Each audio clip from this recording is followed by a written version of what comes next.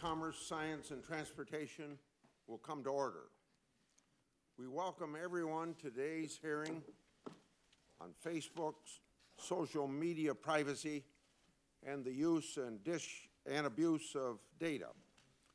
Although not unprecedented, this is a unique hearing. The issues we will consider range from data privacy and security to consumer protection and the Federal Trade Commission enforcement, touching on jurisdictions of these two committees. We have 44 members between our two committees. That may not seem like a large group by Facebook standards, but it is significant here for a hearing in the United States Senate. We will do our best to keep things moving efficiently given our circumstances. We will begin with opening statements from the chairman and ranking members of each committee, starting with Chairman Thune, and then proceed with Mr. Zuckerberg's opening statement. We will then move on to questioning. Each member will have 5 minutes to question witnesses. I'd like to remind the members of both committees that time limits will be and must be strictly enforced given the numbers that we have here today. If you're over your time, Chairman Thune and I will make sure to let you know.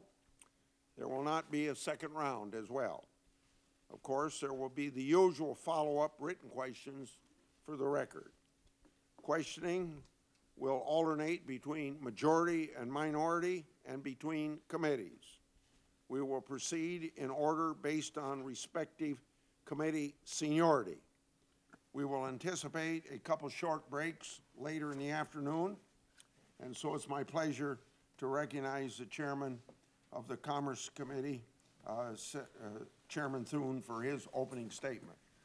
Thank you, Chairman Grassley. Today's hearing is extraordinary. It's extraordinary to hold a joint committee hearing. It's even more extraordinary to have a single CEO testify before nearly half of the United States Senate.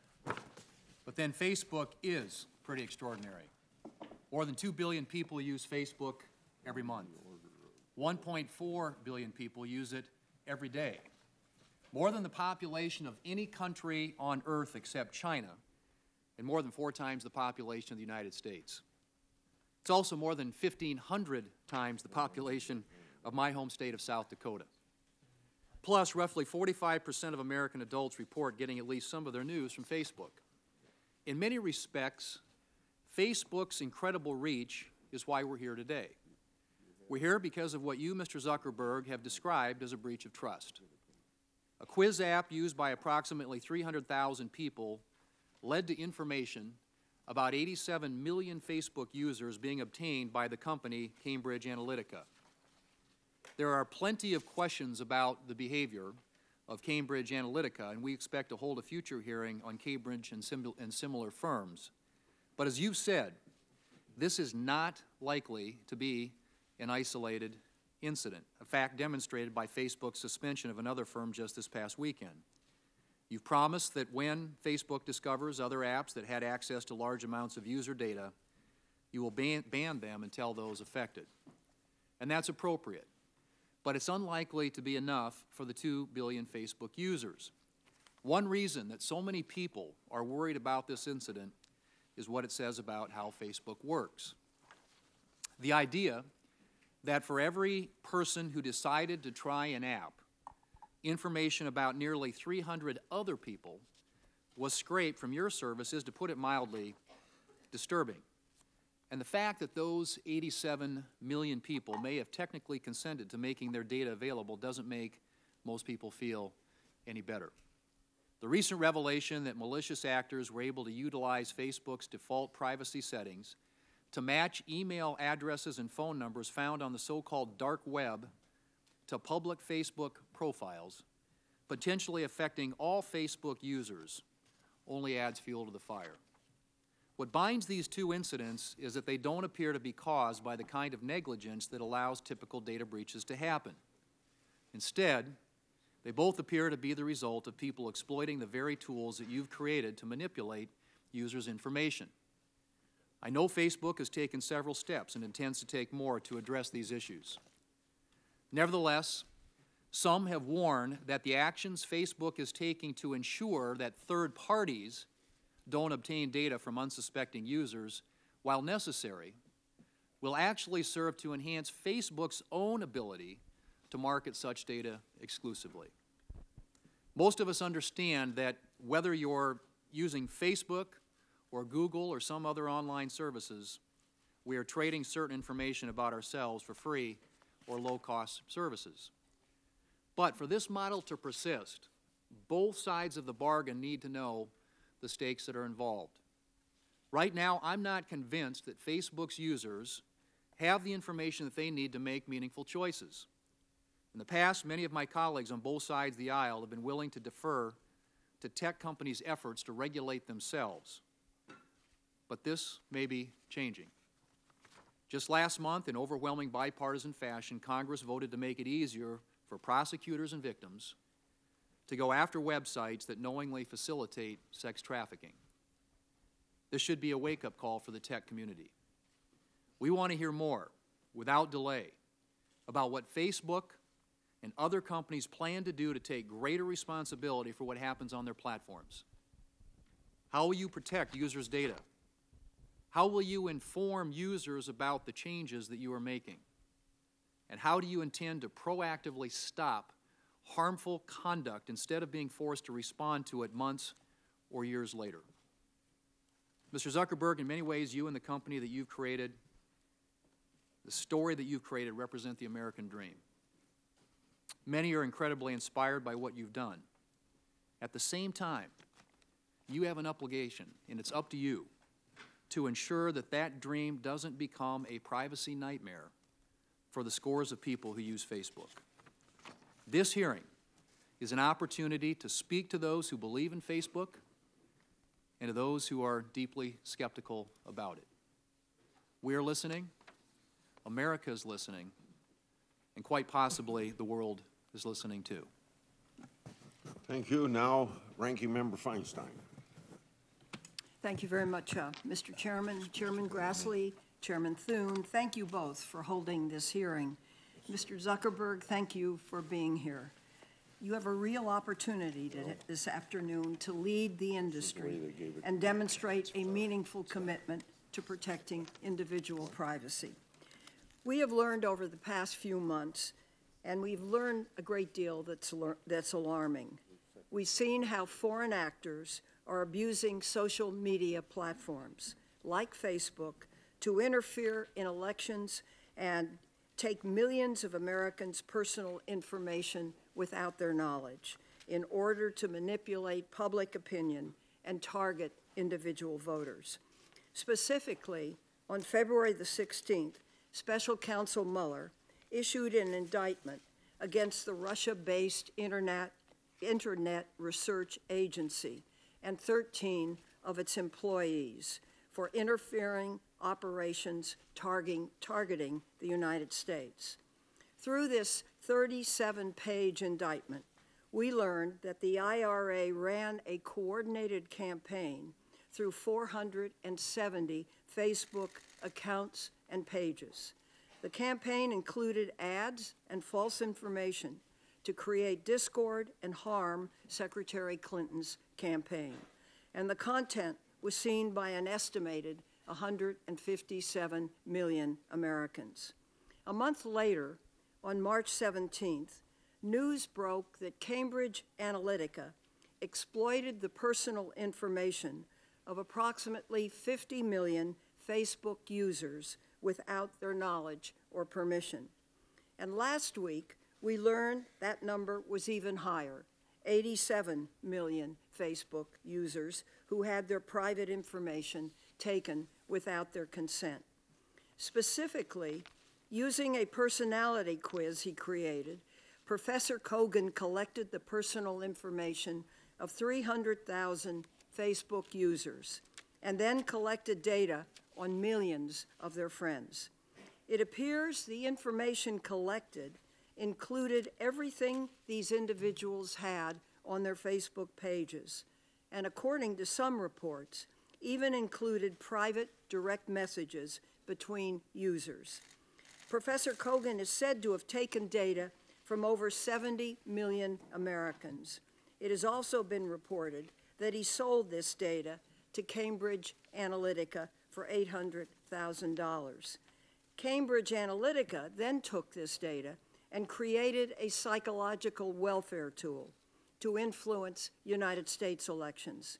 In fact, the CEO, Alexander Nix, declared that Cambridge Analytica ran all the digital campaign, the television campaign, and its data informed all the strategy for the Trump campaign. The reporting has also speculated that Cambridge Analytica worked with the Internet Research Agency to help Russia identify which American voters to target with its propaganda. I'm concerned that press reports indicate Facebook learned about this breach in 2015, but appears not to have taken significant steps to address it until this year. So this hearing is important, and I appreciate the conversation we had yesterday.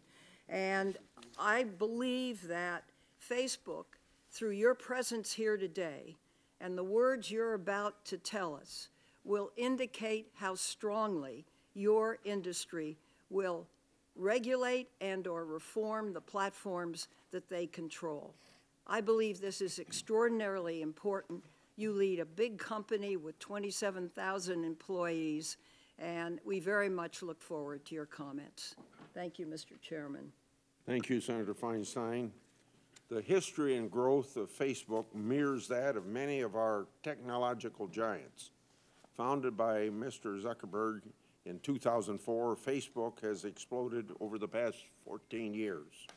Facebook currently has over 2 billion monthly active users across the world, over 25,000 employees and offices in 13 U.S. cities and various other countries. Like their expanding user base, the data collected on Facebook users has also skyrocketed. They have moved on from schools, likes, and relationship statuses. Today, Facebook has access to dozens of data points, ranging from ads that you've clicked on, events you've attended, and your location based upon your mobile device. It is no secret that Facebook makes money off this data through advertising revenue, although many seem confused by or altogether unaware of this fact. Facebook generated $40 billion in revenue in 2017, with about 98% coming from advertising across Facebook and Instagram. Significant data collection is also occurring at Google, Twitter, Apple, and Amazon, and even an ever-expanding portfolio of products and services offered by these companies grant endless opportunities to collect increasing amounts of information on their customers. As we get more free or extremely low-cost services, the trade-off for the American consumer is to provide more personal data. The potential for further growth and innovation based on collection of data is limitless. However, the potential for abuse is also significant.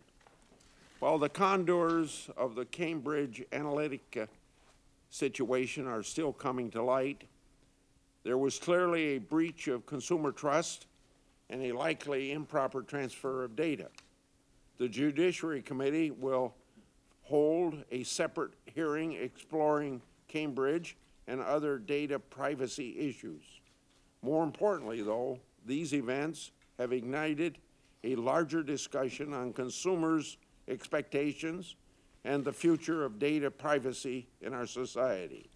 It has exposed that consumers may not fully understand or appreciate the extent to which their data is collected, protected, transferred, used, and misused. Data has been used in advertising and political campaigns for decades. The amount and type of data obtained, however, has seen a very dramatic change. Campaigns, including Presidents Bush, Obama, and Trump, all use these increasing amounts of data to focus on micro-targeting and personalization over numerous social media platforms, and especially Facebook. In fact, President Obama's campaign developed an app utilizing the same Facebook feature as Cambridge Analytica to capture the information of not just the app's users, but millions of their friends. The digital director for that campaign for 2012 described the data scraping app as something that would, quote, wind up being the most groundbreaking piece of technology developed for this campaign, end of quote. So the effectiveness of these social media tactics can be debated, but their use over the past years across the political spectrum and their increased significance cannot be ignored. Our policy towards data privacy and security must keep pace with these changes. Data privacy should be tethered to consumer needs and expectations. Now, at a minimum, consumers must have the transparency necessary to make an informed decision about whether to share their data and how it can be used. Consumers ought to have clear information, not opaque policies and complex click-through consent pages. The tech industry has an obligation to respond to widespread and growing concerns over data privacy and security and to restore the public's trust. The status quo no longer works. Moreover, Congress must determine if and how we need to strengthen privacy standards to ensure transparency and understanding for the billions of consumers who utilize these products. Senator Nelson. Thank you, Mr. Chairman. Mr. Zuckerberg, good afternoon. Let me just cut to the chase. If you and other social media companies do not get your act in order, none of us are going to have any privacy anymore. That's what we're facing. We're talking about personally identifiable information that, if not kept by the social media companies from theft, a value that we have in America being our personal privacy, we won't have it anymore. It's the advent of technology, and of course all of us are part of it. From the moment that we wake up in the morning until we go to bed, we're on those handheld tablets. And online companies like Facebook are tracking our activities and collecting information. Facebook has a responsibility to protect this personal information. We had a good discussion yesterday. We went over all of this. You told me that the company had failed to do so. It's not the first time that Facebook has mishandled its users' information. The FTC found that Facebook's privacy policies had deceived users in the past. And in the present case, we recognize that Cambridge Analytica and an app developer lied to consumers and lied to you, lied to Facebook. But did Facebook watch over the operations? We want to know that. And why didn't Facebook notify 87 million users that their personally identifiable information had been taken? And it was being also used. Why were they not informed? For unauthorized political purposes. So only now, and I appreciate our conversation, only now Facebook has pledged to inform those consumers whose accounts were compromised. I think you're genuine. I got that sense in conversing with you. you want to do the right thing, you want to enact reforms. We want to know if it's going to be enough. And I hope that will be in the answers today. Now, since we still don't know what Cambridge Analytica has done with this data, you heard Chairman Thune say, as we have discussed, we want to haul Cambridge Analytica in to answer these questions at a separate hearing. I want to thank Chairman Thune for working with all of us on scheduling a hearing. There's obviously a great deal of interest in this subject. I hope we can get to the bottom of this. And if Facebook and other online companies will not or cannot fix the privacy invasions, then we are going to have to. We, the Congress. How can American consumers trust folks like your company to be caretakers of their most personal and identifiable information? And that's the question. Thank you. Thank you, my colleagues and Senator Nelson. Our witness today is Mark Zuckerberg, founder, chairman, chief executive officer of Facebook. Mr. Zuckerberg launched Facebook February 4th, 2004, at the age of 19. And at that time, he was a student at Harvard University. As I mentioned previously, his company now has over $40 billion of annual revenue and over 2 billion monthly active users. Mr. Zuckerberg, along with his wife, also established the Chan Zuckerberg Initiative to further philanthropic causes. I now turn to you. Welcome to the committee. Whatever your statement is orally, if you have a longer one, it'll be included in the record. So proceed, sir. Chairman Grassley, Chairman Thune, Ranking Member Feinstein, and Ranking Member Nelson, and members of the committee. We face a number of important issues around privacy, safety, and democracy, and you will rightfully have some hard questions for me to answer. Before I talk about the steps we're taking to address them, I want to talk about how we got here. Facebook is an idealistic and optimistic company. For most of our existence, we focused on all of the good that connecting people can do. And as Facebook has grown, people everywhere have gotten a powerful new tool for staying connected to the people they love, for making their voices heard, and for building communities and businesses. Just recently, we've seen the Me Too movement and the March for Our Lives organized, at least in part, on Facebook. After Hurricane Harvey, people came together to raise more than $20 million for relief. And more than 70 million small businesses use Facebook to create jobs and grow. But it's clear now that we didn't do enough to prevent these tools from being used for harm as well. And that goes for fake news, for foreign interference in elections, and hate speech, as well as developers and data privacy. We didn't take a broad enough view of our responsibility, and that was a big mistake. And it was my mistake, and I'm sorry. I started Facebook, I run it, and I'm responsible for what happens here. So now, we have to go through all of our relationship with people and make sure that we're taking a broad enough view of our responsibility. It's not enough to just connect people. We have to make sure that those connections are positive. It's not enough to just give people a voice.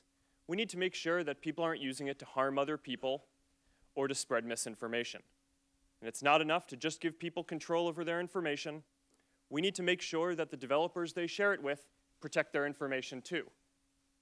Across the board, we have a responsibility to not just build tools, but to make sure that they're used for good. It will take some time to work through all the changes we need to make across the company, but I'm committed to getting this right. This includes the basic responsibility of protecting people's information, which we failed to do with Cambridge Analytica. So here are a few things that we are doing to address this and to prevent it from happening again. First, we're getting to the bottom of exactly what Cambridge Analytica did and telling everyone affected. What we know now is that Cambridge Analytica improperly accessed some information about millions of Facebook members by buying it from an app developer. That information, this was information that people generally share publicly on their Facebook pages, like names and their profile picture and the pages they follow. When we first contacted Cambridge Analytica, they told us that they had deleted the data. About a month ago, we heard new reports that suggested that wasn't true.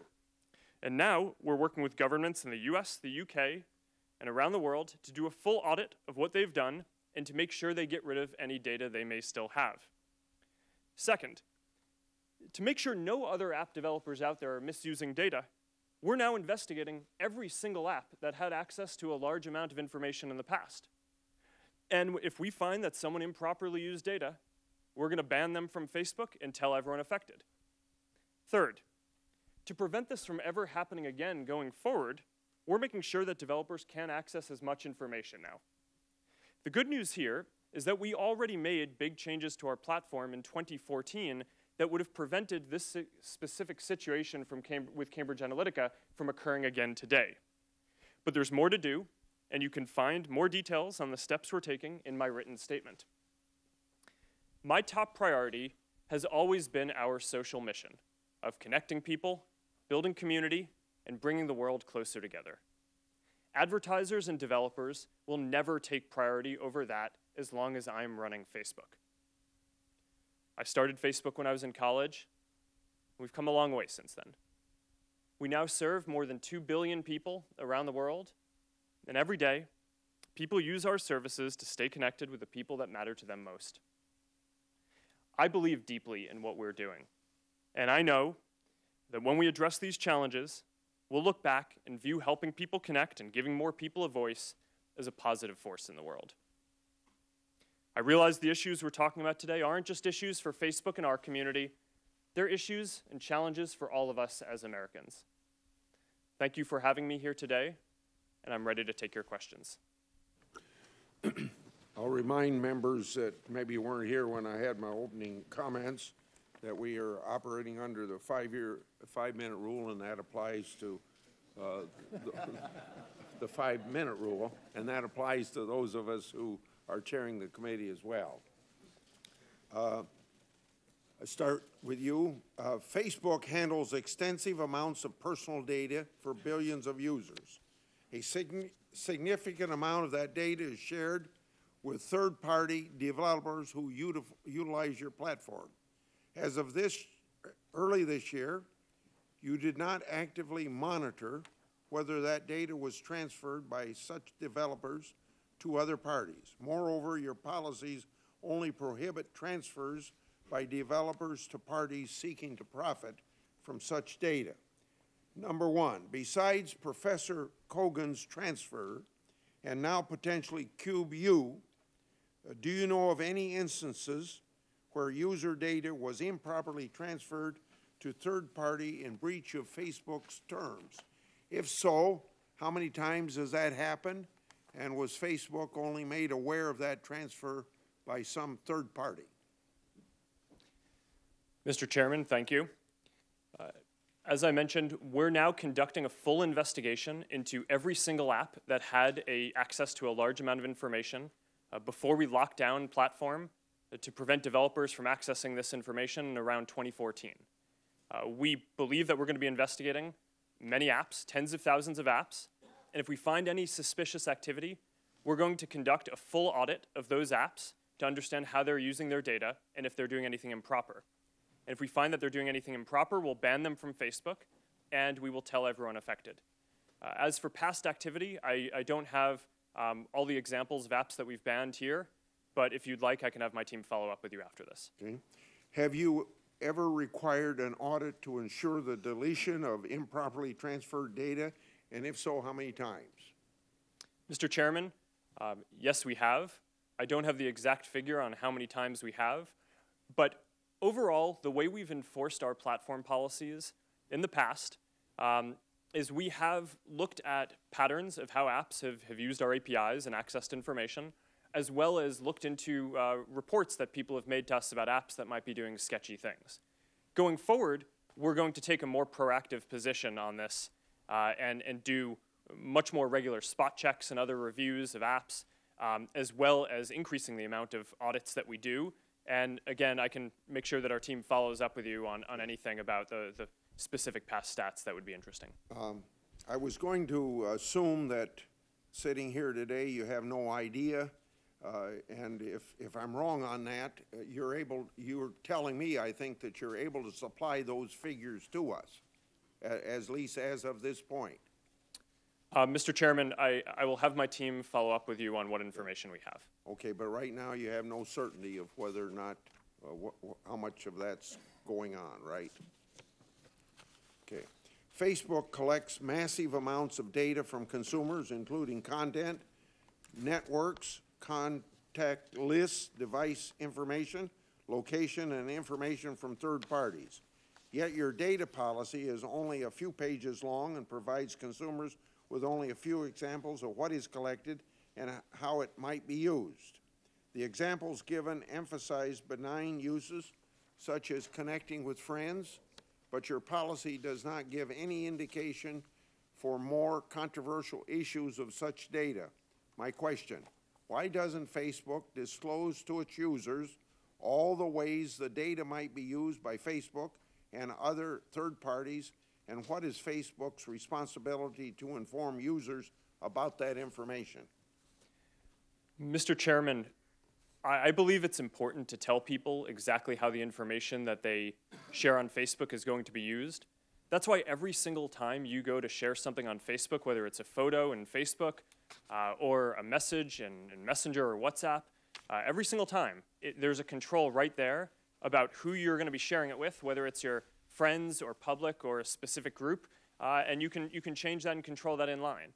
To your broader point about the privacy policy, this gets into an issue that I think we and others in the tech industry have found challenging, which is that long privacy policies are very confusing. And if you make it long and spell out all the detail, then you're probably going to reduce the percent of people who read it and make it accessible to them.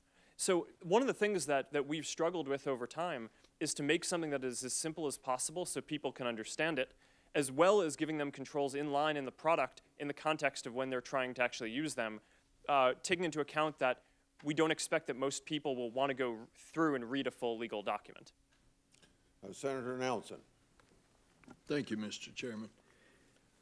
Yesterday when we talked, I gave the relatively harmless example that I'm communicating with my friends on Facebook and indicate that I love a certain kind of chocolate, and all of a sudden I start receiving advertisements for chocolate. What if I don't want to receive those commercial advertisements? So your Chief Operating Officer, Ms. Sandberg, suggested on the NBC Today show that Facebook users who do not want their personal information used for advertising might have to pay for that protection, pay for it. Are you actually considering having Facebook users pay for you not to use that information? Senator, people have a control over how their information is used in ads in the product today. So if you want to have an experience where your ads aren't targeted using all the information that we have available, you can turn off third-party information. What we've found is that even though some people don't like ads, people really don't like ads that aren't relevant. And while there is some discomfort, for sure, with using information in making ads more relevant, the overwhelming feedback that we get from our community is that people would rather have us show relevant content there than not. So we offer this control that you're referencing.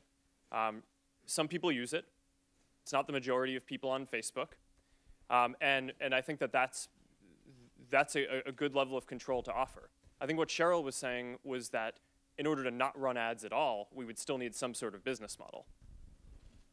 and that is your business model. So I take it that, and I use the harmless example of chocolate, but if it got into more personal thing, communicating with friends, and I want to cut it off, I'm going to have to pay you in order not to send me, using my personal information, something that I don't want.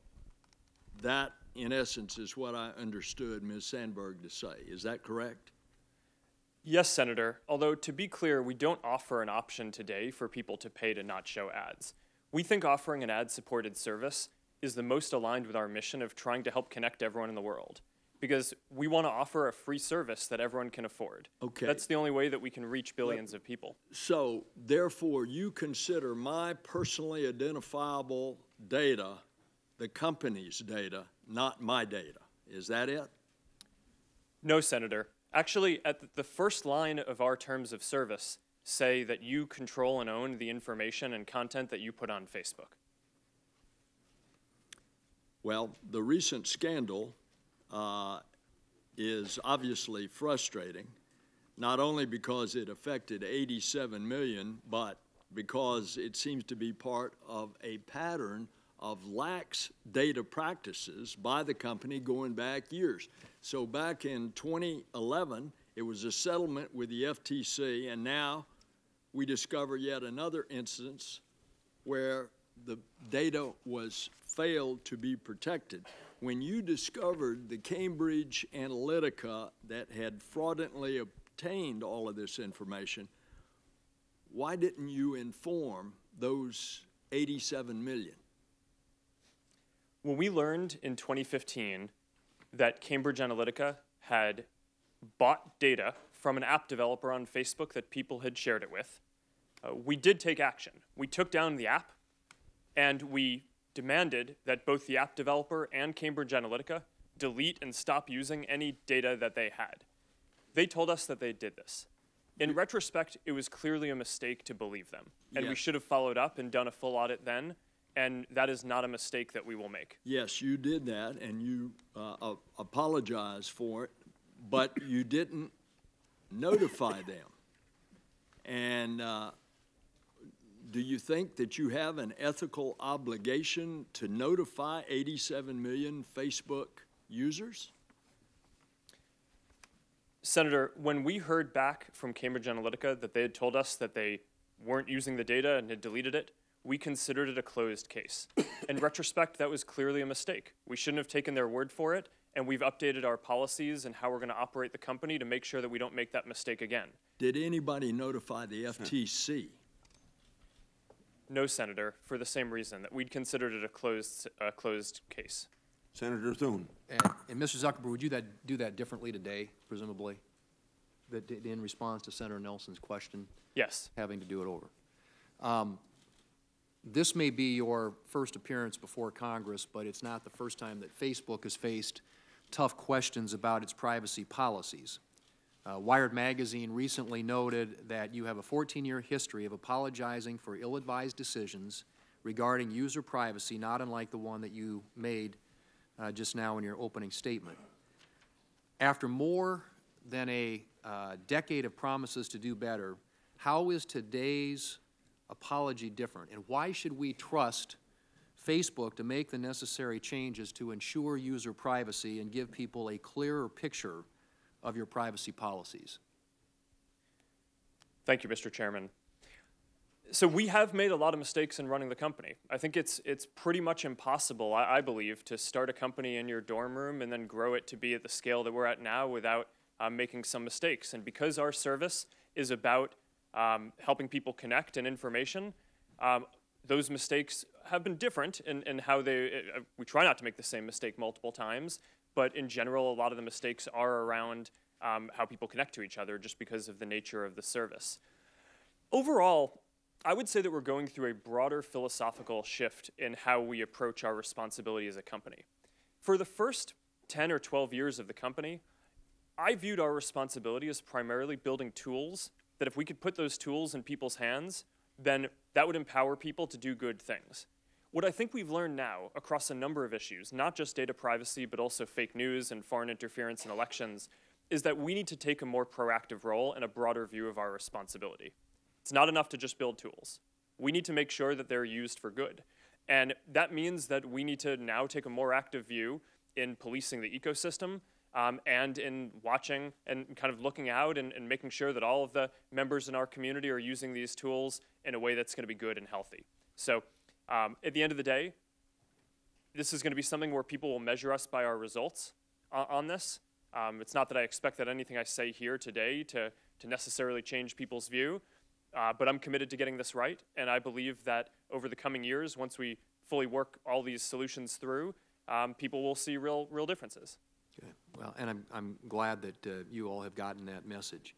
As we discussed in my office yesterday, the line between legitimate political discourse and hate speech can sometimes be hard to identify, and especially when you're relying on artificial intelligence and other technologies for the initial discovery.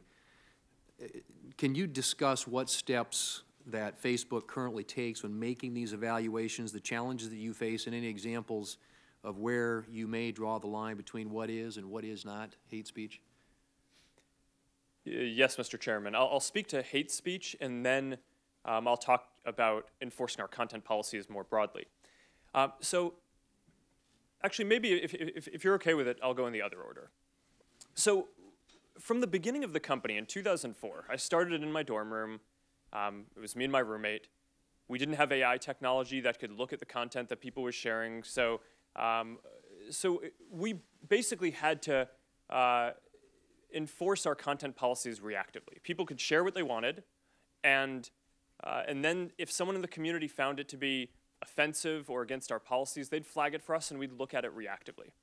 Now, increasingly, we are developing AI tools that can identify certain classes of bad activity proactively and flag it for our team at Facebook. By the end of this year, by the way, we're going to have more than 20,000 people working on security and content review, working across all these things. So when content gets flagged to us, we have those people look at it, and if it violates our policies, then we take it down.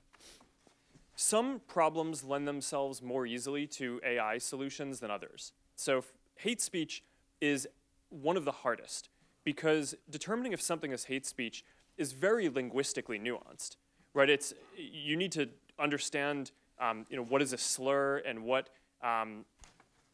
whether something is hateful, not just in English, but the majority of people on Facebook use it in languages that are different across the world. Contrast that, for example, with an area like finding terrorist propaganda, which we've actually been very successful at deploying AI tools on already.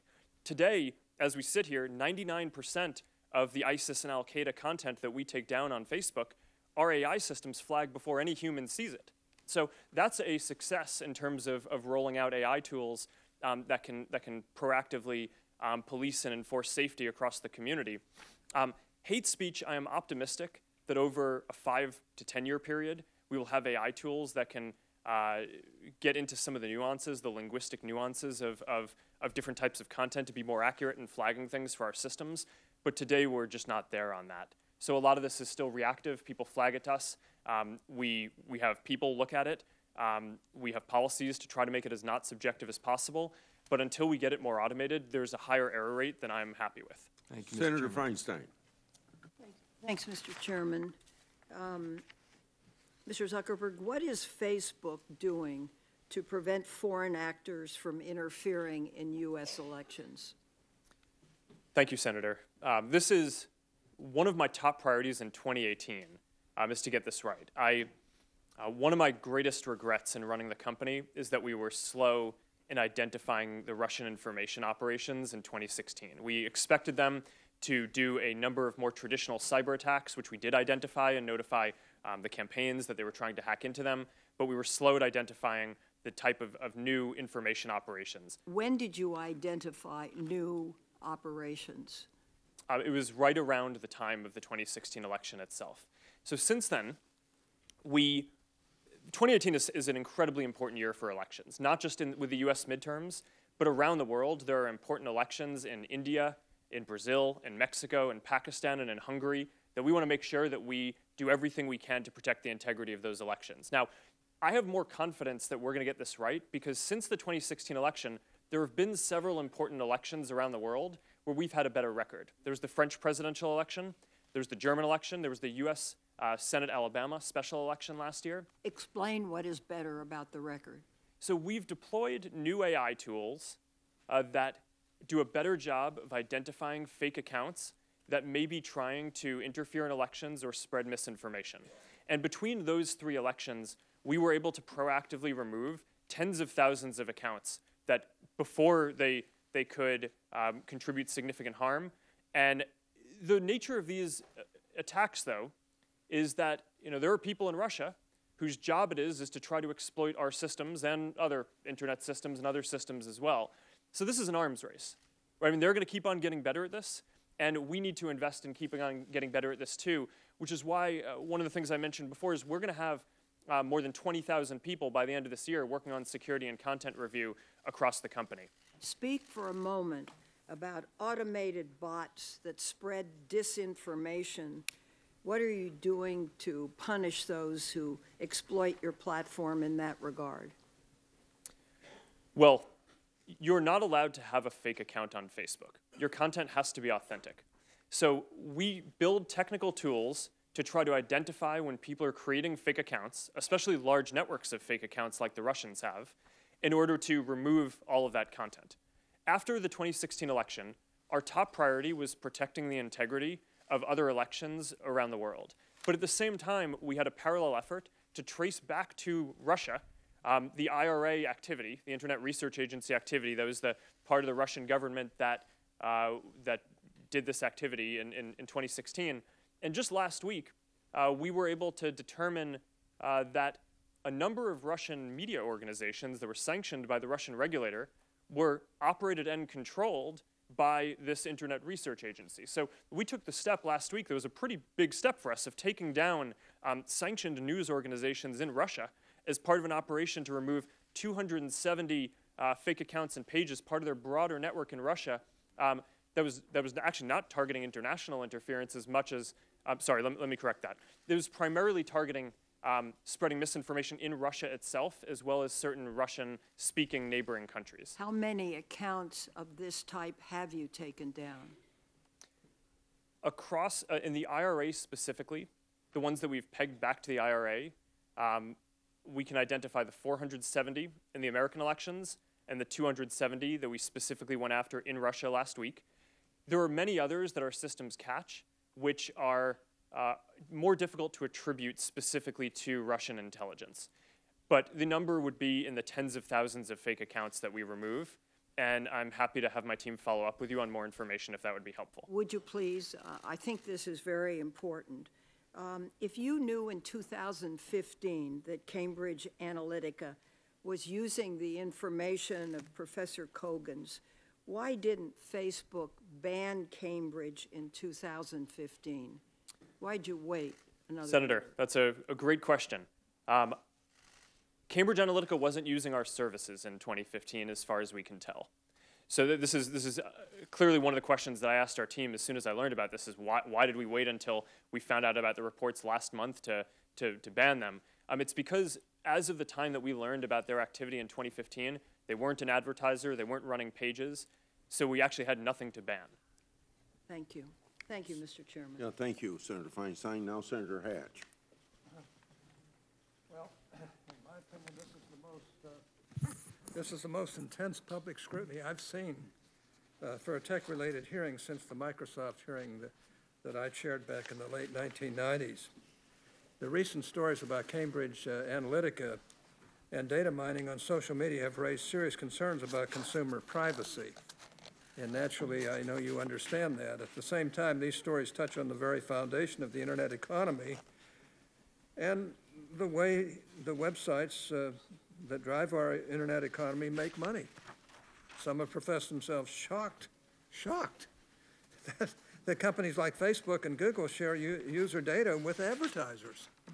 Did any of these individuals ever stop to ask themselves why Facebook and Google don't charge for access? Nothing in life is free. Everything involves trade-offs. If you want something without having to pay money for it, you're going to have to pay for it in some other way, it seems to me. And that's what we're seeing here. And these great websites that don't charge for access, they extract value in some other way. And there's nothing wrong with that as long as they're upfront about what they're doing. To my mind, the issue here is transparency. It's consumer choice. Do users understand what they're agreeing to when they access a website or agree to terms of service? Are websites upfront about how they extract value from users, or do they hide the ball? Do consumers have the information they need to make an informed choice regarding whether or not to visit a particular website? To my mind, these are questions that we should ask or be focusing on. Now, Mr. Zuckerberg, I remember well your first visit to Capitol Hill back in 2010. You spoke to the Senate Republican High-Tech Task Force, which I chair. You said back then that Facebook would always be free. Is that still your objective? Senator, yes, there will always be a version of Facebook that is free. It is our mission to try to help connect everyone around the world and to bring the world closer together.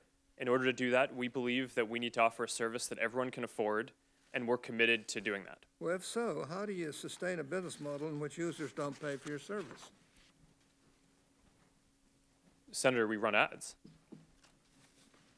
I see. That's great. Whenever a controversy like this arises, there's always a danger that Congress's response will be to step in and overregulate. Now, that's been the experience that I've had in my 42 years here.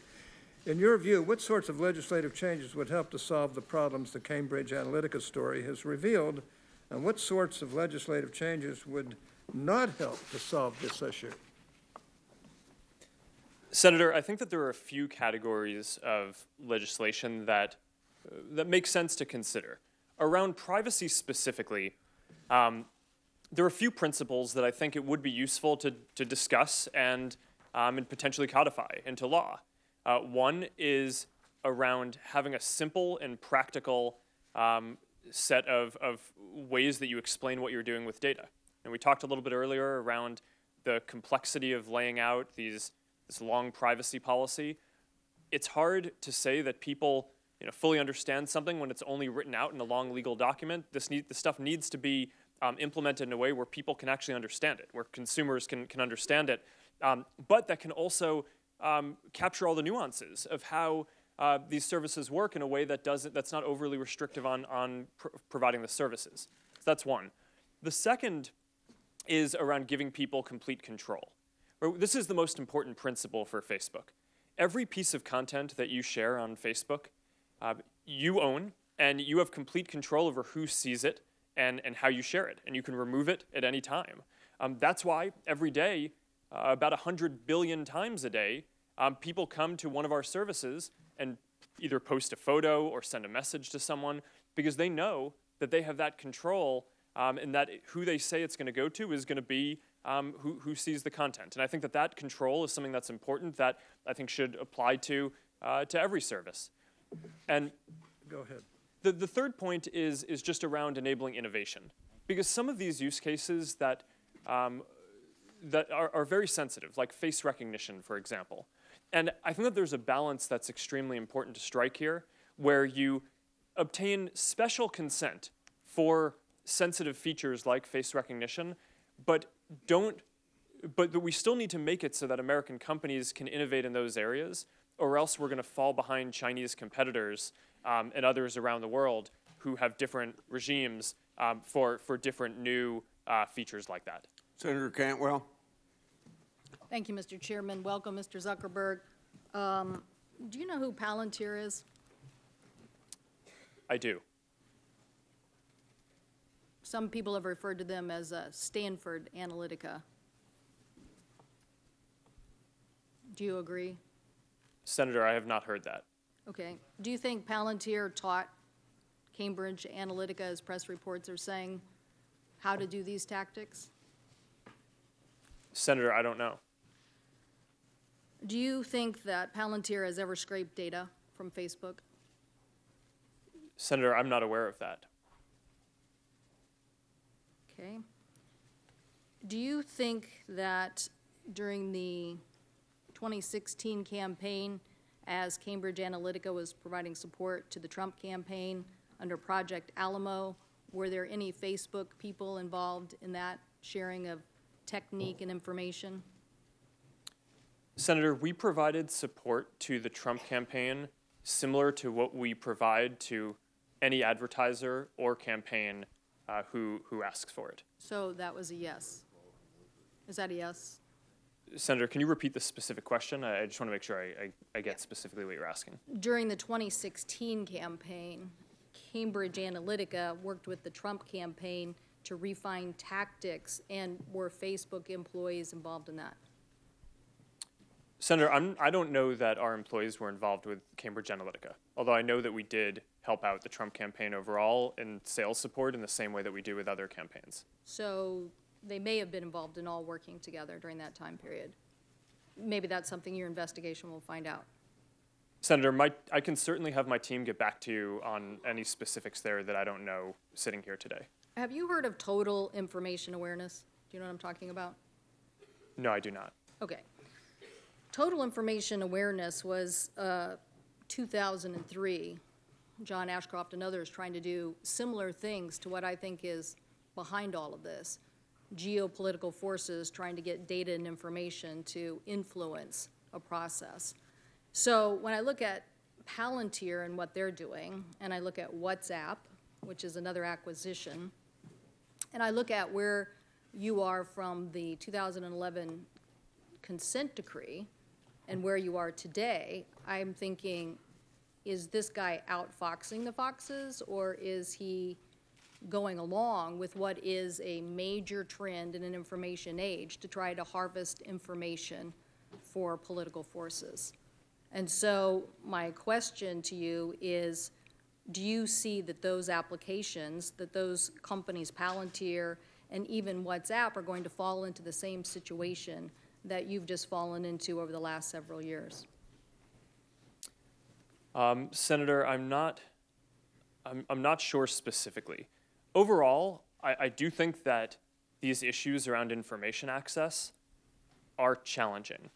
To the specifics about those apps, I'm not really that familiar with what Palantir does. WhatsApp collects very little information, and I think is less likely to have the kind of issues because of the way that the service is architected. But certainly I think that these are broad issues across the tech industry. Well, I guess given the track record of where Facebook is and why you're here today, I guess people would say that they didn't act boldly enough.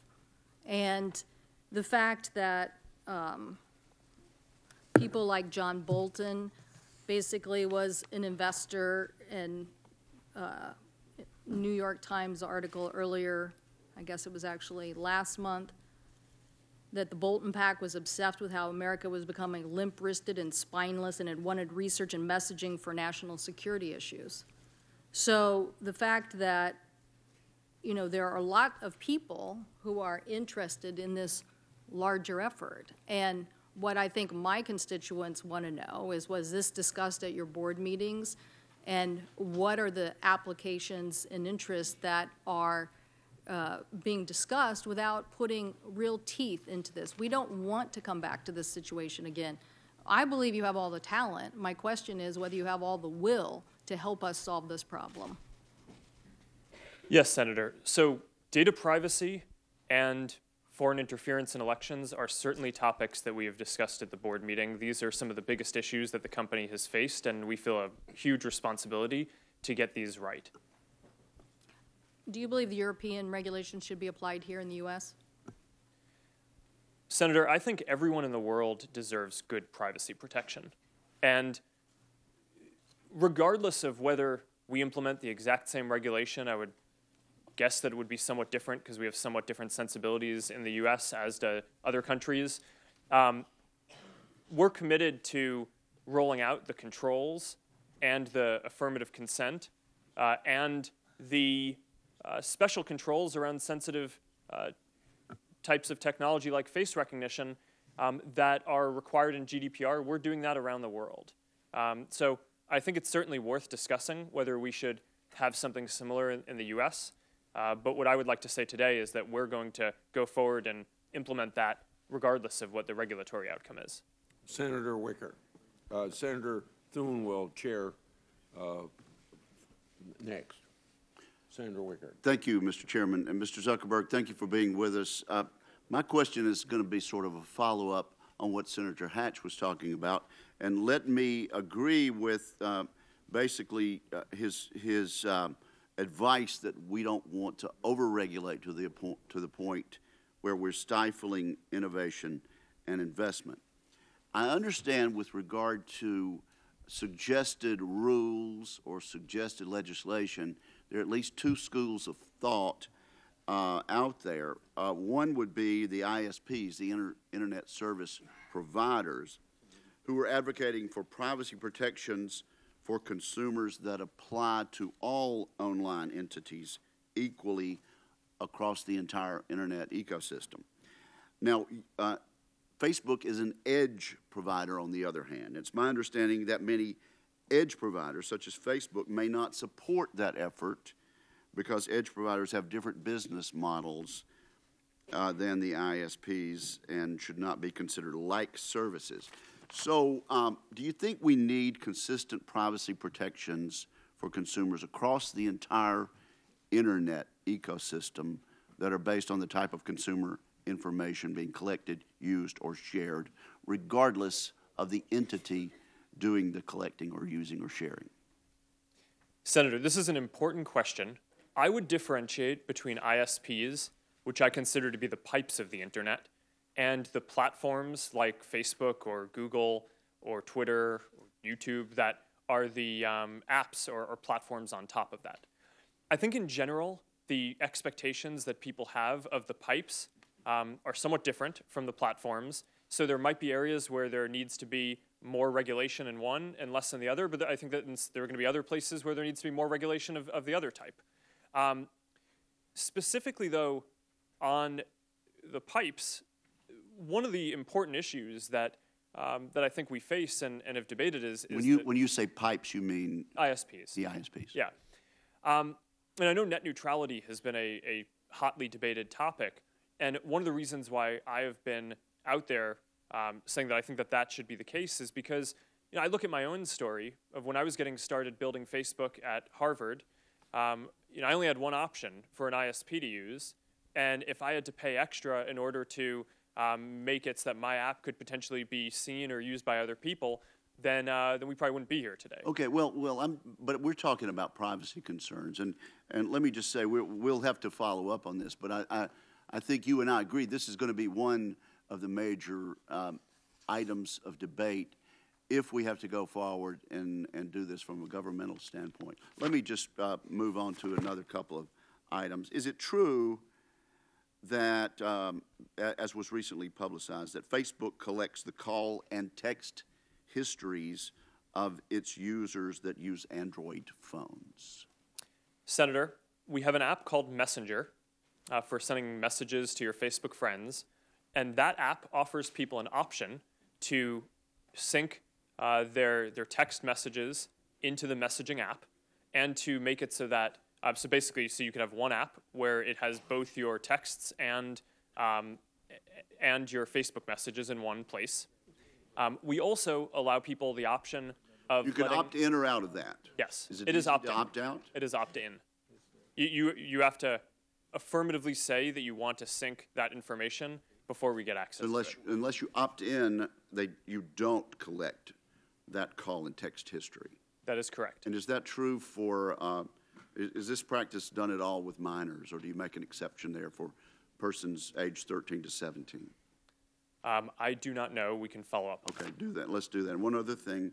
There have been reports that Facebook can track a user's internet browsing activity even after that user has logged off of the Facebook platform.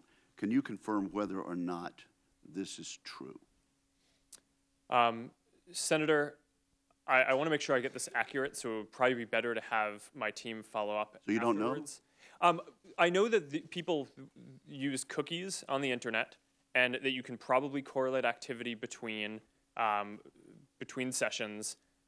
We do that for a number of reasons, including security and including measuring ads to make sure that the ad experiences are the most effective, which of course, people can opt out of. But I want to make sure that I'm precise in my answer, so when you let get, me follow when up you with get back you to me, after. sir, would you also let us know how Facebook discloses to its users that engaging in this type of tracking gives us that result? Yes. And thank you very much. Thank you, Senator Wicker. Senator Leahy's up next. Thank you.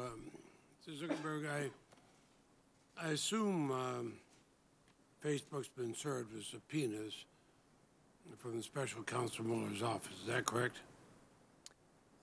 Yes. Have you or anyone at Facebook been interviewed by the special counsel's office? Yes. Have you been interviewed? I have not. I have not. Others have.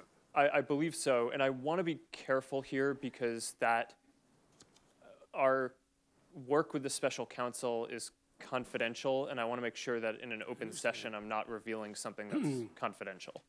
I understand. I just want to make clear that you have been contacted, you have had subpoenas. Actually, let me clarify that. I actually am not aware of a subpoena. I believe that there may be, but I know we're working with them. Thank you. 6 months ago, your general counsel promised us that you were taking steps to prevent Facebook from serving what I would call an unwitting co-conspirator in Russian interference. But these unverified, divisive pages are on Facebook today. They look a lot like the anonymous groups that Russian agents used to spread propaganda during the 2016 election. Are you able to confirm whether they're Russian-created groups? Yes or no? Senator, are you asking about those specifically? Yes. Senator, last week we actually announced a major change to our ads and pages policies that we will be verifying the identity of every single Ask about advertiser. the specific ones. Do you know whether they are? I am not familiar with those pieces of content specifically. But if you decided this policy of a week ago, you'd be able to verify them? We are working on that now. What we're doing is we're going to verify the identity of any advertiser who's running a political or issue-related ad. This is basically what the Honest Ads Act is proposing, and we're following that. And we're also going to do that for pages. But you can't answer on these. I'm not familiar with those specific cases. Will you find out the answer and get back to me? I'll have my team get back to you. I do think it's worth adding, though, that we're going to do the same verification of the identity and location of admins who are running large pages. So that way, even if they aren't going to be buying ads in our system, that will make it significantly harder for Russian interference efforts or other inauthentic efforts to try to spread misinformation through the network. Insofar as it's been going on for some time, some might say that's about time. 6 months ago, I asked your general counsel about Facebook's role as a breeding ground for hate speech against Rohingya refugees. Recently, UN investigators blamed Facebook for playing a role in inciting possible genocide in Myanmar, and there has been genocide there. Now, you say you use AI to find this. This is the type of content I'm referring to. It calls for the death of a Muslim journalist. Now, that threat went straight through your detection systems. It spread very quickly. And then it took attempt after attempt after attempt and the involvement of civil society groups to get you to remove it. Why couldn't it be removed within 24 hours? Senator, what's happening in Myanmar is a terrible tragedy, and we need to do more. We all agree with that. Okay. But UN investigators have blamed, you blame Facebook for playing a role in their genocide. We all agree it's terrible. How can you dedicate, and will you dedicate, the resources to make sure such hate speech is taken down within 24 hours? Yes, we're working on this. And there are 3 specific things that we're doing. One is we're hiring dozens of more Burmese language content reviewers because hate speech is very language specific, It's hard to do it without people who speak the local language, and we need to ramp up our effort there dramatically. Second is we're working with civil society in Myanmar to identify specific hate figures so we can take down their accounts rather than specific pieces of content. And third is we're standing up a product team to do specific product changes in Myanmar and other countries that may have similar issues in the future to prevent this from happening. Senator Cruz and I sent a letter to Apple asking what they're going to do about Chinese censorship. My question, I'll place it. That'd be great. Thank you, Senator Lake. Place for the record, I want to know what you will do about Chinese censorship when they come to you. Senator Graham's up next. Thank you. Are you familiar with Andrew Bosworth? Yes, Senator, I am. He said, so we connect more people, maybe someone dies in a terrorist attack, coordinated on our tools. The ugly truth is that we believe in connecting people so deeply that anything that allows us to connect more people more often is de facto good. Do you agree with that? No, Senator, I do not. And as context, Boz wrote that. Boz is what we call him internally. He wrote that as an internal note. We have a lot of discussion internally. I disagreed with it at the time that he wrote it. If you looked at the comments on the internal discussion, the vast majority of people internally did too. That you did a poor job as a CEO communicating your displeasure with such thoughts, because if he had understood where you were at, he would never said it to begin with. Well, Senator, we try to run our company in a way where people can express different opinions internally. Well, this is an opinion that really disturbs me. And if somebody worked for me that said this, I'd fire him. Who's your biggest competitor? Senator, we have a lot of competitors. Who's your biggest? I think the categories of, do you want just one? I'm not sure I can give one, but can I give a bunch? Mm-hmm. So there are three categories that I would focus on. One are the other tech platforms, so Google, Apple, Amazon, Microsoft. We overlap with them in different ways. Do they provide the same service you provide? In different ways, different parts of it, Let me put it this way. If I buy a Ford and it doesn't work well and I don't like it, I can buy a Chevy. If I'm upset with Facebook, what's the equivalent product that I can go sign up for? Well, there's the second category that I was going to talk about. I'm not talking about categories. I'm talking about is there real competition you face? Because car companies face a lot of competition. If they make a defective car, it gets out in the world, people stop buying that car, they buy another one. Is it an alternative to Facebook in the private sector? Yes, Senator. The average American uses 8 different apps to communicate with their friends and stay in touch with people, ranging from texting apps to email. It's the same service you provide. Well, we provide a number of different services. Is Twitter the same as what you do? It overlaps with a portion of what we do. You don't think you have a monopoly? It certainly doesn't feel like that to me. Okay. So it doesn't. So Instagram, you bought Instagram. Why did you buy Instagram? Because they were very talented app developers who were making good use of our platform and understood our values. It was a good business decision. My point is that one way to regulate a company is through competition, through government regulation.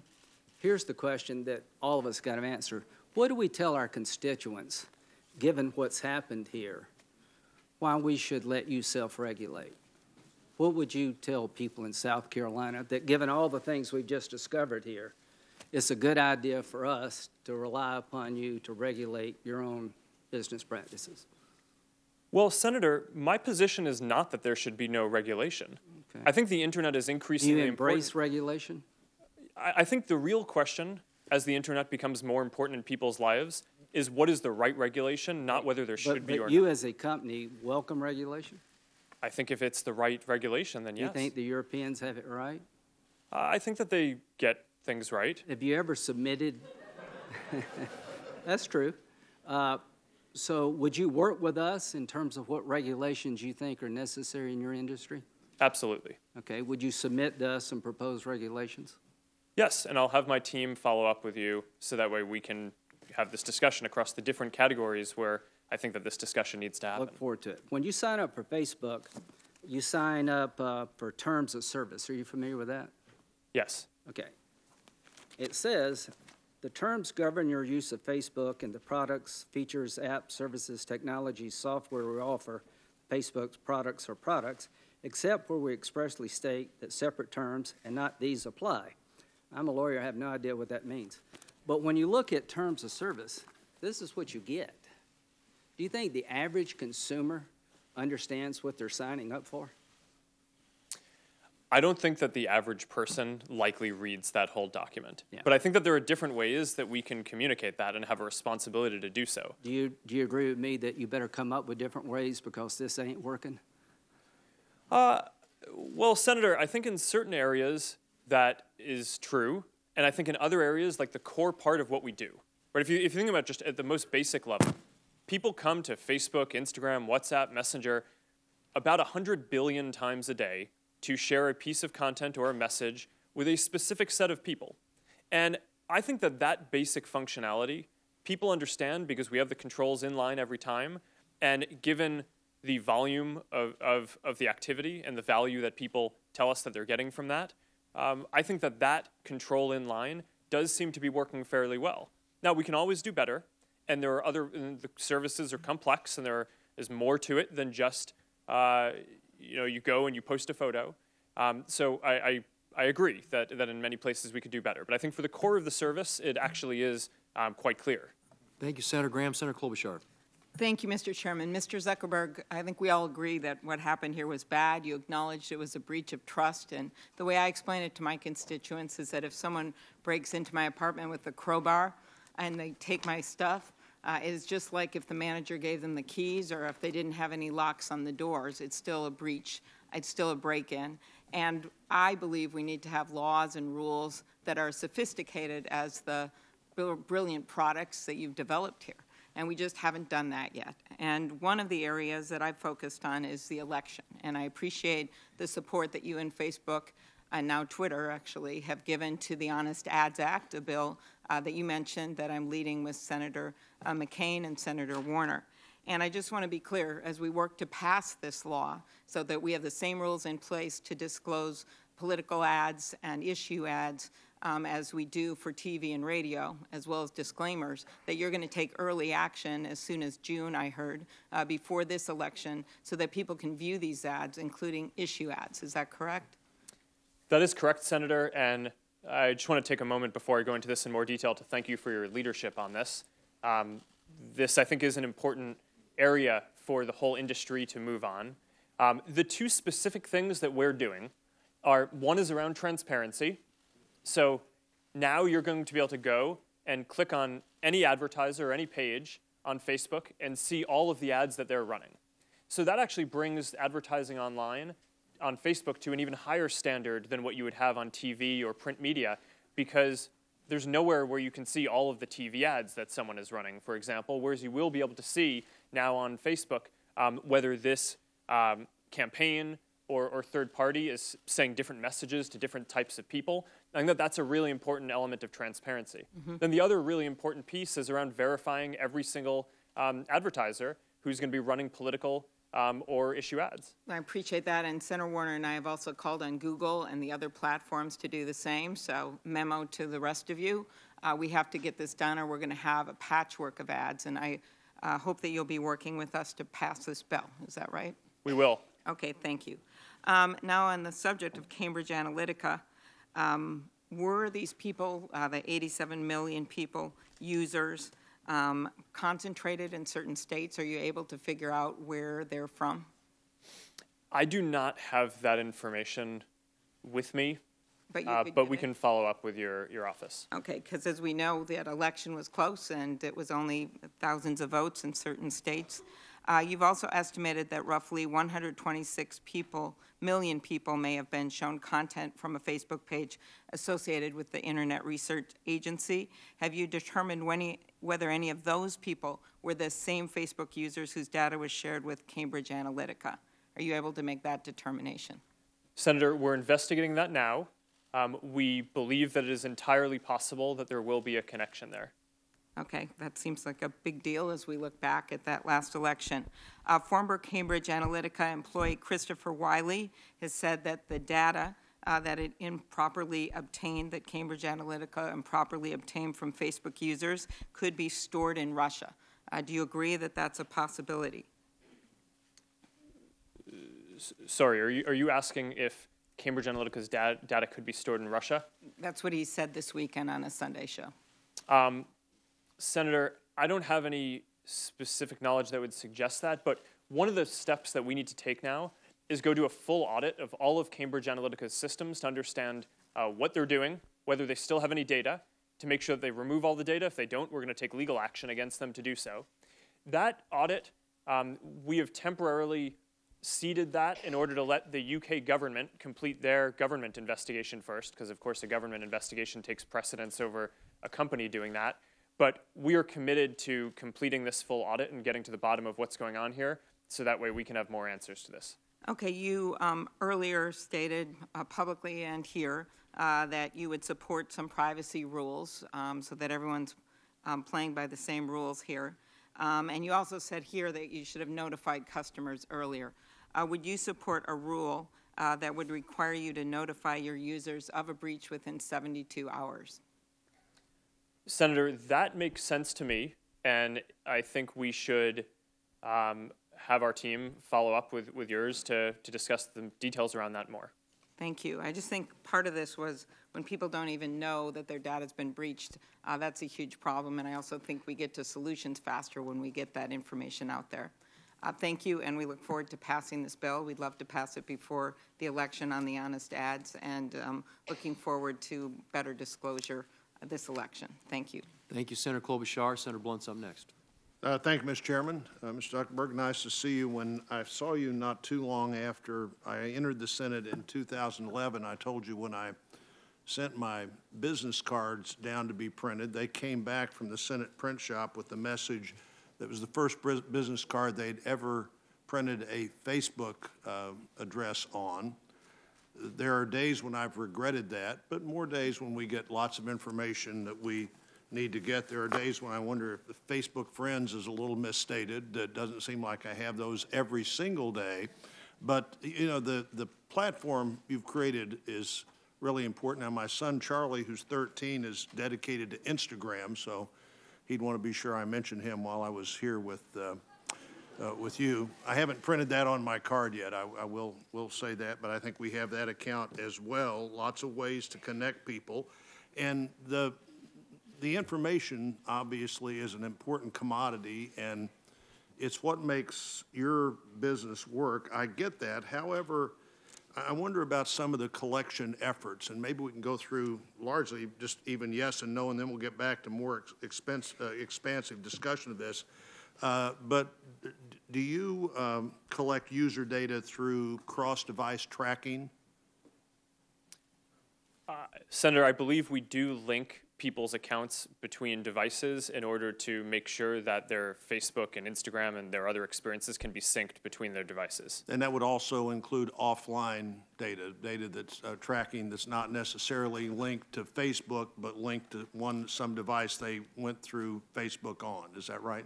Senator, I want to make sure we get this right, so I want to have my team follow up with you on that afterwards.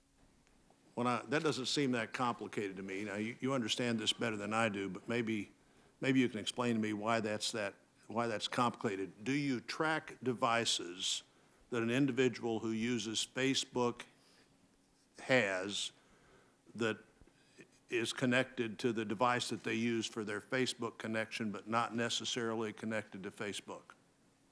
I'm not sure the answer to that question. Really? Yes. There may be some data that is necessary to provide the service that we do, but I don't have that on sitting here today, so that's something that I would want to follow up. Now, the FTC last year flagged cross-device tracking as one of their concerns. Generally, that people are tracking devices that the users of something like Facebook don't know that are being tracked. How do you disclose your collection methods? Is that all in this document that I would see and agree to before I entered into a Facebook? Yes, Senator. So there are two ways that we do this. One is we try to be exhaustive in the legal documents around the terms of service and privacy policies. But more importantly, we try to provide inline controls so that people that are in plain English that people can understand. They can either go to settings or we can show them at the top of the app periodically so that people understand all the controls and settings they have and can configure their experience the way that they want. So do people now give you permission to track specific devices in their contract? And if they do, is that a relatively new addition to what you do? Senator, I'm sorry, I don't have that. Am I able to opt out? Am I able to say it's okay for you to track what I'm saying on Facebook, but I don't want you to track what I'm texting to somebody else off Facebook on an Android phone? Oh, okay. Yes, Senator. In general, Facebook is not collecting data from other apps that you use. There may be some specific things about the device that you're using that Facebook needs to understand in order to offer the service.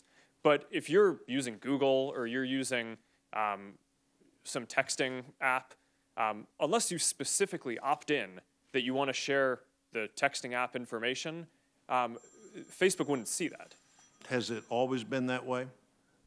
Or is that a recent addition to how you deal with those other ways that I might communicate? Senator, my understanding is that that is how the mobile operating systems are architected.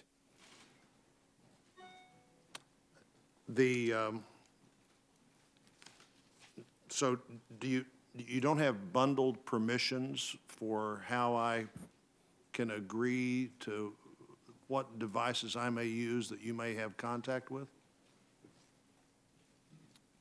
Do you bundle that permission, or am I able to one it individually say what I'm willing for you to watch and what I don't want you to watch? And I think we may have to take that for the record based on everybody else's time.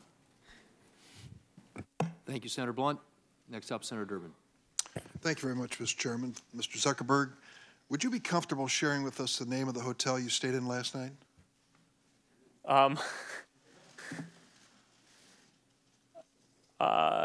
No. If you've messaged anybody this week, would you share with us the names of the people you've messaged?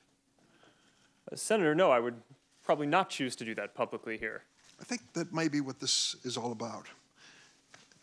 Your right to privacy, the limits of your right to privacy, and how much you give away in modern America in the name of, quote, connecting people around the world. A question basically of what information Facebook's collecting, who they're sending it to, and whether they ever asked me in advance my permission to do that. Is that a fair thing for a user of Facebook to expect? Yes, Senator. I think everyone should have control over how their information is used. And as we've talked about in some of the other questions, I think that is laid out in some of the documents. But more importantly, you want to give people control in the product itself. So the most important way that this happens across our services is that every day people come to our services to choose to share photos or send messages. And every single time they choose to share something, they have a control right there about who they want to share it with.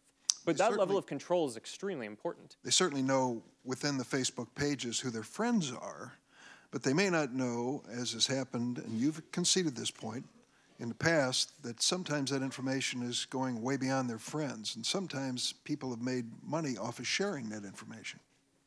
Correct? Senator, you're referring, I think, to our developer platform, and it may be useful for me to give some background on how we set that up, if that's useful. I have 3 minutes left, so maybe you can do that for the record, because I have a couple of the questions I'd like to ask. You have recently announced something that is called Messenger Kids. Facebook created an app allowing kids between the ages of 6 and 12 to send video and text messages through Facebook as an extension of their parents' account. You have cartoon-like stickers and other features designed to appeal to little kids, first graders, kindergartners. On January 30th, the Campaign for Commercial-Free Childhood and lots of other child development organizations warned Facebook. They pointed to a wealth of research demonstrating that excessive use of digital devices and social media is harmful to kids, and argued that young children simply are not ready to handle social media accounts at age 6.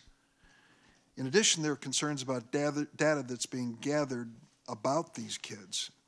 Now, there are certain limits in the law, we know. There's a Children's Online Privacy Protection Act. What guarantees can you give us that no data from messenger kids is or will be collected or shared with those that might violate that law? All right, Senator, so a number of things I think are important here. The background on messenger kids is we heard feedback from thousands of parents that they want to be able to stay in touch with their kids and call them, use apps like FaceTime when they're working late or not around and want to communicate with their kids, but they want to have complete control over that. So I think we can all agree that when your kid is 6 or 7, even if they have access to a phone, you want to be able to control everyone who they can contact. And there wasn't an app out there that did that. So we built this service to do that. The app collects a minimum amount of information that is necessary to operate the service. So for example, the messages that people send is something that we collect in order to operate the service. But in general, that data is not going to be shared with third parties.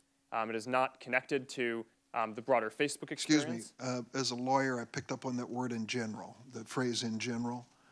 It seems to suggest that in some circumstances it will be shared with third parties. No, it will not. All right. Would you be open to the idea that someone having reached adult age, having grown up with messenger kids, should be allowed to delete the data that you've collected? Senator, yes. As a matter of fact, when you become 13, which is our legal limit, or limiter, we don't allow people under the age of 13 to use Facebook, you don't automatically go from having a Messenger Kids account to a Facebook account. You have to start over and get a Facebook account. So I think it's a good idea to consider making sure that all that information is deleted, and in general, people are going to be starting over when they get their Facebook or other accounts. I'll close because I just have a few seconds. Illinois has a Biometric Information Privacy Act, our state does, which is to regulate the commercial use of facial, voice, finger, and iris scans and the like. We're now in a fulsome debate on that, and I'm afraid Facebook has come down to the position trying to carve out exceptions to that. I hope you'll fill me in on how that is consistent with protecting privacy. Thank you. Thank you, Senator Durbin. Senator Cornyn. Thank you, Mr. Zuckerberg, for being here. I know up until 2014, the mantra or motto of Facebook was move fast and break things. Is that correct? I don't know when we changed it, but the mantra is currently move fast with stable infrastructure, which is a much less sexy mantra. Sounds much more boring, but my question is, during the time that it was Facebook's mantra or motto to move fast and break things, do you think some of the misjudgments, perhaps mistakes that you've admitted to here were as a result of that culture or that attitude, particularly as regards to personal privacy of the information of your subscribers? Senator, I do think that we made mistakes because of that, but the broadest mistakes that we made here are not taking a broad enough view of our responsibility. And that wasn't a matter, the move fast cultural value is more tactical around whether engineers can ship things and different ways that we operate. But I think the big mistake that we've made looking back on this is viewing our responsibility as just building tools rather than viewing our whole responsibility as making sure that those tools are used for good.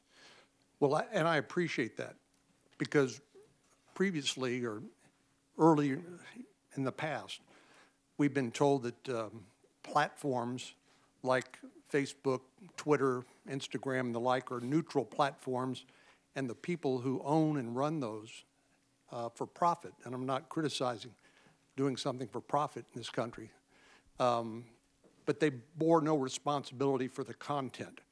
You agree now that Facebook and other social media platforms are not neutral platforms, but bear some responsibility for the content. I agree that we're responsible for the content. And I think that there's one of the big societal questions that I think we're going to need to answer is the current framework that we have is based on this reactive model that assumed that there weren't AI tools that could proactively tell whether something was terrorist content or something bad. So it naturally relied on requiring people to flag for a company and then the company needing to take reasonable action. In the future, we're going to have tools that are going to be able to identify more types of bad content. And I think that there are moral and legal obligation questions that I think we'll have to wrestle with as a society about when we want to require companies to take action proactively on certain of those things, and when that gets in the way of... I appreciate that. I have 2 minutes left All right. to ask you questions. So you interestingly, the terms of what do you call it? The terms of service is a legal document which discloses to your subscribers how their information is going to be used, how Facebook is going to operate. And but you concede that you doubt everybody reads or understands that legalese, those terms of service. So is that to suggest that the consent that people give subject to that terms of service is not informed consent? In other words, they may not read it, and even if they read it, they may not understand it?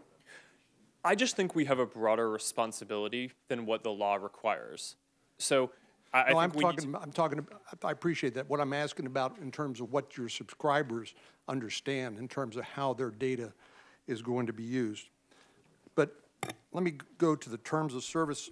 Under paragraph number 2, you say you own all of the content and information you post on Facebook. That's what you've told us here today a number of times. So if I choose to terminate my Facebook account, can I bar Facebook or any third parties from using the data that I had previously supplied for any purpose whatsoever? Yes, Senator. If you delete your account, we should get rid of all of your information. You should, or we do? Do you? We do. How about third parties that you have contracted with to use some of that underlying information, perhaps to target advertising for themselves? You can't. Do you claw back that information as well, or does that remain in their custody? Well, Senator, this is actually a very important question. I'm glad you brought this up because there's a very common misperception about Facebook that we sell data to advertisers. And we do not sell data to advertisers. Well, we don't sell data to anyone. You clearly rent it.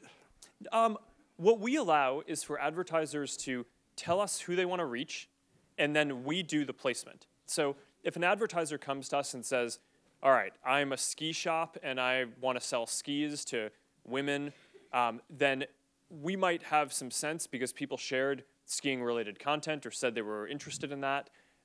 They shared whether they're a woman, and then we can show the ads to the right people without that data ever changing hands and going to the advertiser. That's a very fundamental part of how our model works and something that is often misunderstood, so I appreciate that you brought that up. Thank you, Senator Cornyn. We had indicated earlier on that we would take a couple of breaks, give our witness an opportunity, and I think we've been going now for just under 2 hours. So I think we'll do is do a few more. Zuckerberg, are you want to keep going? I mean, maybe 15 minutes. Okay. Does that work? All right, we'll keep going. Senator Blumenthal is up next, and we will commence. Thank you, Mr. Chairman. Thank you for being here today, Mr. Zuckerberg. You have told us today, and you've told the world, that Facebook was deceived by Alexander Kogan when he sold user information to Cambridge Analytica, correct? Yes. I want to show you the terms of service that Alexander Kogan provided to Facebook. And note for you that, in fact, Facebook was on notice that he could sell that user information. Have you seen these terms of service before? I have not. Who in Facebook was responsible for seeing those terms of service that put you on notice that that information could be sold? Senator, our app review team would be responsible for that. Has anyone been fired on that app review team? Senator, not because of this. Doesn't that term of service conflict with the FTC order that Facebook was under at that very time that this term of service was, in fact, provided to Facebook? And you'll note that the FTC order specifically requires Facebook to protect privacy. Isn't there a conflict there? Senator, it certainly appears that we should have been aware that this app developer submitted a term that was in conflict with the rules of the platform. Well, what happened here was, in effect, willful blindness. It was heedless and reckless, which, in fact, amounted to a violation of the FTC consent decree. Would you agree? No, Senator. My understanding is not that this was a violation of the consent decree, but as I've said a number of times today, I think we need to take a broader view of our responsibility around privacy than just what is mandated in the current laws. Well, here is my reservation, Mr. Zuckerberg, and I apologize for interrupting you, but my time is limited. We've seen the apology tours before. You have refused to acknowledge even an ethical obligation to have reported this violation of the FTC consent decree.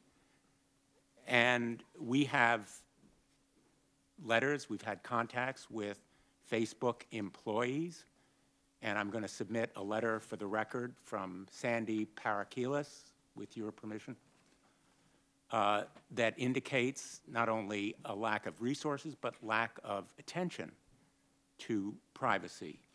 And so my reservation about your testimony today is that I don't see how you can change your business model unless there are specific rules of the road. Your business model is to monetize user information, to maximize profit over privacy.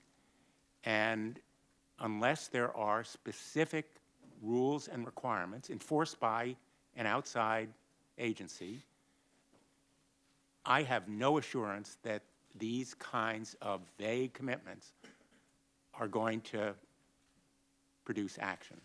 So I want to ask you a couple of very specific questions, and they are based on legislation that I've offered, the My Data Act, legislation that Senator Markey is introducing today, the Consent Act, which I'm joining. Don't you agree that companies ought to be required to provide users with clear, plain information about how their data will be used and specific ability to consent to the use of that information? Senator, I do generally agree with what you're saying, and I laid that out earlier when I talked about what... Would you agree to an opt-in as opposed to an opt-out? Senator, I think that certainly makes sense to discuss, and I think the details around this matter a lot. Would you agree that users should be able to access all of their information? Senator, yes, of course. All of the information that you collect as a result of purchases from data brokers, as well as tracking them? Senator, we have already a download your information tool that allows people to see and to take out all of the information that they've put into Facebook or that Facebook knows about them. So yes, I agree with that. We already have that. I have a number of other specific requests that you agree to support as part of legislation. I think legislation is necessary. The rules of the road have to be the result of congressional action. Facebook has participated recently in the fight against the scourge of sex trafficking, and the bill that we've just passed, it will be signed into law tomorrow. SESTA, the Stop Exploiting Sex Trafficking Act, was the result of our cooperation. I hope that we can cooperate on this kind of measure as well. Senator, I look forward to having my team work with you on this. Thank you. Senator Blumenthal. Senator Cruz. Thank you, Mr. Chairman. Mr. Zuckerberg, welcome. Thank you for being here. Mr. Zuckerberg, does Facebook consider itself a neutral public forum? Senator, we consider ourselves to be a platform for all ideas. let me ask the question again. Does Facebook consider itself to be a neutral public forum? And representatives of your company have given conflicting answers on this. Are you a First Amendment speaker expressing your views, or are you a neutral public forum allowing everyone to speak? Senator, here's how we think about this. I don't believe that there is certain content that clearly we do not allow, right? Hate speech, terrorist content, nudity, anything that makes people feel unsafe in the community. From that perspective, that's why we generally try to refer to what we do as a platform for all ideas. Let me try, just because the time is constrained. It's just a simple question. The predicate for Section 230 immunity under the CDA is that you are a neutral public forum. Do you consider yourself a neutral public forum, or are you engaged in political speech, which is your right under the First Amendment? Well, Senator, our goal is certainly not to engage in political speech. I'm not that familiar with the specific legal language of the law that you speak to, so I would need to follow up with you on that. I'm just trying to lay out how broadly I think about this. Well, Mr. Zuckerberg, I will say there are a great many Americans who I think are deeply concerned that Facebook and other tech companies are engaged in a pervasive pattern of bias and political censorship.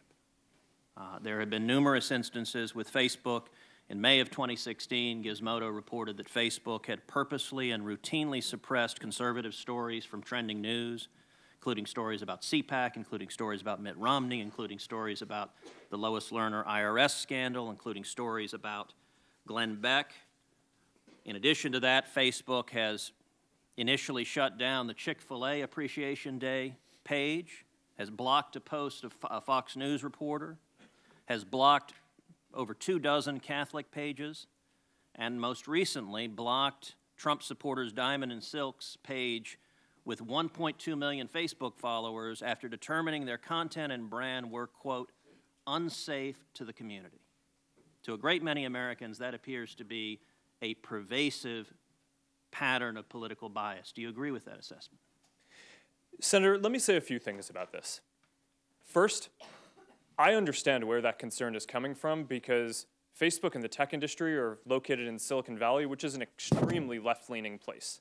And this is actually a concern that I have and that I try to root out in the company, is making sure that we don't have any bias in the work that we do. And I think it is a fair concern that that people would at least wonder about. Let me ask this question. Are you aware of any ad or page that has been taken down from Planned Parenthood? Senator, I'm not, but let me just... How about MoveOn.org? Sorry? How about MoveOn.org? I'm not specifically aware of those. How about any Democratic candidate for office? I'm not specifically aware. I mean, I'm not sure. In your testimony, you say that you have 15,000 to 20,000 people working on security and content review. Do you know the political orientation of those 15,000 to 20,000 people engaged in content review? No, Senator. We do not generally ask people about their political orientation when they're joining the company. So as CEO, have you ever made hiring or firing decisions based on political positions or what candidates they supported? No. Why was Palmer Luckey fired? That is a specific personnel matter that seems like it would be inappropriate to speak to here. You just made a specific representation that you didn't make decisions based on political views. Well, is that accurate? I can commit that it was not because of a political view. Do you know of those 15,000 to 20,000 people engaged in content review, how many, if any, have ever supported financially a Republican candidate for office? Senator, I do not know that. Your testimony says it is not enough that we just connect people. We have to make sure those connections are positive. It says we have to make sure people aren't using their voice to hurt people or spread misinformation. We have a responsibility not just to build tools, to make sure those tools are used for good. Mr. Zuckerberg, do you feel it's your responsibility to assess users whether they are good and positive connections or ones that those 15,000 to 20,000 people deem unacceptable or deplorable?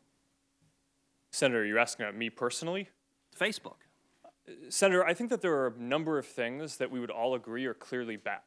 Foreign interference in our elections, terrorism, self-harm. I'm Those talking are about things. Censorship. Well, I think that you would probably agree that we should remove terrorist propaganda from the service. So that, I agree, I think is clearly bad activity that we want to get down. and we're generally proud of how well we do at that. Now, what I can say, and I do want to get this in before the end here, is that I am very committed to making sure that Facebook is a platform for all ideas. That is a very important founding principle of what we do. We're proud of the discourse and the different ideas that people can share on the service, and that is something that, as long as I'm running the company, I'm going to be committed to making sure is the case. Thank you. Thank you, Senator Cruz. Do you want to break now? Or you want to keep going? Sure. I mean, that was pretty good. So, all right. All right, we have Senator Whitehouse is up next, but if you want to take a 5-minute break right now, we have now been going a good 2 hours. So thank you. We'll recess for 5 minutes and reconvene.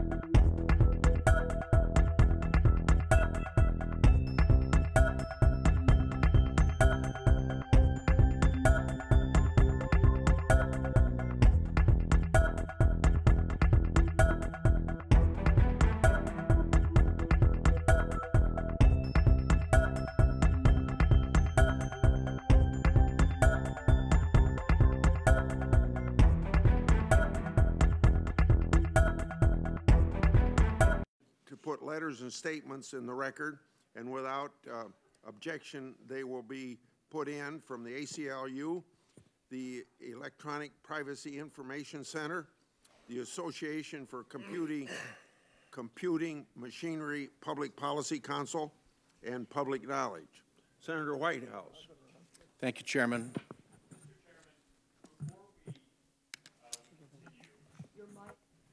Thank you. Mr. Chairman, I want to correct one thing that I said earlier in response to a question from Senator Leahy. He had asked if why we didn't ban Cambridge Analytica at the time when we learned about them in 2015, and I answered that what my understanding was that they were not on the platform, were not a app developer or advertiser.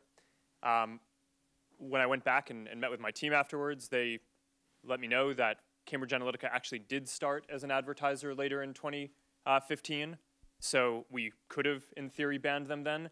We made a mistake by not doing so, but I just wanted to make sure that I updated that, and because I misspoke or got that wrong earlier.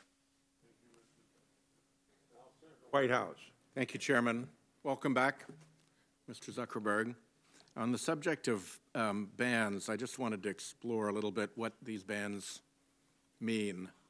Obviously, Facebook has been done considerable reputational damage by its association with Alexander Kogan and with Cambridge Analytica, which is one of the reasons you're having this enjoyable afternoon with us. Your testimony says that Alexander Kogan's app has been banned. Has he also been banned? Yes, my understanding is he has. So if he were to open up another account under a name and you were able to find it out, that would be closed down. Senator, I believe we are preventing him from building any more apps. Does he have a Facebook account still? Senator, I believe the answer to that is no, but I can follow up with you afterwards. Okay. And with respect to Cambridge Analytica, your testimony is that first, you required them to formally certify that they had deleted all improperly acquired data. Where did that formal certification take place? That sounds kind of like a quasi-official thing to formally certify. What did that entail? Senator, first, they sent us an email notice from their chief data officer telling us that they didn't have any of the data anymore, that they deleted it and weren't using it. And then later, we followed up with, I believe, a full legal contract where they certified that they had deleted the data. In a legal contract? Yes, I believe so. Okay. And then you ultimately said that you have banned Cambridge Analytica. Who exactly is banned? What if they opened up Cranston, Rhode Island Analytica? Different corporate form, same enterprise. Would that enterprise also be banned? Senator, that is certainly the intent. Cambridge Analytica actually has a parent company, and we banned the parent company. And recently, we also banned a firm called AIQ, which I think is also associated with them. And if we find other firms that are associated with them, we will block them from the platform as well. Are individual principals, PALS, principals of the firm also banned? Senator, my understanding is we're blocking them from doing business on the platform, but I do not believe that we're blocking people's personal accounts. Okay. Can any customer amend your terms of service, or is the terms of service a take it or leave it proposition for the average customer? Senator, I think the terms of service are what they are, but the service is really defined by people because you get to choose what information you share, and the whole service is about which friends you connect to, which people you choose to connect to. My question would relate to Senator Graham held up that big fat document. It's easy to put a lot of things buried in a document that then later turn out to be of consequence. And all I wanted to establish with you is that that document that Senator Graham held up, that is not a negotiable thing with individual customers. That is a take it or leave it proposition for your customers to sign up to or not use the service. Senator, that's right on the terms of service, although we offer a lot of controls so people can configure the experience how they want. So, last question on a different subject having to do with the authorization process that you are undertaking for entities that are putting up political content or so-called issue ad content. You've said that they all have to go through an authorization process before they do it. You said here, we will be verifying the identity.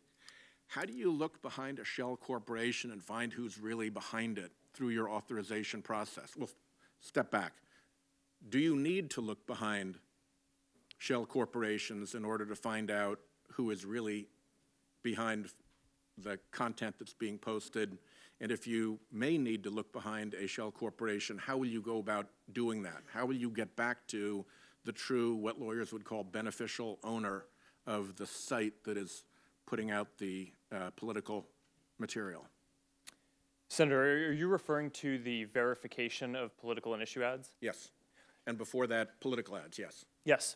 So what we're going to do is require a valid government identity, and we're going to verify the location. So we're going to do that so that way someone sitting in Russia, for example, couldn't say that they're in America and therefore able to run an election ad. But if they were running through a corporation domiciled in Delaware, you wouldn't know that they were actually a Russian owner. Senator, that's correct. Okay, thank you. My time has expired, and I appreciate the courtesy of the chair for the extra seconds. Thank you, Mr. Zuckerberg. Thank you, Mr. Chairman. Mr. Zuckerberg, I wanted to follow up on a statement that you made shortly before the break, just a few minutes ago. You said that there are some categories of speech, some types of content that Facebook would never want to have any part of, and it takes active steps to avoid disseminating, including hate speech, nudity, racist speech. I assume you also meant terrorist acts, threats of physical violence, things like that. Beyond that, would you agree that Facebook ought not be putting its thumb on the scale with regard to the content of speech, assuming it fits out of one of those categories that's prohibited? Senator, yes. There are generally two categories of content that we're very worried about. One are things that could cause real-world harm. So terrorism certainly fits into that. Self-harm fits into that. I would consider election interference to fit into that. And those are the types of things that I don't really consider there to be much discussion around whether those are good or bad topics. Yeah, and I'm not disputing that. What I'm asking is, once you get beyond those categories of things that are prohibited and should be, is it Facebook's position that it should not be putting its thumb on the scale? It should not be favoring or disfavoring speech based on its content, based on the viewpoint of that speech? Senator, in general, that's our position. One of the things that is really important, though, is that in order to create a service where everyone has a voice, we also need to make sure that people aren't bullied or basically intimidated or the environment feels unsafe for them. Okay. So when you say in general, that's the exception that you're referring to. The exception being that if someone feels bullied, even if it's not a terrorist act, nudity, terrorist threats, racist speech, or something like that, you might step in there. Beyond that, would you step in and put your thumb on the scale as far as the viewpoint of the content being posted? Senator, no. I mean, in general, our goal is to allow people to have as much expression as possible. Okay, so subject to the exceptions we've discussed, you would stay out of that. Let me ask you this. Isn't there a significant free market incentive that a social media company, including yours, has in order to safeguard the data of your users?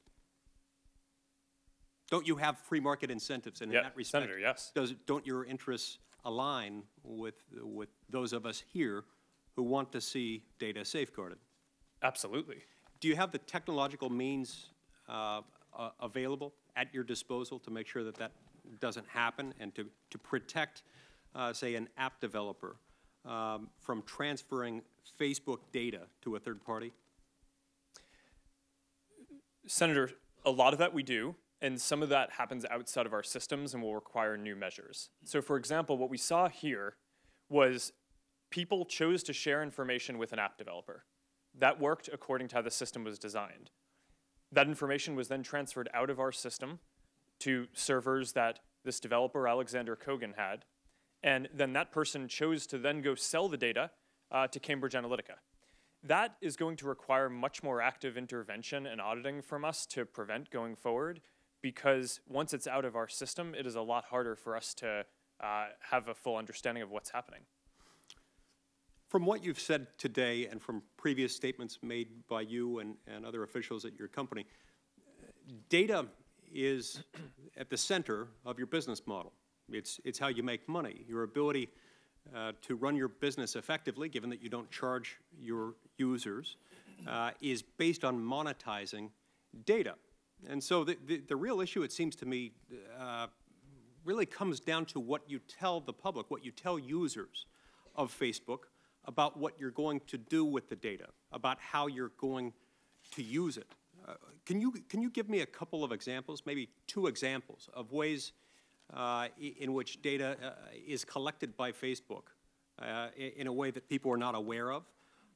2 examples of types of data that Facebook collects that might be surprising to Facebook users. Well, Senator, I would hope that what we do with data is not surprising to people. And has it been at times? Well, Senator, I think in this case, people certainly didn't expect this developer to sell the data to Cambridge Analytica. In general, there are 2 types of data that Facebook has. The vast majority, and then the first category, is content that people chose to share on the service themselves. So that's all the photos that you share, the posts that you make, what you think of as the Facebook service, right? Everyone has control every single time that they go to share that. They can delete that data anytime they want. Full control, the majority of the data. The second category is around specific data that we collect in order to make the advertising experiences better and more relevant and work for businesses. And those often revolve around measuring, okay, if we showed you an ad and then you click through and you go somewhere else, we can measure that you actually, that the ad worked. That helps make the experience more relevant and better for people who are getting more relevant ads, and better for the businesses because they perform better. You also have control completely of that second type of data. You can turn off the ability for Facebook to collect that. Your ads will get worse, so a lot of people don't want to do that. But you have complete control over what you do there as well. Senator Schatz. Thank you, Mr. Chairman. I want to follow up on the questions around the terms of service. Your terms of service are about 3,200 words with 30 links. One of the links is to your data policy, which is about 2,700 words with 22 links. And I think the point has been well made that people really have no earthly idea what they're signing up for. And I understand that at the present time that's legally binding, but I'm wondering if you can explain to the billions of users in plain language, what are they signing up for? Senator, that's a good and important question here. In general, you sign up for the Facebook, you get the ability to share the information that you want with people. That's what the service is, right? Is that you can connect with the people that you want, and you can share whatever content matters to you, whether that's photos or links or posts, and you get control over who you share it with, and you can take it down if you want, and you don't need to put anything up in the first place if you don't want. What about the part that people are worried about, not the fun part? Well, what's that? The part that people are worried about is that the data is going to be improperly used. So people are trying to figure out, are your DMs informing the ads? Are your browsing habits being collected? Everybody kind of understands that when you click like on something, or if you say you like a certain movie or have a particular political proclivity, that I think that's fair game. Everybody understands that. What we don't understand exactly, because both as a matter of practice and as a matter of not being able to decipher those terms of service and the privacy policy, is what exactly are you doing with the data, and do you draw a distinction between data collected in the process of utilizing the platform and that which we clearly volunteer to the public to present ourselves to other Facebook users? Senator, I'm not sure I fully understand this. In general, people come to Facebook to share content with other people. We use that in order to also inform how we rank services like newsfeed and ads to provide more relevant experiences. Let me try a couple of specific examples. If I'm emailing within WhatsApp, does that ever inform your advertisers? No, we don't see any of the content in WhatsApp. It's fully encrypted. Right, but is there some algorithm that spits out some information to your ad platform, and then let's say I'm emailing about Black Panther within WhatsApp. Do I get a Black Panther banner ad? Senator, Facebook systems do not see the content of messages being transferred over WhatsApp. Yeah, I know, but that's not what I'm asking. I'm asking about whether these systems talk to each other without a human being touching it. Senator, I think the answer to your specific question is if you message someone about Black Panther in WhatsApp, it would not inform any ads. Okay. I want to follow up on Senator Nelson's original question, which is the question of ownership of the data. And I understand as a sort of matter of principle, you're saying, we want our customers to have more rather than less control over the data. But I can't imagine that it's true as a legal matter that I actually own my Facebook data because you're the one monetizing it. Do you want to modify that to sort of express that as a statement of principle, a sort of aspirational goal? But it doesn't seem to me that we own our own data, otherwise we'd be getting a cut. Well, Senator, you own it in the sense that you choose to put it there, you could take it down any time, and you completely control the terms under which it's used.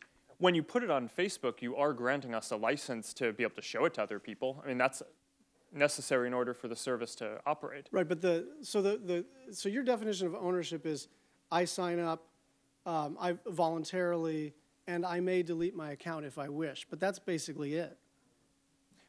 Well, Senator, I think that the control is much more granular than that. You can choose each photo that you want to put up or each message, and you can delete those. And you don't need to delete your whole account. You have specific control. You can share different posts with different people. In the time I have left, I want to propose something to you and take it for the record. I read an interesting article this week by Professor Jack Balkin at Yale that proposes a concept of an information fiduciary. People think of fiduciaries as responsible primarily in the economic sense, but this is really about a trust relationship, like doctors and lawyers. Tech companies should hold in trust our personal data. Are you open to the idea of a information fiduciary enshrined in statute? Senator, I think it's certainly an interesting idea, and Jack is very thoughtful in this space, so I do think it deserves consideration. Thank you. Fisher. Thank you, Mr. Chairman. Thank you, Mr. Zuckerberg, for being here today. I appreciate your testimony. The full scope of a Facebook user's activity can print a very personal picture, I think. And additionally, you have those 2 billion users that are out there every month, and so we all know that's larger than the population of most countries. So how many data categories do you store, does Facebook store, on the categories that you collect?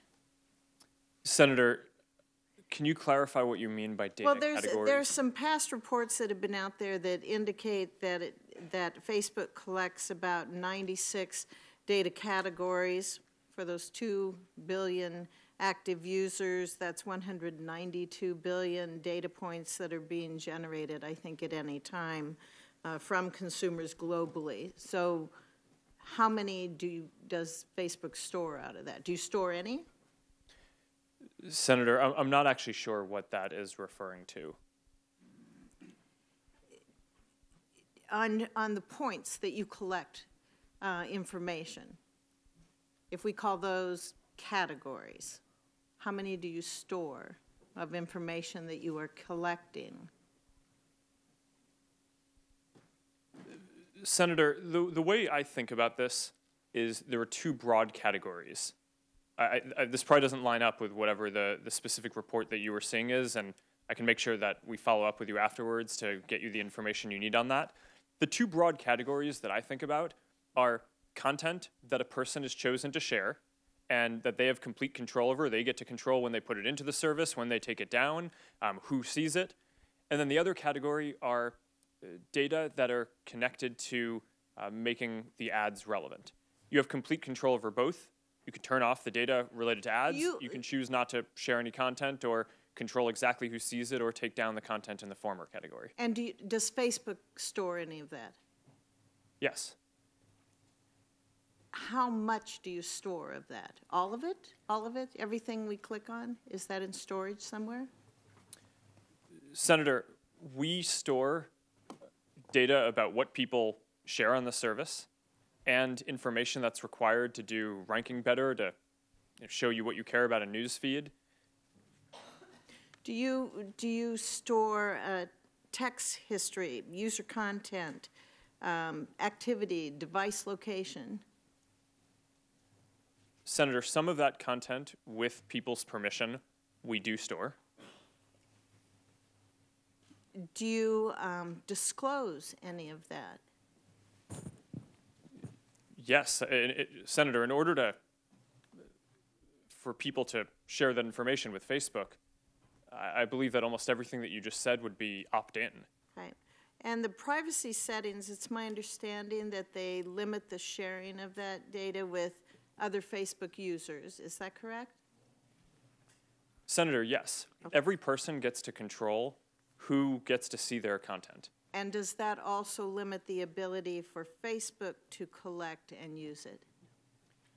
Senator, yes, there are controls that determine what Facebook can do as well. So, for example, people have a control about face recognition. If people don't want us to be able to help identify when they're in photos that their friends upload, then they can turn that off. Right. And then we won't store that kind of template for them. And there was some action taken by the FTC in 2011. And you wrote a Facebook post at the time on a public page on the internet that it used to seem scary to people, but as long as they could make their page private, they felt safe sharing with their friends online. Control was key. And you just mentioned control. Senator Hatch asked you a question and you responded there about complete control. So you and your company have used that term repeatedly, and I believe you use it to reassure users. Is that correct? That you do have control and complete control over this information? Well, Senator, this is how the service works. The core thing that Facebook is, and all of our services, WhatsApp, Instagram, Messenger. So is this then a question of Facebook is about feeling safe, or are users actually safe? Is Facebook being safe? Senator, I think Facebook is safe. I use it, and my family use it, and all the people I love and care about use it all the time. These controls are not just to make people feel safe, it's actually what people want in the product. The reality is that when you, just think about how you use this yourself. You don't want to share, you take a photo, you're not going to always send that to the same people. Sometimes you're going to want to text it to one person. Sometimes you might send it to a group. I bet you have a page. You'll probably want to put some stuff out there publicly so you can communicate with your constituents.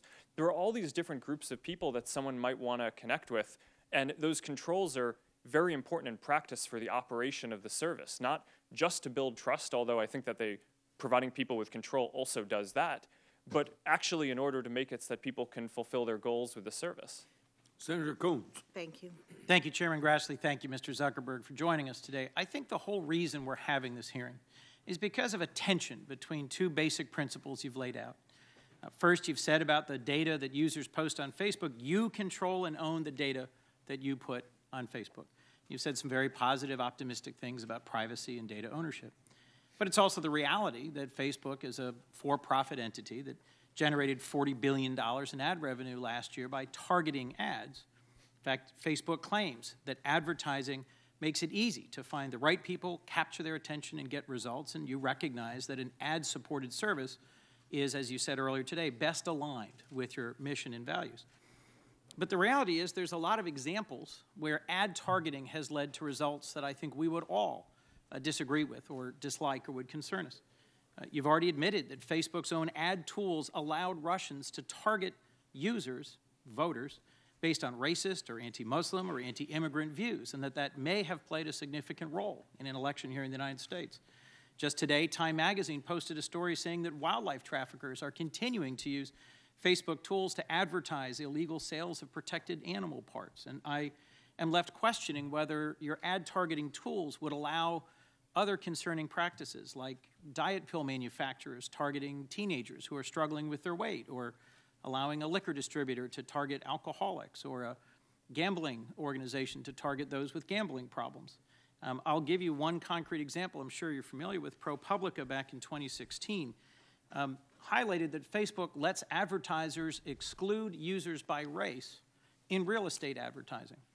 There was a way that you could say that this particular ad, I only want to be seen by white folks, not by people of color, and that clearly violates fair housing laws and our basic sense of fairness in the United States. And you promptly announced that that was a bad idea, you were going to change the tools, and that you would build a new system to spot and reject discriminatory ads that violate our commitment to fair housing. And yet a year later, a follow-up story by ProPublica said that those changes hadn't fully been made, and it was still possible to target housing advertisement in a way that was racially discriminatory.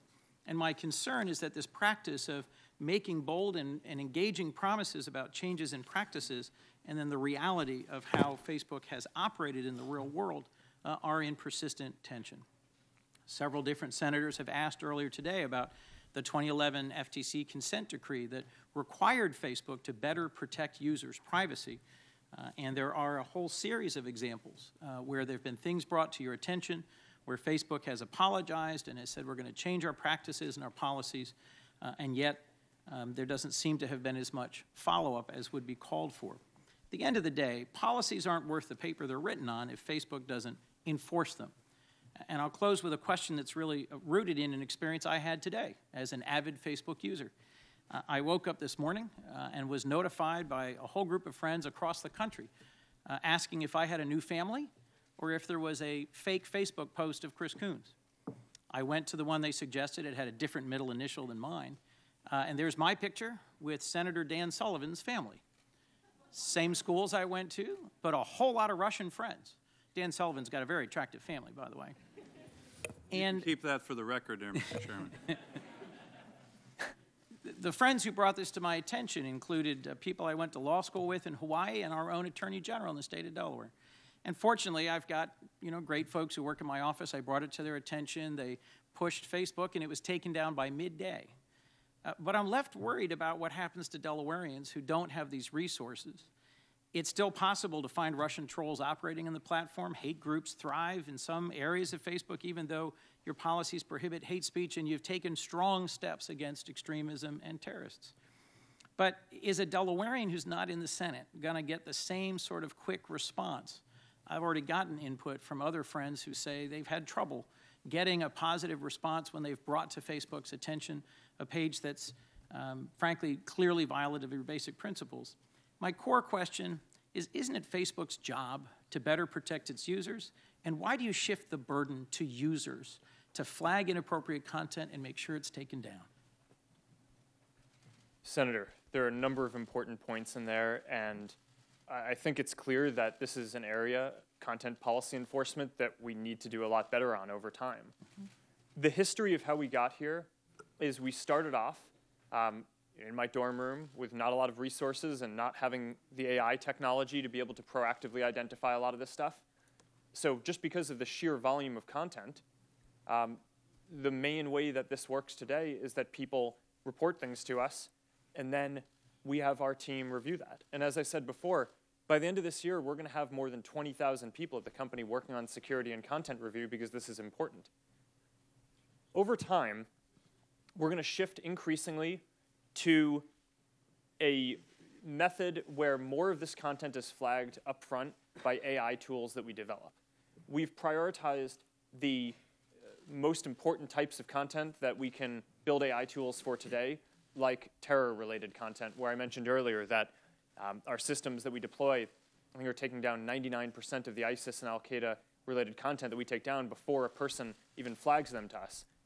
If we fast forward 5 or 10 years, I think we're going to have more AI technology that can do that in more areas. And I think we need to get there as soon as possible, which is why we're investing in that. I couldn't agree more. I just think we can't wait 5 years to get housing discrimination and personally offensive material out of Facebook. Thank you, I agree. Chairman. Senator Sass. Thank you, Mr. Chairman. Mr. Zuckerberg, thanks for being here. At current pace, you're due to be done with first round of questioning by about 1 a.m., so congratulations. I like Chris Coons a lot, with his own family or with Dan Sullivan's family. Both are great photos. But I want to ask a similar set of questions from the other side, maybe. I think the conceptual line between mere tech company, mere tools, and an actual content company, I think it's really hard. I think you guys have a hard challenge. I think regulation over time will have a hard challenge. And you're a private company, so you can make policies that may be less than First Amendment full spirit embracing, in my view, but I worry about that. I worry about a world where when you go from violent groups to hate speech in a hurry, in one of your responses to one of the opening questions, you may decide, or Facebook may decide, it needs to police a whole bunch of speech that I think America might be better off not having policed by one company that has a really big and powerful platform. Can you define hate speech? Senator, I think that this is a really hard question, and I think it's one of the reasons why we struggle with it. There are certain definitions that we have around, calling for violence or. Let's just agree on that. If somebody's calling for violence, that shouldn't be there. I'm worried about the psychological categories around speech. You used language of safety and protection earlier. We see this happening on college campuses all across the country. It's dangerous. 40% of Americans under age 35 tell pollsters they think the First Amendment is dangerous because you might use your freedom to say something that hurts somebody else's feelings. Guess what? There are some really passionately held views about the abortion issue on this panel today. Can you imagine a world where you might decide that pro-lifers are prohibited from speaking about their abortion views on your content, on your platform? I certainly would not want that to be the case. But it might really be unsettling to people who've had an abortion to have an open debate about that, wouldn't it? It might be, but I don't think that would fit any of the definitions of what we have. But I do generally agree with the point that you're making, which is as we're able to technologically shift towards, especially having AI proactively look at content, I think that that's going to create massive questions for society about what obligations we want to require companies to fulfill. And I do think that that's a question that we need to struggle with as a country, because I know other countries are, and they're putting laws in place. And I think that America needs to figure out and create the set of principles that we want American companies to operate under. Thanks. I wouldn't want you to leave here today and think there's sort of a unified view in the Congress that you should be moving toward policing more and more and more speech. I think violence has no place on your platform. Sex traffickers and human traffickers have no place on your platform. But vigorous debates, adults need to engage in vigorous debates. I have only a little less than 2 minutes left, so I want to shift gears a little bit. But that was about adults. You're a dad. I'd like to talk a little bit about social media addiction. You started your comments today by talking about how Facebook is and was founded as an optimistic company. You and I have had conversations separate from here. I don't want to put words in your mouth, but I think as you've aged, you might be a little bit less idealistic and optimistic than you were when you started Facebook. As a dad, do you worry about social media addiction as a problem for America's teens? Well, my hope is that we can be idealistic but have a broad view of our responsibility. To your point about teens, this is certainly something that I think any parent thinks about, is how much do you want your kids using technology? At Facebook specifically, I view our responsibility as not just building services that people like, but building services that are good for people and good for society as well. So we study a lot of effects of well-being of our tools and broader technology. And like any tool, there are good and bad uses of it. What we find in general is that if you're using social media in order to build relationships, right? So you're sharing content with friends, you're interacting, then that is associated with all of the long-term measures of well-being that you would intuitively think of. Long-term health, long-term happiness, long-term feeling connected, feeling less lonely. But if you're using the internet and social media primarily to just passively consume content and you're not engaging with other people, then it doesn't have those positive effects and it could be negative. We're almost at time, so I want to ask you one more. Do social media companies hire consulting firms to help them figure out how to get more dopamine feedback loops so that people don't want to leave the platform? No, Senator, that's not how we talk about this or how we set up our product teams. We want our products to be valuable to people, and if they're valuable, then people choose to use them. Are you aware of other social media companies that do hire such consultants? Not sitting here today. Thanks. Senator Markey. Thank you, Mr. Chairman. In response to Senator Blumenthal's pointed questions, you refused to answer whether Facebook should be required by law to obtain clear permission from users before selling or sharing their personal information. So I'm going to ask it one more time. Yes or no? Should Facebook get clear permission from users before selling or sharing sensitive information about your health, your finances, your relationships? Should you have to get their permission? That's essentially the consent decree with the Federal Trade Commission that you signed in 2011. Should you have to get permission? Should the consumer have to opt in? Senator, we do require permission to use the system and to put information in there and for all the uses of it. I want to be clear. We don't sell information. So regardless of whether we could get permission to do that, that's just not a thing that we're going to go do. So would you support legislation? I have a bill, Senator Blumenthal referred to it, the Consent Act, that would just put on the books a law that said that Facebook and any other company that gathers information about Americans has to get their permission, their affirmative permission, before it can be reused for other purposes. Would you support that legislation to make it a national standard for not just Facebook, but for all the other companies out there, some of them bad actors? Would you support that legislation? Senator, in general, I think that principle is exactly right, and I think we should have a discussion around how to best codify would you that. support legislation to back that general principle, that opt-in, that getting permission is the standard? Would you support legislation to make that the American standard? Europeans have passed that as a law. Facebook's going to live with that law beginning on May 25th. Would you support that as the law in the United States? Senator, as a principle, yes, I would. I think the details matter a lot. Right, and but now that assuming that we work out the details, you do support opt-in as the standard, getting permission affirmatively as the standard for the United States.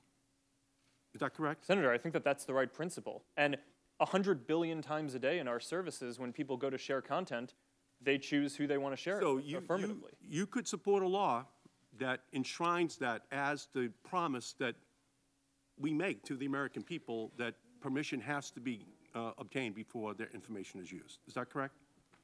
Senator, yes. I've said that in principle. I think that makes sense, and the details matter, and I look forward to having our team work with you on fleshing that out. Right. So the next subject, because I want to, again, I want to make sure that we kind of drill down here. You earlier made reference to the Child Online Privacy Protection Act of 1999, which I am the author of. So that is the Constitution for child privacy protection online in the country, and I'm very proud of that. But there are no protections additionally for a 13, a 14, or a 15-year-old. They get the same protections that a 30-year-old or a 50-year-old get. So I have a separate piece of legislation to ensure that kids who are under 16 absolutely have a privacy bill of rights, and that permission has to be received from their parents or their children before any of their information is reused for any other purpose other than that which was originally intended. Would you support a child online privacy bill of rights for kids under 16 to guarantee that that information is not reused for any other purpose without explicit permission from the parents or the kids? Senator, I think as a general principle, I think protecting minors and protecting their privacy is extremely important. And we do a number of things on Facebook to do that already, which I'm happy to get into. And I appreciate it. I'm talking about a law. I'm talking about a law. Would you support a law to ensure that kids under 16 have this privacy bill of rights. I had this conversation with you in your office 7 years ago about this specific subject in Palo Alto. And I think that's really what the American people want to know right now. What is the protections of this? What are the protections that are going to be put on the books for their families, but especially for their children? Would you support a privacy bill of rights for kids where opt-in is the standard? Yes or no? Senator, I think that that's an important principle. And I appreciate that. And I think we should. Do we need a law to protect those children? That's my question to you. Do you believe we need a law to do so? Yes or no? Senator, I'm not sure if we need a law, but I think that this is certainly a thing that deserves a lot of discussion. Again, I couldn't disagree with you more. We're leaving these children to the most rapacious commercial predators in the country who will exploit these children unless we absolutely have a law on the books. Please, and I think it is absolutely Please give a short answer. Senator, I look forward to having my team follow up to flesh out the details of it. I don't think this is a difficult issue to get a correct answer to. Thank you, Mr. Chairman. Thank you, Mr. Zuckerberg. Thanks for enduring so far. And I'm sorry if I plow old ground. I had to be away for a bit. Myself and Senator Coons, Senator Peters, and a few others were in the country of Zimbabwe just a few days ago. We met with opposition figures who had talked about, their goal is to be able to have access to state-run media in many African countries, many countries around the world, third world countries, small countries.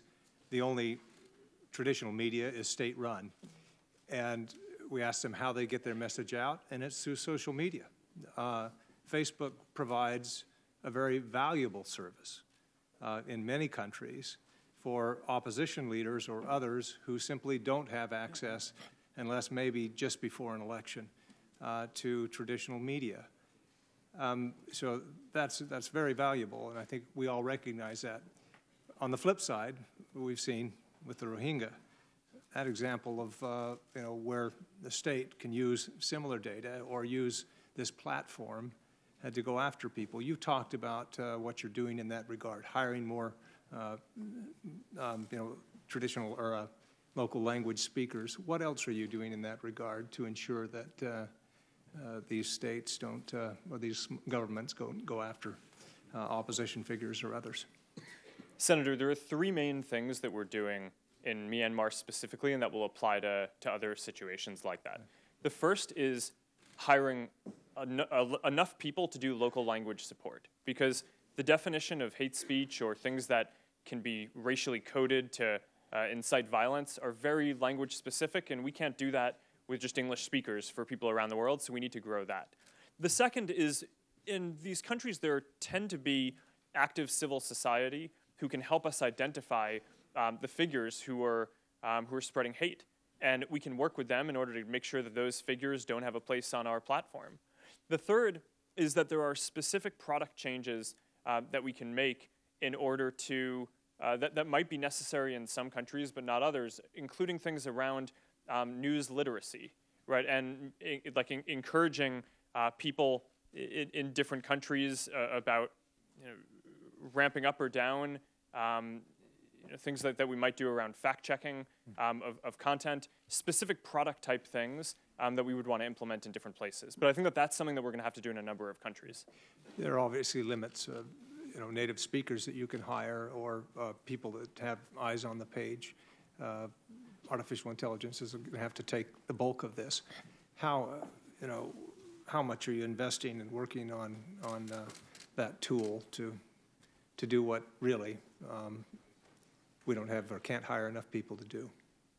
Senator, I think you're absolutely right that over the long term, building AI tools is going to be the scalable way to identify and root out most of this harmful content. We're investing a lot in doing that, as well as scaling up the number of people who are doing content review. One of the things I've mentioned is in this year, or in the last year, we've basically doubled the number of people doing security and content review. We're going to have more than 20,000 people working on security and content review by the end of this year. So it's going to be continuing to grow the people who are doing review in these places with building AI tools, which we're working as quickly as we can on that, but some of this stuff is just hard.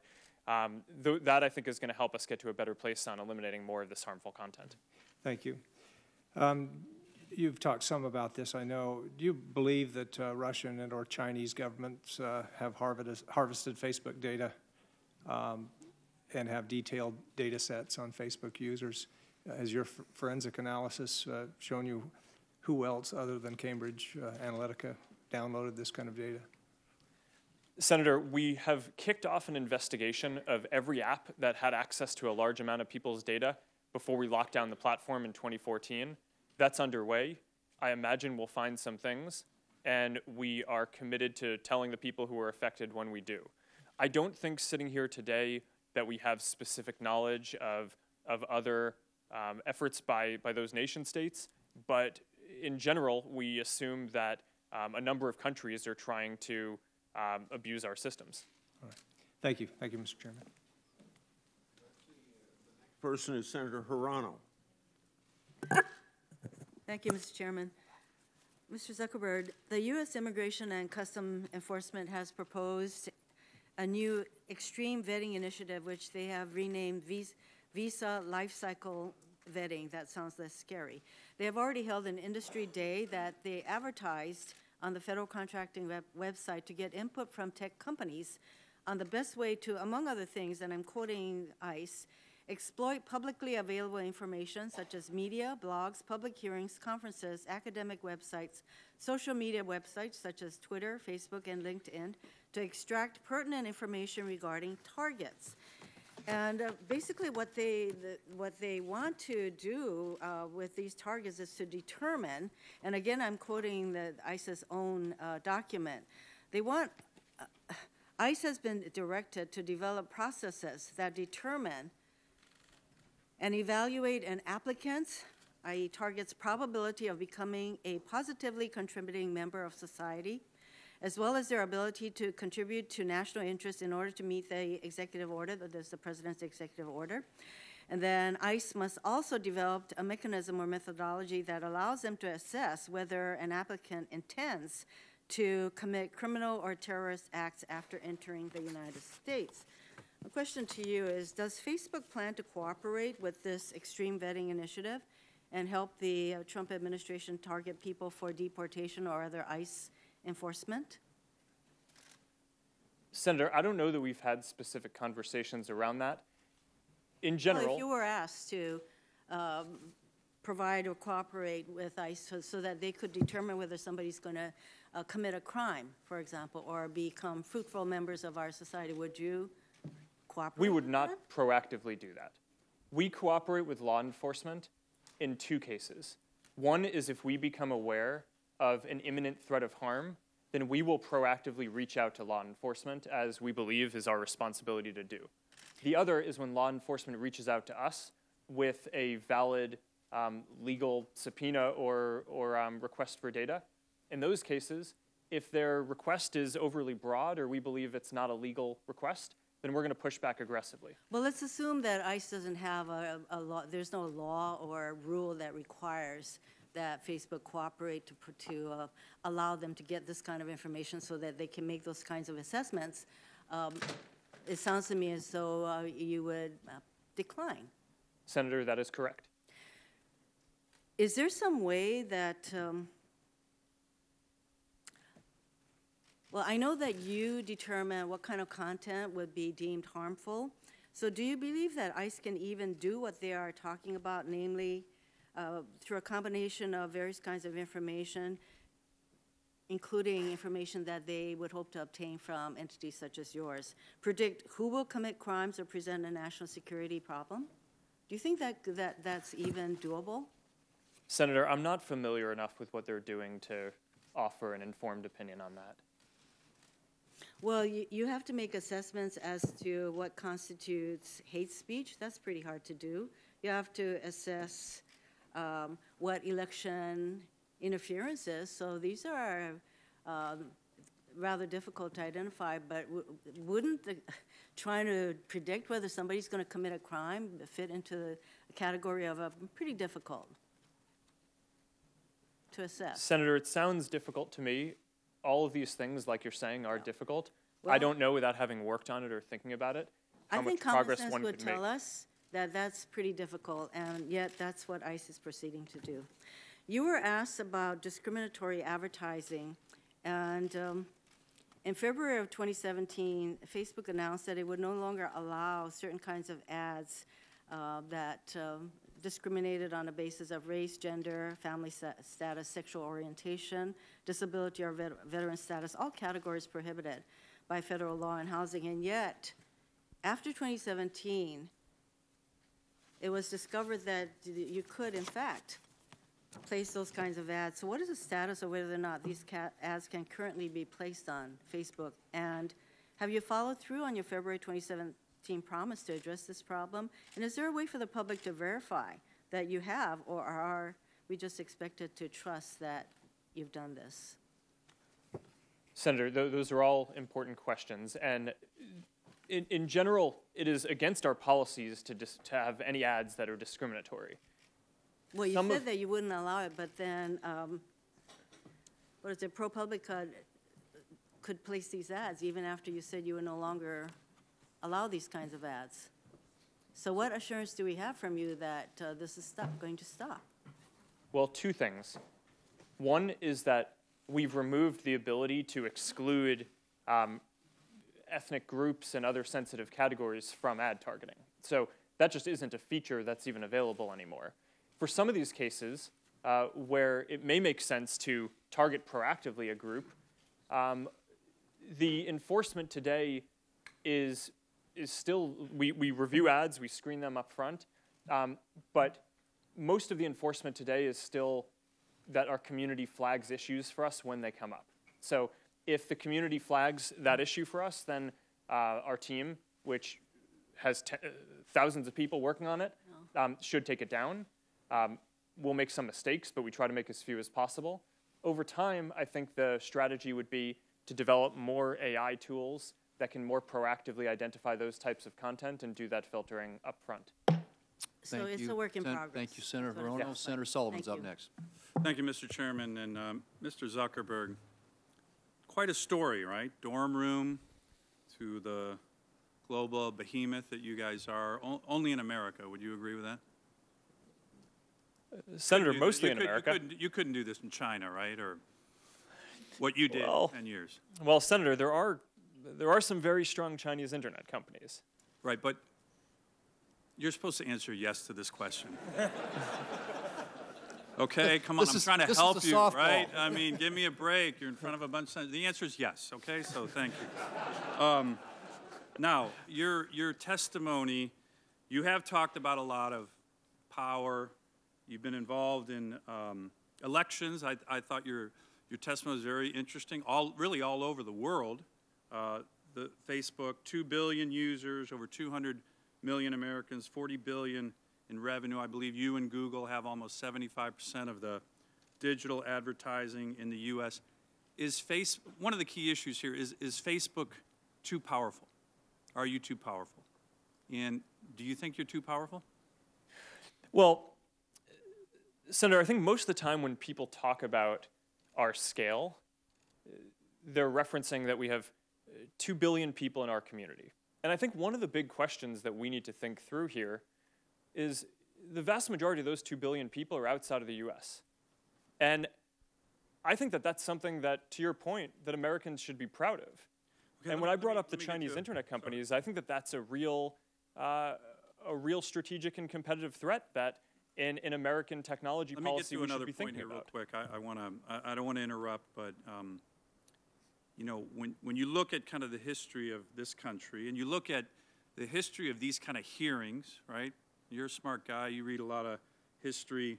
When companies become big and powerful and accumulate a lot of wealth and power, what typically happens from this body is there's a instinct to either regulate or break up, right?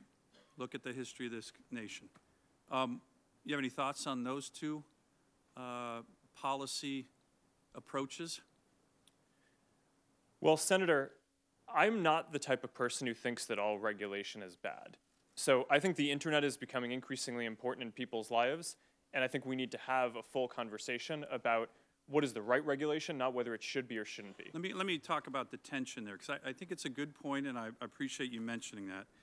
You know, one of my worries on regulation, again, with a company of your size, you're saying, hey, we might be interested in being regulated, but as you know, regulations can also cement the dominant power. So what do I mean by that? You know, you have a lot of lobbyists. I think every lobbyist in town is involved in this hearing in some way or another, a lot of powerful interests. You look at what happened with Dodd-Frank. That was supposed to be aimed at the big banks. The regulations ended up empowering the big banks and keeping the small banks down. Do you think that that's a risk, given your influence, that if we regulate, we're actually going to regulate into you into a position of cemented authority, when one of my biggest concerns about what you guys are doing is that the next Facebook, which we all want, the guy in the dorm room, we all want that to start it, that you are becoming so dominant that we're not able to have that next Facebook. What are your views on that? Well, Senator, I agree with the point that when you're thinking through regulation, across all industries, you need to be careful that it doesn't cement in the current companies that are winning. But would you try to do that? Isn't that the normal inclination of a company to say, hey, I'm going to hire the best guys in town and I'm going to cement in an advantage? You wouldn't do that if we were regulating you? Senator, that certainly wouldn't be our approach. But I think part of the challenge with regulation in general is that when you add more rules that companies need to follow, that's something that a larger company like ours inherently just has the resources to go do, and that might just be harder for a smaller company getting started to be able to comply with. Correct. So it's not something that, like, going into this, I would look at the conversation as what is the right outcome. I think there are real challenges that we face around content and privacy and in a number of other areas, ads transparency, elections. Let me get, I'm sorry to interrupt, but let me get to one final question that kind of relates to what you're talking about in terms of content, regulation, and what exactly Facebook is. You know, you mentioned you're a tech company, a platform, but there's some who are saying that you're the world's biggest publisher. I think about 140 million Americans get their news from Facebook, and when you talk to when you mentioned to Senator Cornyn, you said you are responsible for your content. So which are you? Are you a tech company, or are you the world's largest publisher? Because I think that goes to a really important question on what form of regulation or government action, if any, we would take. Senator, this is a really big question. I view us as a tech company because the primary thing that we do is build technology and products. But you said you're responsible for your content, which makes you kind of a publisher, right? Well, I agree that we're responsible for the content, but we don't produce the content. I think that when people ask us if we're a media company or a publisher, my understanding of what the heart of what they're really getting at is, do we feel a responsibility for the content on our platform? The answer to that, I think, is clearly yes. But I don't think that that's incompatible with fundamentally at our core being a technology company where the main thing that we do is have engineers and build products. Thank you, Senator Sullivan. Senator Udall. Thank you, Mr. Chairman, and thank you very much, Mr. Zuckerberg, for being here today. You spoke very idealistically about your company, and you talked about the strong values, and you said you wanted to be a positive force in the community and the world. And you were hijacked by Cambridge Analytica for political purposes. Are you angry about that? Absolutely. And you're determined, and I assume you want changes made in the law. That's what you've talked about today. Senator, the most important thing that I care about right now is making sure that no one interferes in the various 2018 elections around the world. We have an extremely important U.S. midterm. We have major elections in India, Brazil, Mexico, Pakistan, Hungary coming up. And we're going to take a number of measures, from building and deploying new AI tools that take down fake news, to growing our security team to more than 20,000 people, to making it so that we verify every advertiser who's doing political and issue ads, to make sure that that kind of interference that the Russians were able to do in 2016 is going to be much harder for anyone to pull off in the future. And I think you've said earlier that you support the Honest Ads Act, and so I assume that means you want changes in the law in order to effectuate exactly what you talked about. Senator, yes, we support the Honest Ads Act. And so we're implementing it. Are you going to come back up here and be a strong advocate to see that that law is passed? Senator, the biggest thing that I think we can do is implement it. Well, that's a kind and of we're doing that. Yes or no question there. I hate to interrupt you, but are you going to come back and be a strong advocate? You're angry about this? You think there ought to be change? There ought to be a law put in place? Are you going to come back and be an advocate to get a law in place like that? Senator, our team is certainly going to work on this. What I can say is the biggest thing I'm talking about you, not your team. Well, Senator, I try not to come back here to and be DC. an advocate for that law. That's what I want to see. I mean, you're upset about this. We're upset about this. I'd like a yes or no answer on that one. Senator, I'm posting and speaking out publicly about how important this is. I don't come to Washington, D.C. too often. I'm going to direct my team to focus on this. And the biggest thing that I feel like we can do is implement it, which we're doing. Well, the biggest thing you can do is to be a strong advocate yourself, personally, here in Washington. Just let me make that clear. But many of us have seen the kinds of images shown earlier by Senator Leahy. You saw those images that he held up. Can you guarantee that any of those images that can be attributed or associated with the Russian company Internet Research Agency have been purged from your platform? Senator, no, I can't guarantee that because this is an ongoing arms race. As long as there are people sitting in Russia whose job it is to try to interfere with elections around the world, this is going to be an ongoing conflict. What I can commit is that we're going to invest significantly because this is a top priority to make sure that people aren't spreading misinformation or trying to interfere in elections on Facebook. But I don't think it would be a realistic expectation to assume that as long as there are people who are employed in Russia for whom this is their job, that we're going to have zero amount of that or that we're going to be 100% successful at preventing that. Now, beyond disclosure of online ads, what specific steps are you taking to ensure that foreign money is not financing political or issue ads on Facebook in violation of U.S. law? Just because someone submits a disclosure that says paid for by some 501c3 or PAC, if that group has no real person in the U.S., how can we ensure it is not foreign interference? Senator, our verification program involves two pieces. One is verifying the identity of the person who's buying the ads, that they have a valid government identity. The second is verifying their location. So if you're sitting in Russia, for example, and you say that you're in the U.S., then we'll be able to make it a lot harder to do that because what we're actually going to do is mail a code to the address that you say you're at. And if you can't get access to that code, then you're not going to be able to run ads. Yeah. Now, Facebook is creating an independent group to study the abuse of social media in elections. You've talked about that. Will you commit that all findings of this group are made public no matter what they say about Facebook or its business model? Yes or no answer? Senator, that's the purpose of this group, is that Facebook does not get to control what these folks publish. These are going to be independent academics, and Facebook has no prior publishing control. They'll be able to do the studies that they're doing and publish the results. And you're fine with them being public? And what's the timing on getting those out? Senator, we're kicking off the research now.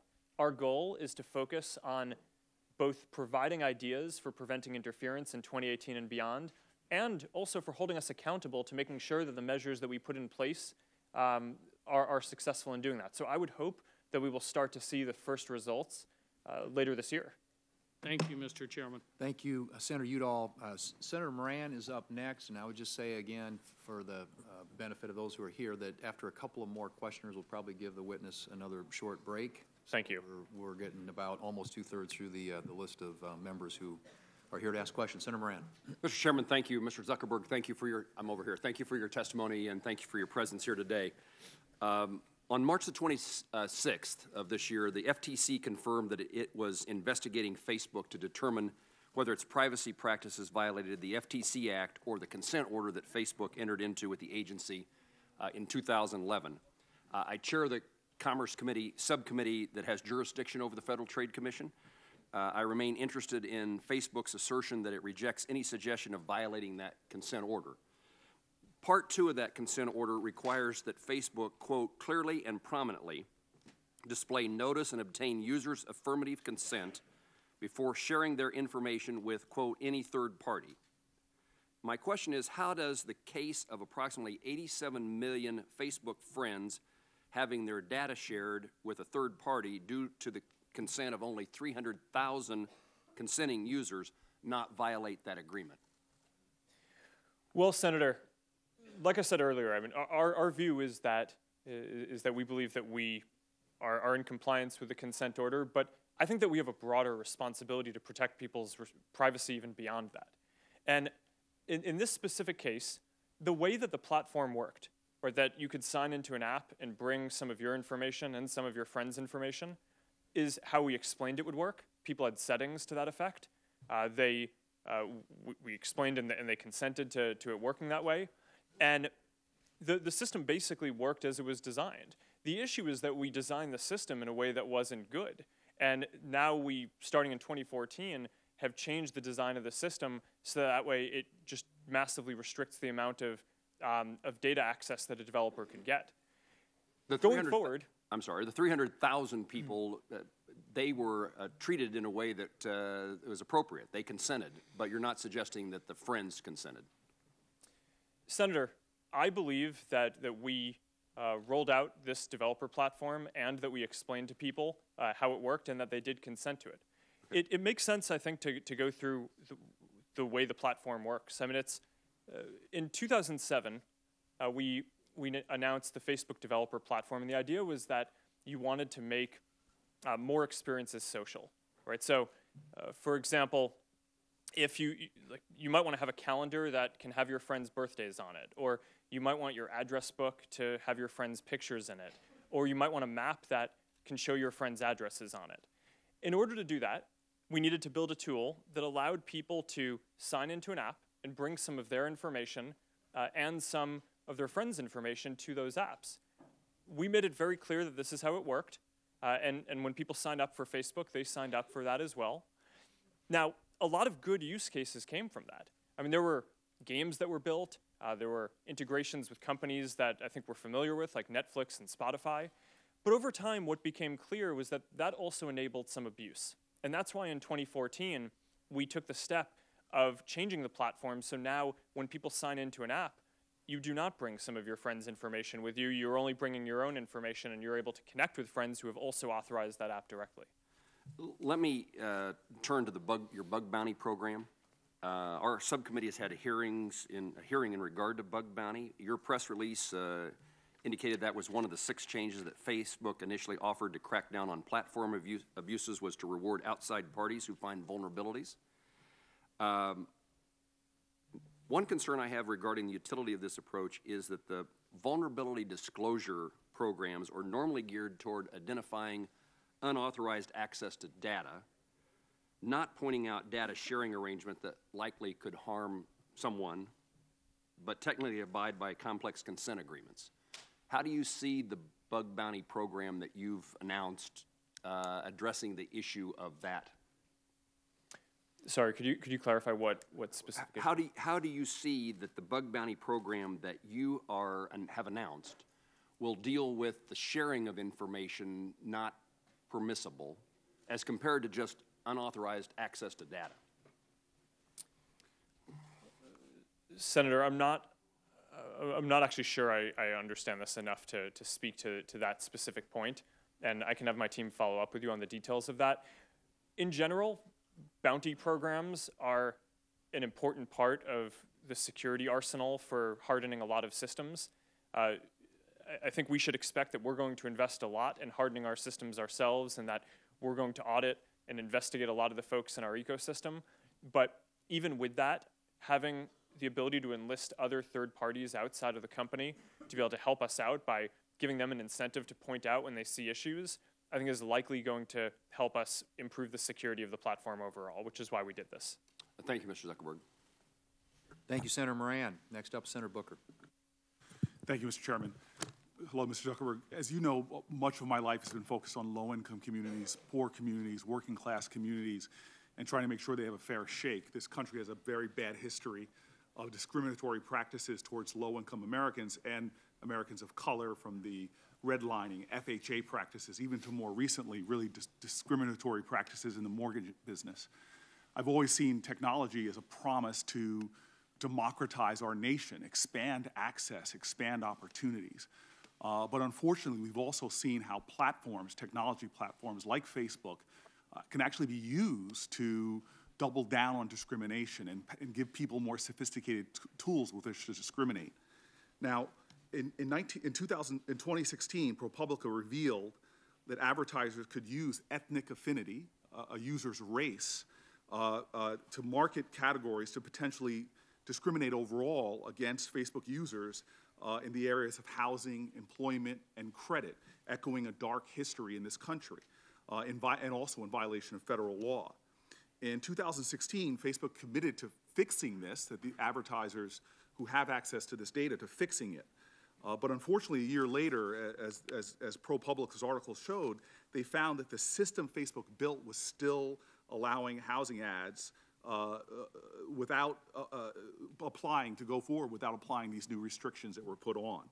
Facebook then opted on a system that's very similar to what we've been talking about with Cambridge Analytica, that they could self-certify that they were not engaging in these practices and complying with federal law, using this self-certification way to overcome and to comply with, rather, Facebook's anti-discrimination policy.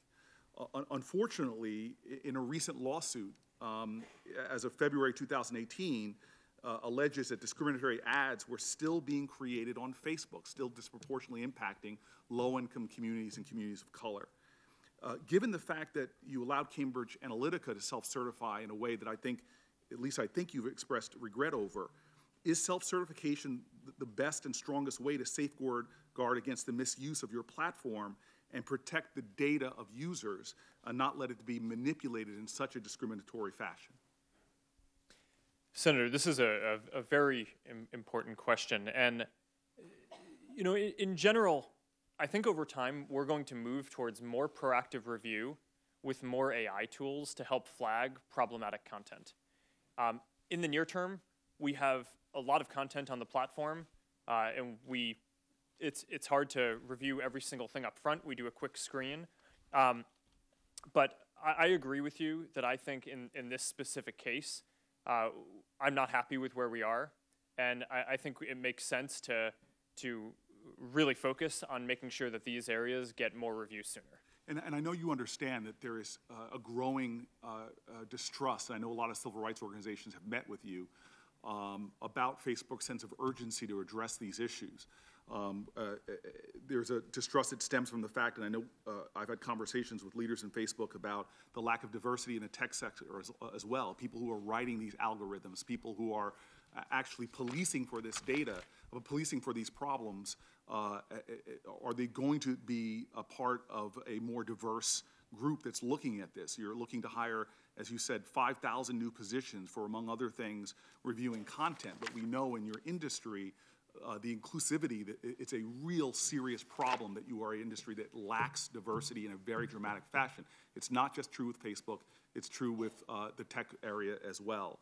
And so it's very important for me to communicate that larger sense of urgency and what a lot of civil rights organizations are concerned with.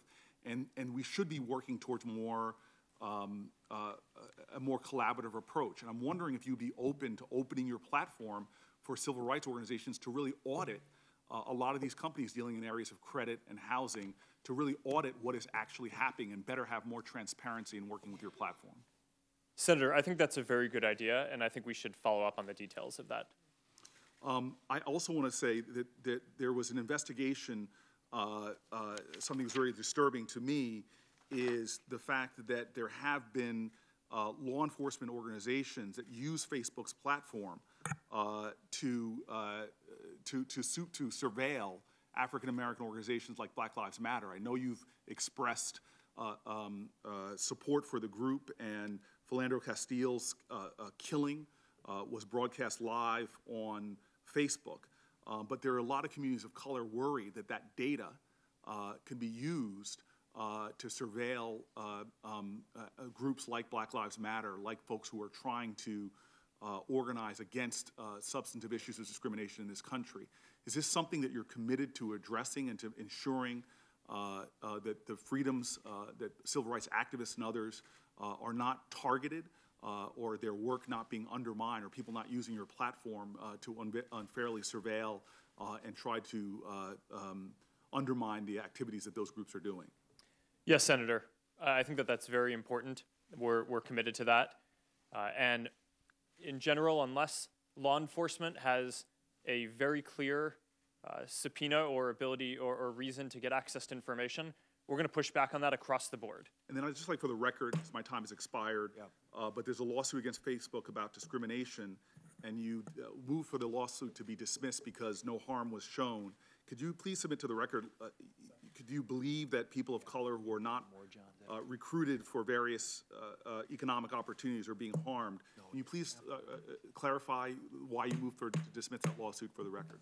For the record. Thank you. Senator Heller's up next. Go to you. All right, Mr. Chairman, thank you. Appreciate the time, and thank you for being here. I'm over here. Thanks.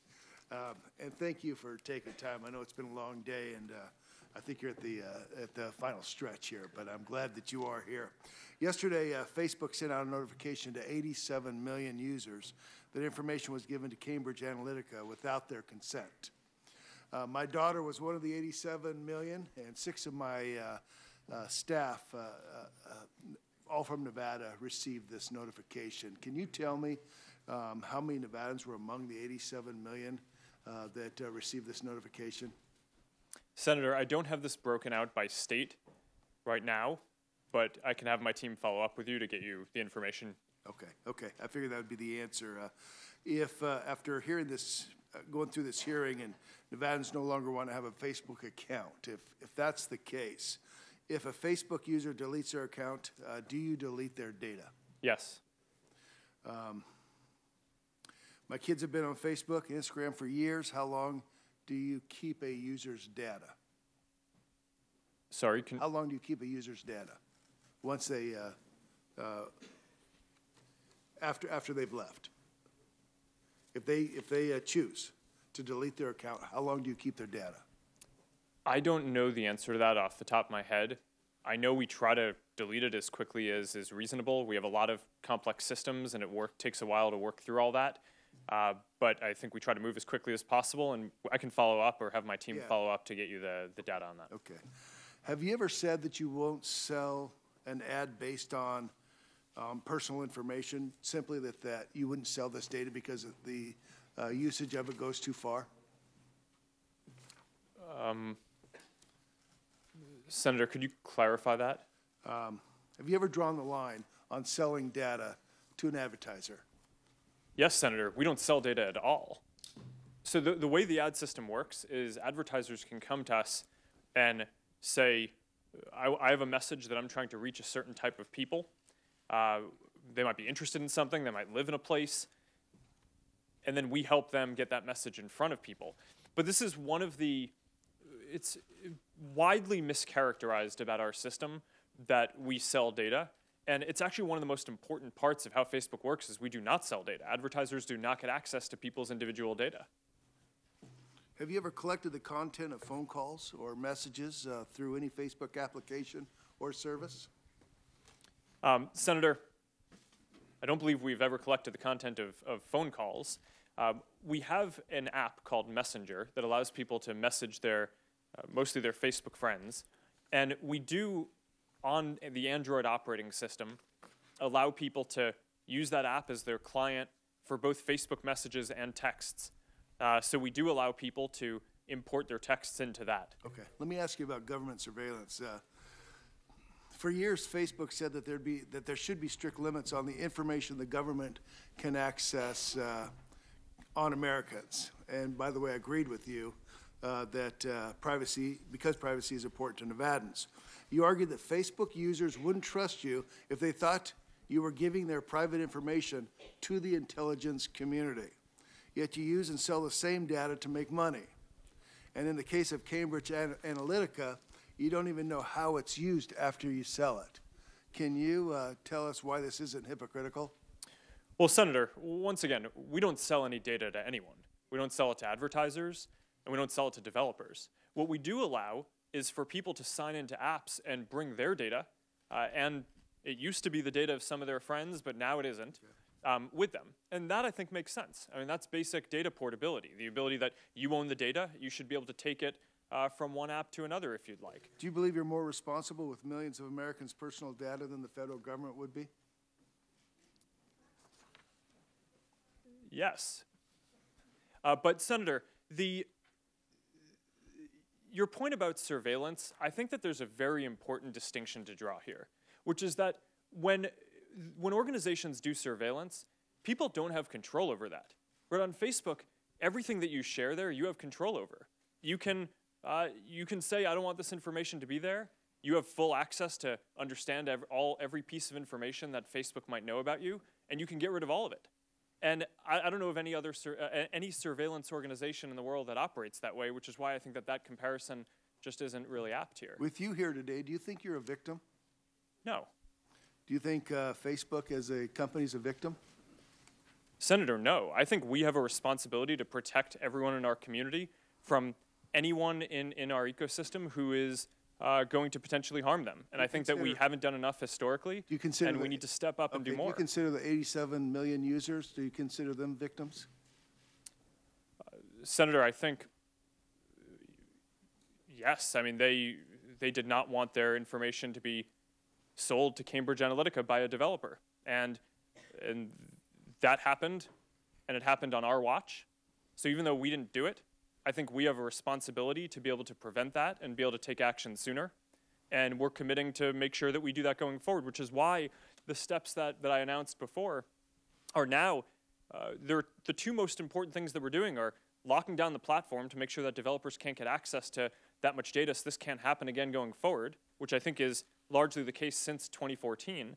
And going backwards, we need to investigate every single app that might have had access to a large amount of people's data to make sure that no one else was misusing it. And if we find that they are, we're going to get into their systems, do a full audit, make sure they delete it, and we're going to tell everyone who's affected. Mr. Chairman, thank you, Senator Heller. We'll go to Senator Peters and then into the break, and then Senator Tillis coming out of the break. So, Senator Peters. Thank you, Mr. Chairman. Mr. Zuckerberg, thank you for being here today. You know, you've talked about your very humble beginnings in starting Facebook in your dorm room, which I appreciated that story, but certainly Facebook has changed an awful lot over a relatively short period of time.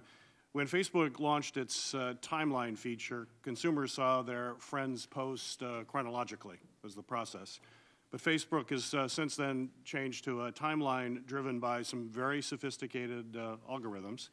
And I think it has left many people, as a result of that, asking, you know, why am I seeing this this feed, and why am I seeing this right now? And now, in light of the Cambridge Analytica issue, Facebook users are asking, I think, some new questions right now. Can I believe what I'm seeing? And who has access to this information about me? So I think it's safe to say, very simply, that Facebook is losing the trust of an awful lot of Americans as a result of this incident.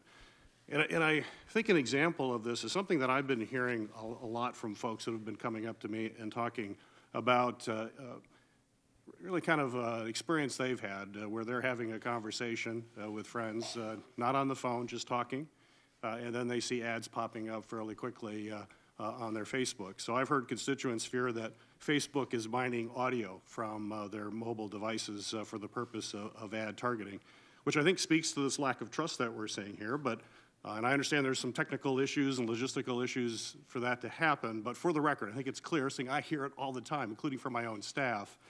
Yes or no, does Facebook use audio obtained from mobile devices to enrich personal information about its users? No. Good. Well, Senator, let me be clear on this.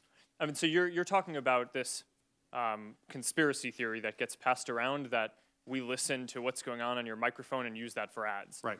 We don't do that.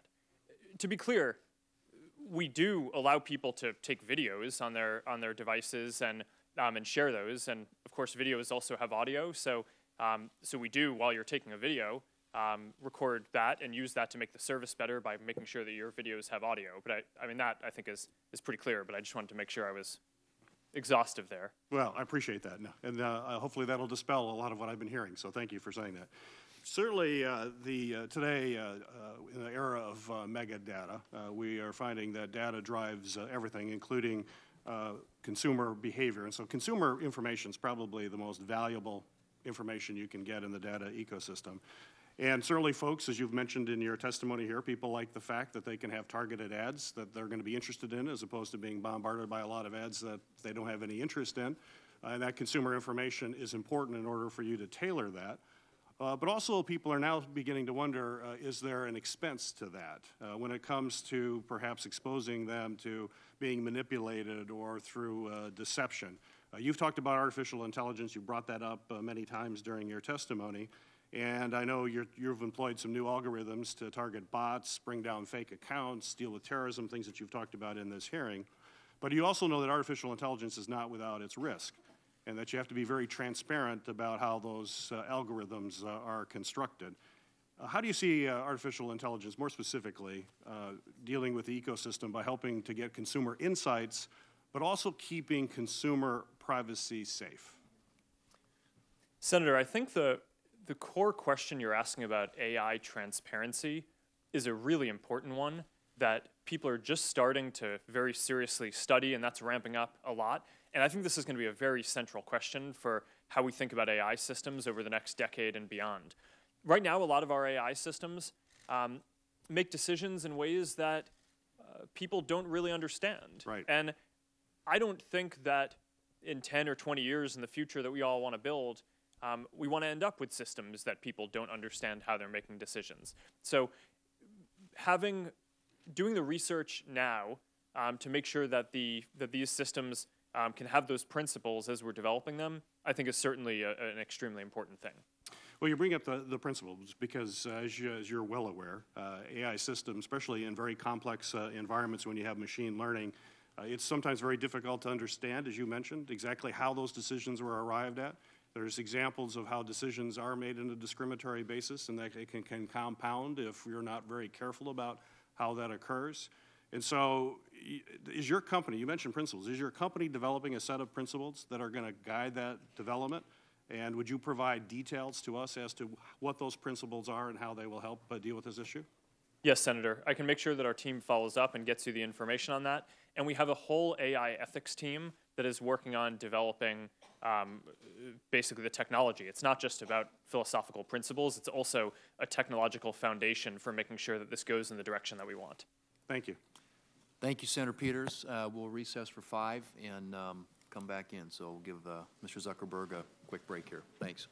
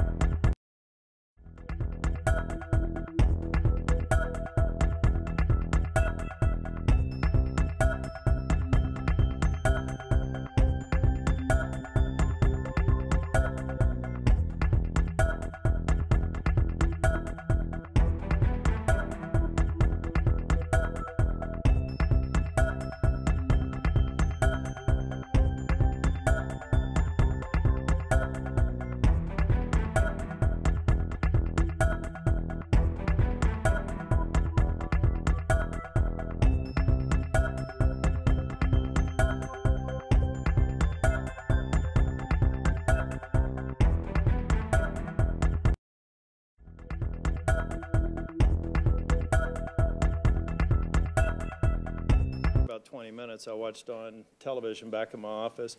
I was Googling earlier, actually going on my Facebook app on my phone earlier, and I found one of your Facebook page, one of your Facebook presences. It was the same one on March 30th. I think you posted a pic of First Seder. But further down, you listed out the facts since the new platform was released in 2007, sort of a timeline. You start with 2007, then you jump to the Cambridge Analytica issue. I actually think that we need to fully examine what Cambridge Analytica did. They either broke a kind of code of conduct. If they broke any other rules or agreements with you all, I hope that they suffer the consequences. But I think that timeline needs to be updated. And it really needs to go back. I've read a series of 3 articles that were published in the MIT Technology Review back in 2012.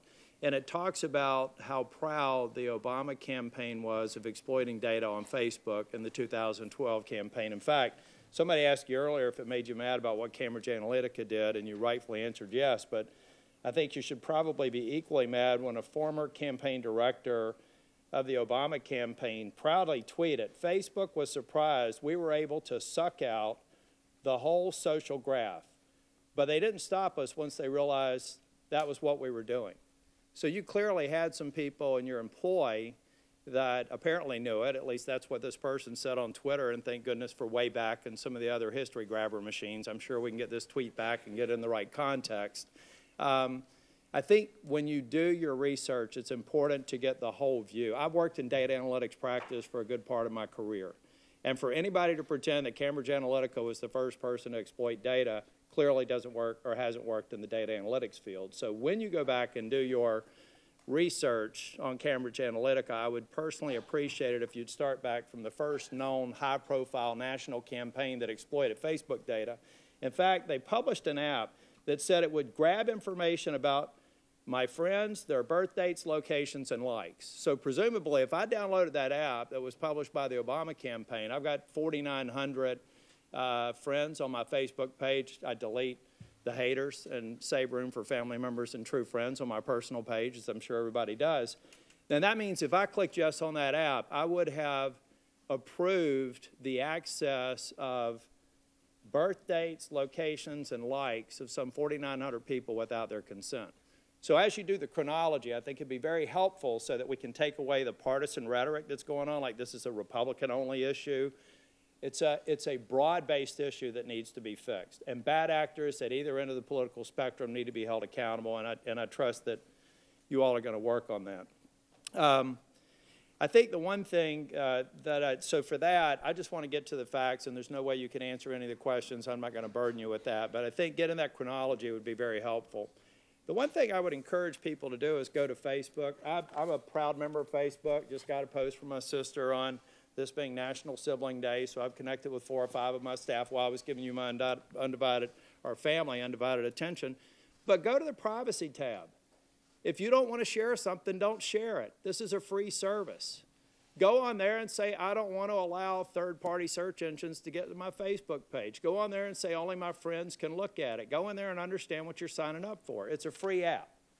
Now, you need to do more, and I think it would be helpful. I didn't read your disclaimer page or the terms of use because I didn't see anywhere in there that I could get an attorney and negotiate the terms, so it was a terms of use. I went on there, then I used the privacy settings to be as safe as I could be with a presence on Facebook.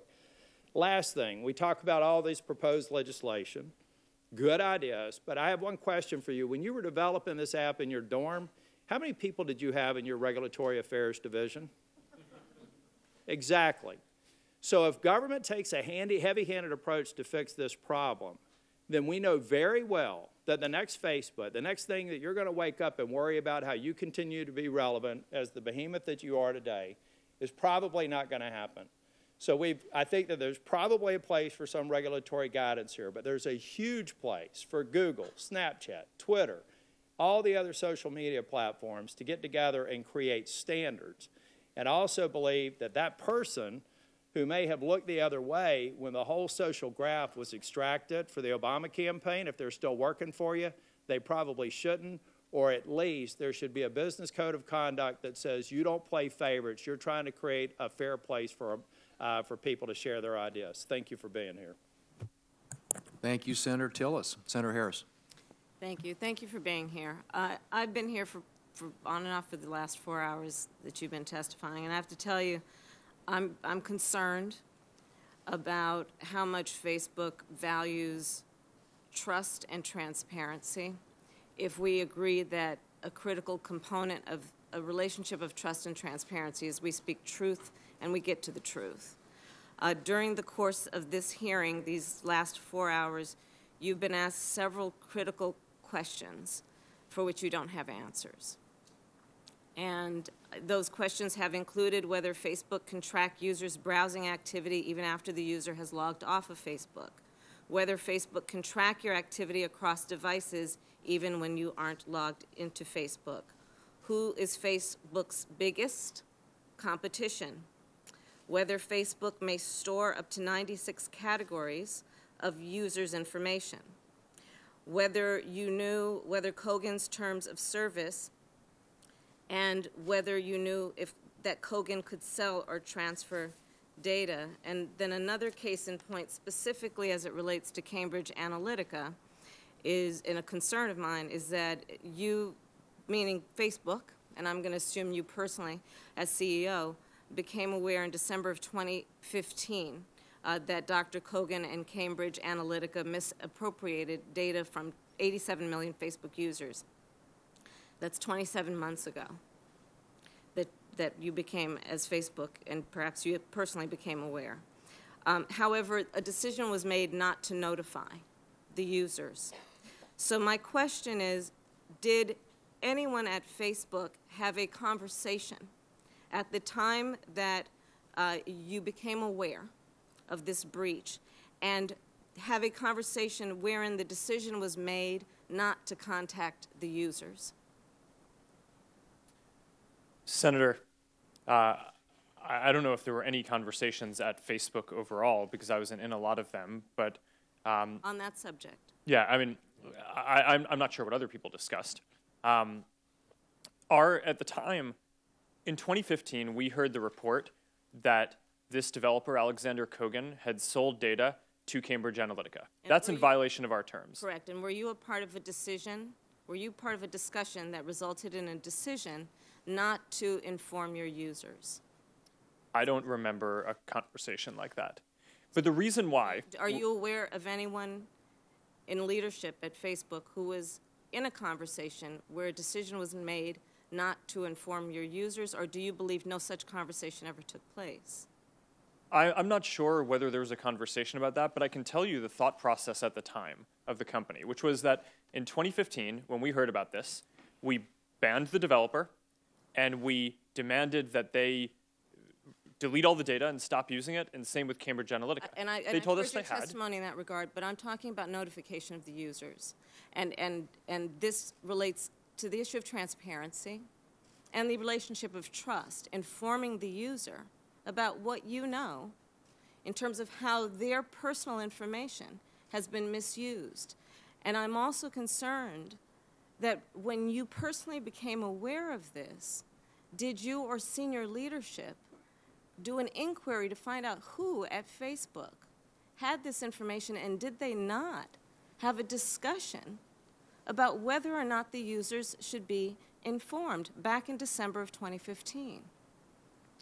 Senator, in retrospect, I think we clearly view it as a mistake that we didn't inform people, and we did that based on false information that we thought that the case was closed and that the data had been deleted. So there was a decision made on that basis not to inform the users, is that correct?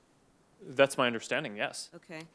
And, but in retrospect, I think that was a mistake, and knowing what we know now, we should have handled a lot of things here differently. And I appreciate that point. Do you know when that decision was made not to inform the users? I don't. Okay. Last November, the Senate Intelligence Committee held a hearing on social media influence. I was a part of that hearing.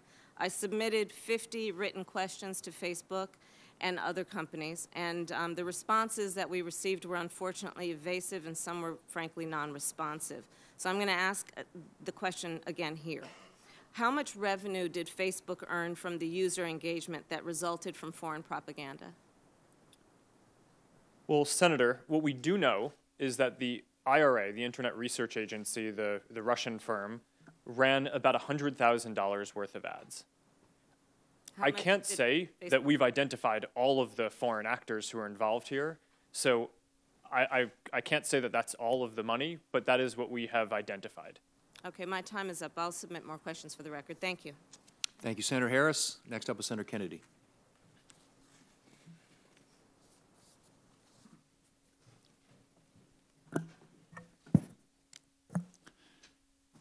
Mr. Zuckerberg, I come in peace.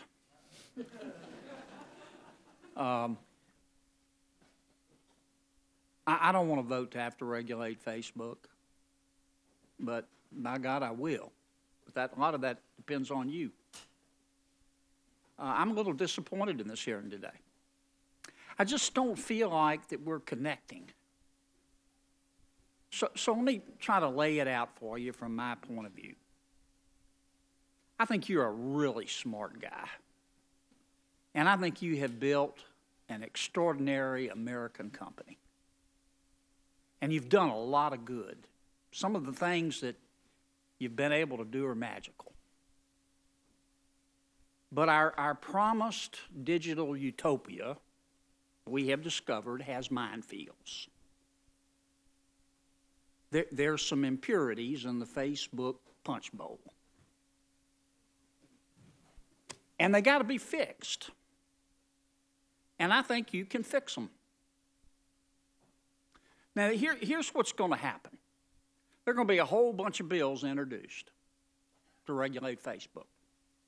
It's up to you whether they pass or not. You can go back home, spend $10 million on lobbyists and fight us, or you can go back home and help us solve this problem. And there are two. One's a privacy problem. The other one is what I call a propaganda problem. Let's start with the privacy problem first. Let's start with the user agreement.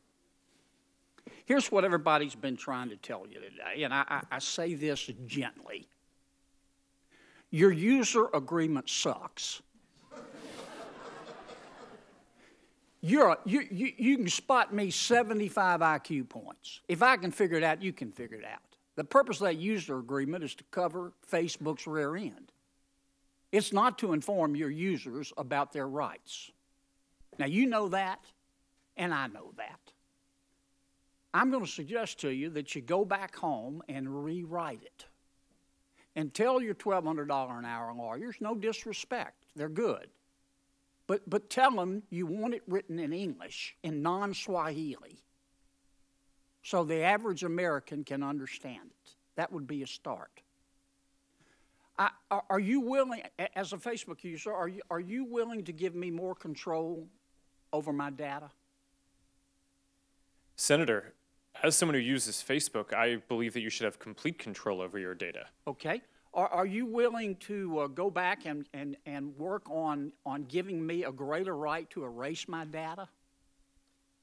Senator, you can already delete any of the data that's there or delete all of your data. Are you willing to expand that, work on expanding that? Senator, I think we already do what you're referring to, but certainly we're always working on trying to make these controls easier. Are you willing to expand my right to know who you're sharing my data with? Senator, we already give you a list of apps that you're using, and you signed into those yourself and provided affirmative consent. Right. As I've said before, we don't share any data with... On that user agreement. Are you willing to expand my right to prohibit you from sharing my data? Senator, again, I believe that you already have that control. So, I mean, I think people have that full control in the system already today. If we're not communicating this clearly, then that's a big thing that we should work on, because I think the principles that you're articulating are the ones that we believe in and try to codify in the product that we build. Are you willing to give me the right to take my data on Facebook and move it to another social media platform? Senator, you can already do that. We have a download your information tool where you can go, get a file of all the content there, and then do whatever you want with it. And then I assume you're willing to give me the right to say, I'm going to go on your platform, and you're going to be able to tell a lot about me as a result, but I don't want you to share it with anybody. Yes, Senator, and I believe you already have that ability today. People can sign on and choose to not share things and just follow some friends or some pages and read content if that's what they want to do. Okay. Let me be sure I understand. I'm about out of time. Boy, it goes fast, doesn't it? Let me ask you one final question in my 12 seconds.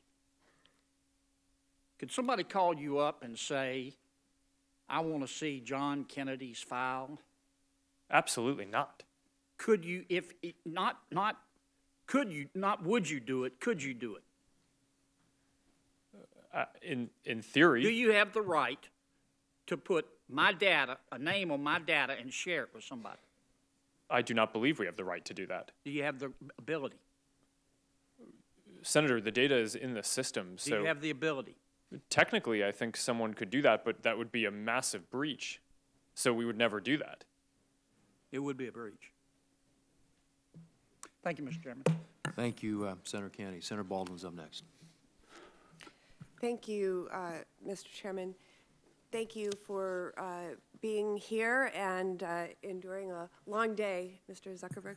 I want to start with what I hope can be a quick round of questions, just so I make sure I understand your previous testimony.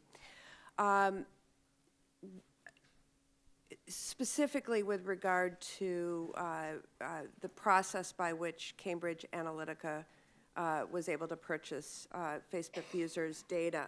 So it was an app developer, Alexander Kogan. He collected data via a personality quiz. Is that correct? Yes. Okay. And he thereby is able to gain access of not only the people who took the quiz, but their network. Is that correct, too? Senator, yes. The terms of the platform at the time allowed for people to share their information and some basic information about their friends as well. And we've since changed that. As of 2014, now that's not possible. And so in total, about 87 million Facebook users. You earlier testified about the two types of ways you gain data. One is what is voluntarily shared by Facebook members and users, and the other is in order to, I think you said, improve your advertising experience, whatever that exactly means, the data that Facebook collects in order to customize or focus on that. Was Alexander Kogan able to get both of those sets of data, or just what was voluntarily entered by the user? Yes, that's a good question. It was just a subset of what was entered by the person. And so a subset of the 95 categories of data that you keep? Yes. When you sign into an app, the app developer has to say, here are the types of data from you that I'm asking for, including public information like your name and profile, the pages you follow, other interests on your profile, that kind of content. Okay. The app developer has to disclose that up front, and you agree to it. Okay. So in answer to a couple of other senators' questions, specifically Senator Fisher, you talked about Facebook storing this data, and I think you just talked about the data being in the system. I wonder if outside of the way in which Alexander Kogan was able to access this data, whether could Facebook be vulnerable to a data breach or hack? Why or why not?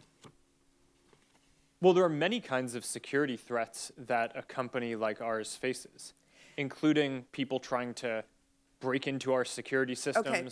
And if you believe that you had been hacked, do you believe you would have the duty to inform those who were impacted? Yes. Okay. Do you know whether Alexander Kogan sold any of the data he collected with anyone other than Cambridge Analytica? Senator, yes, we do. He sold it to a couple of other firms. Can you identify them? Yes, there's one called Unoya, and there may have been a couple of others as well. And Can you furnish that to me after? Thank you. I appreciate that. And then how much do you know, or have you tried to find out how Cambridge Analytica used the data while they had it before you believe they deleted it. Since we just heard that they didn't delete it about a month ago, we've kicked off an internal investigation to see if they used that data in any of their ads, for example. That investigation is still underway, and we can come back to you with the results of that once we have that. Okay. I want to switch to my home state of Wisconsin. According to press reports, my home state of Wisconsin was a major target of Russian-bought ads on Facebook in the 2016 election. These divisive ads, touching on a number of very polarizing issues, were designed to interfere with our election. We've also learned that Russian actors using another platform, Twitter, similarly targeted Wisconsin with divisive content aimed at sowing division and dissent, including in the wake of a police-involved shooting in Milwaukee's Sherman Park neighborhood in August of 2016. Now, I find some encouragement in the steps you've outlined today to provide greater transparency regarding political ads. I do want to get further information on how you can be confident that you have excluded entities based outside of the United States. We will follow up on that. And then I think on that topic, if you require disclosure of a political ads sponsor, what sort of transparency will you be able to provide with regard to people who weren't the subject of that ad seeing its content? Senator, you'll be able to go to any page and see all of the ads that that page has run. So if someone is running a political campaign, for example, and they're targeting one district with one ad and another district with another, historically, it's been hard to track that down, but now it'll be very easy. You'll just be able to look at all of the ads that they've run, the targeting associated with each to see what they're saying to different folks, and in some cases, how much they're spending on the ads, and all of the relevant information. This is an area where I think more transparency will really help discourse overall and root out foreign interference in elections. Thank you, Senator Baldwin. Senator Johnson. Thank you, Mr. Chairman. Thank you, Mr. Zuckerberg, for testifying here today. Do you have any idea how many of your users actually read the terms of service, the privacy policy, the statement of rights and responsibilities? I mean, actually read it? Senator, I do not. Would you imagine it's a very small percentage? Senator, who read the whole thing? I would imagine that probably most people do not read the whole thing, but everyone has the opportunity to and consents to it. Well, I agree, but that's kind of true of every application where you want to get to it and you have to agree to it and people just press that agree. The vast majority, correct? Senator, it's really hard for me to make a full assessment, but common sense would tell you that would be probably the case. With all this publicity, have you documented any kind of backlash from Facebook users? I mean, has there been a dramatic fall off in the number of people who utilize Facebook because of these concerns? Senator, there has not. You haven't even witnessed any? Senator, there was a movement where some people were encouraging their friends to delete their account, and I think that got shared a bunch. So it's kind of safe to say that Facebook users don't seem to be overly concerned about all these revelations, although obviously Congress apparently is. Well, Senator, I think people are concerned about it, and I think these are incredibly important issues that people want us to address, and I think people have told us that very clearly. Well, it seems like Facebook users still want to use the platform because they enjoy sharing photos and they share the connectivity with their family members, that type of thing, and that overrides their concerns about privacy. You talk about the user owns the data. There have been a number of proposals of having that data stay with the user and allow the user to monetize it themselves. Your COO, Ms. Sandberg, mentioned possibly if you can't utilize that data to sell advertising, perhaps we'd charge people to go onto Facebook. Have you thought about that model where the user data is actually monetized by the actual user? Senator, I'm not sure exactly how it would work for it to be monetized by the person directly. In general, where we believe that the ads model is the right one for us because it aligns with our social mission of trying to connect everyone and bring the world closer together. But you're aware of people making that kind of proposal, correct?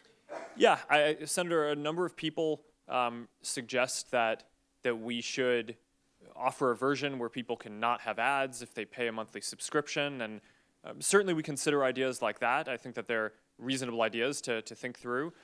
But overall, I think that the ads experience is going to be the best one. I think in general, people like not having to pay for a service.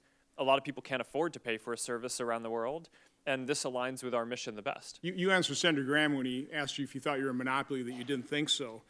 You're obviously a big player in this space. That might be an area for competition, correct? If somebody else wants to create a social platform that allows a user to monetize their own data. Senator, yes. There are lots of new social apps all the time, and as I said before, the average American, I think, uses 8 different communication and social apps. So there's a lot of different choice and a lot of innovation and activity going on in this space. I want, in a very short period of time here, talk about the difference between advertisers and application developers, because those, again, you said in earlier testimony that advertisers have no access to data whatsoever. But application developers do. Now, is that only through their own service agreements with their customers, or do they actually access data as they're developing applications? Senator, this is an important distinction, so thanks for giving me the opportunity to clarify this. We give people the ability to take their data to another app if they want. And this is a question that Senator Kennedy asked me just a few minutes ago. The reason why we designed the platform that way is because we thought it would be very useful to make it so that people could easily bring their data to other services.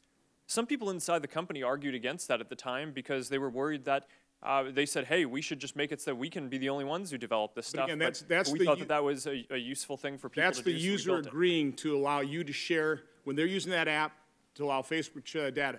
Does the developer ever have access to that prior to users using it? I mean, in developing the application, because you used the term scraped data. What does that mean? Who scraped the data? Yes, Senator, this is a good question. So there's the developer platform, which is the sanctioned way that an app developer can ask a person to access information. We also have certain features and certain things that are public, right? A lot of the information that people choose to put on Facebook, they're sharing with everyone in the world, not privately, but you put your name, you put your profile picture. That's public information that people put out there. And sometimes people who aren't registered developers of Facebook try to load a lot of pages in order to get access to a bunch of people's public information and aggregate it. We fight back hard against that because we don't want anyone to aggregate information even if people made it public and chose to share it with everyone. Okay, thank you, Mr. Chairman. Thank you, Senator Johnson. Senator Hassan. Thank you, Mr. Chair. Thank you, Mr. Zuckerberg, for being here today. I want to talk to a couple of broader issues. I'm concerned that Facebook's profitability rests on 2 potentially problematic foundations, and we've heard other senators talk about this a little today. The foundations are maximizing the amount of time people spend on your products and collecting people's data. I've looked at Facebook's 2017 corporate financial statement where you lay out some of the major risks to your business. One risk is a decrease in, and I quote, user engagement, including time spent on our products.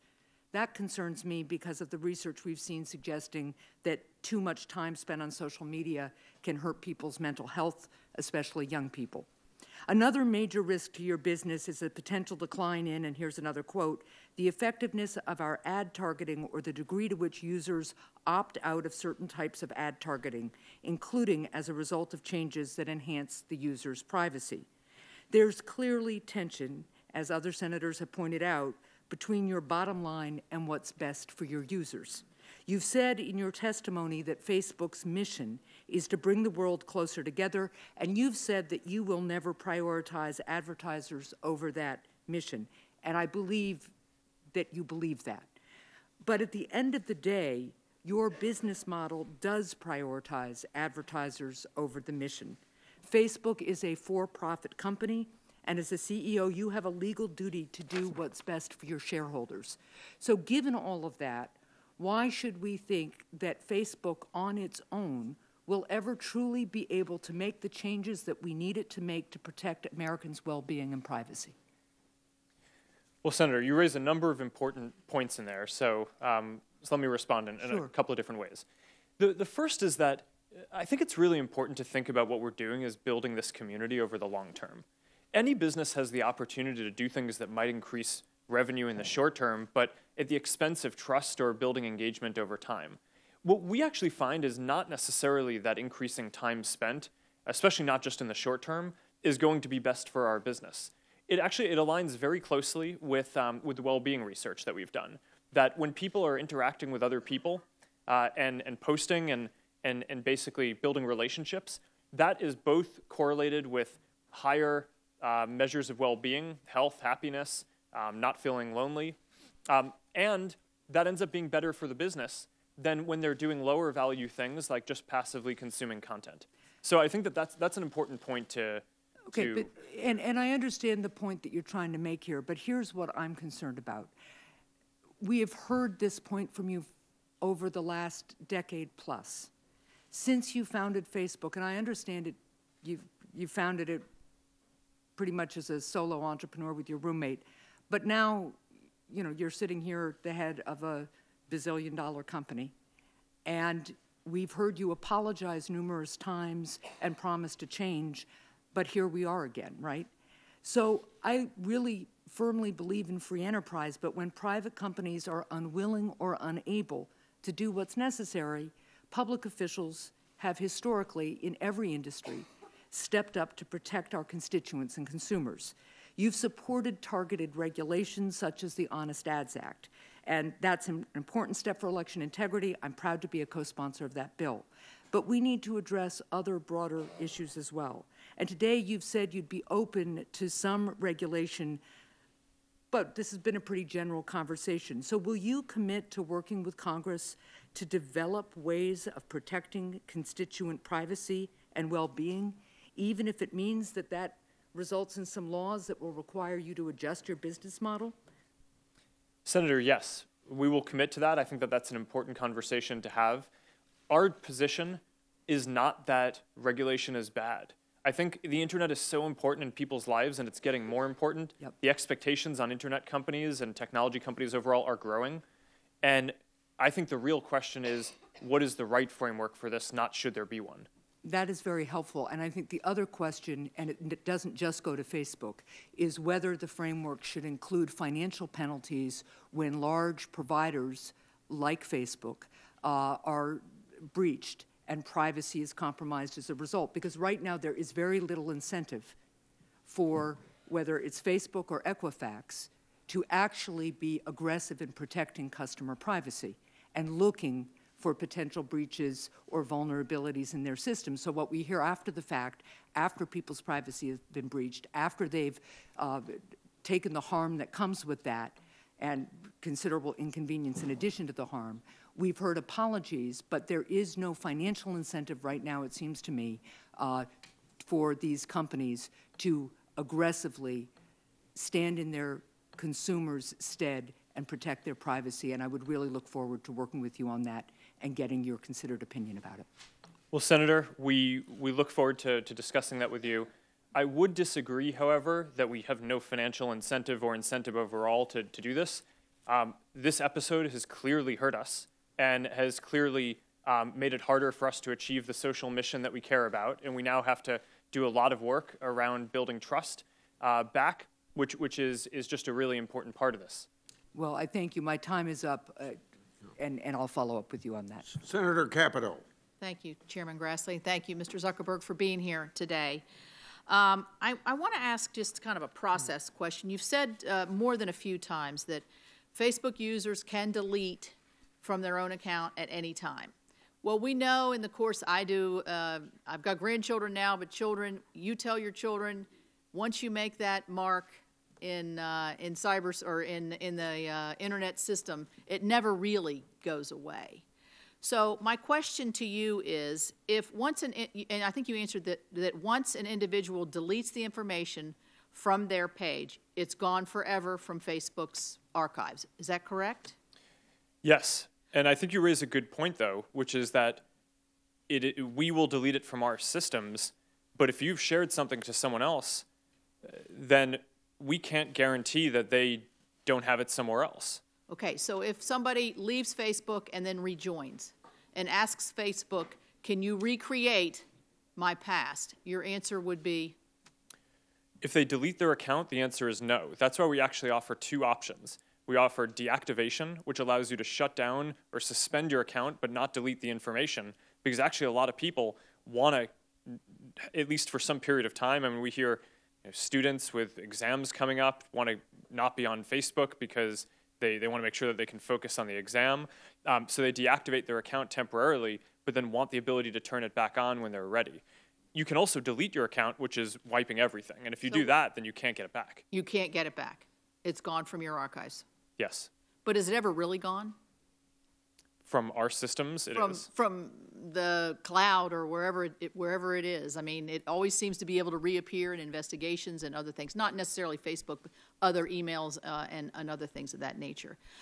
What about the information going from the past, the information that's already been in the Cambridge Analytica case?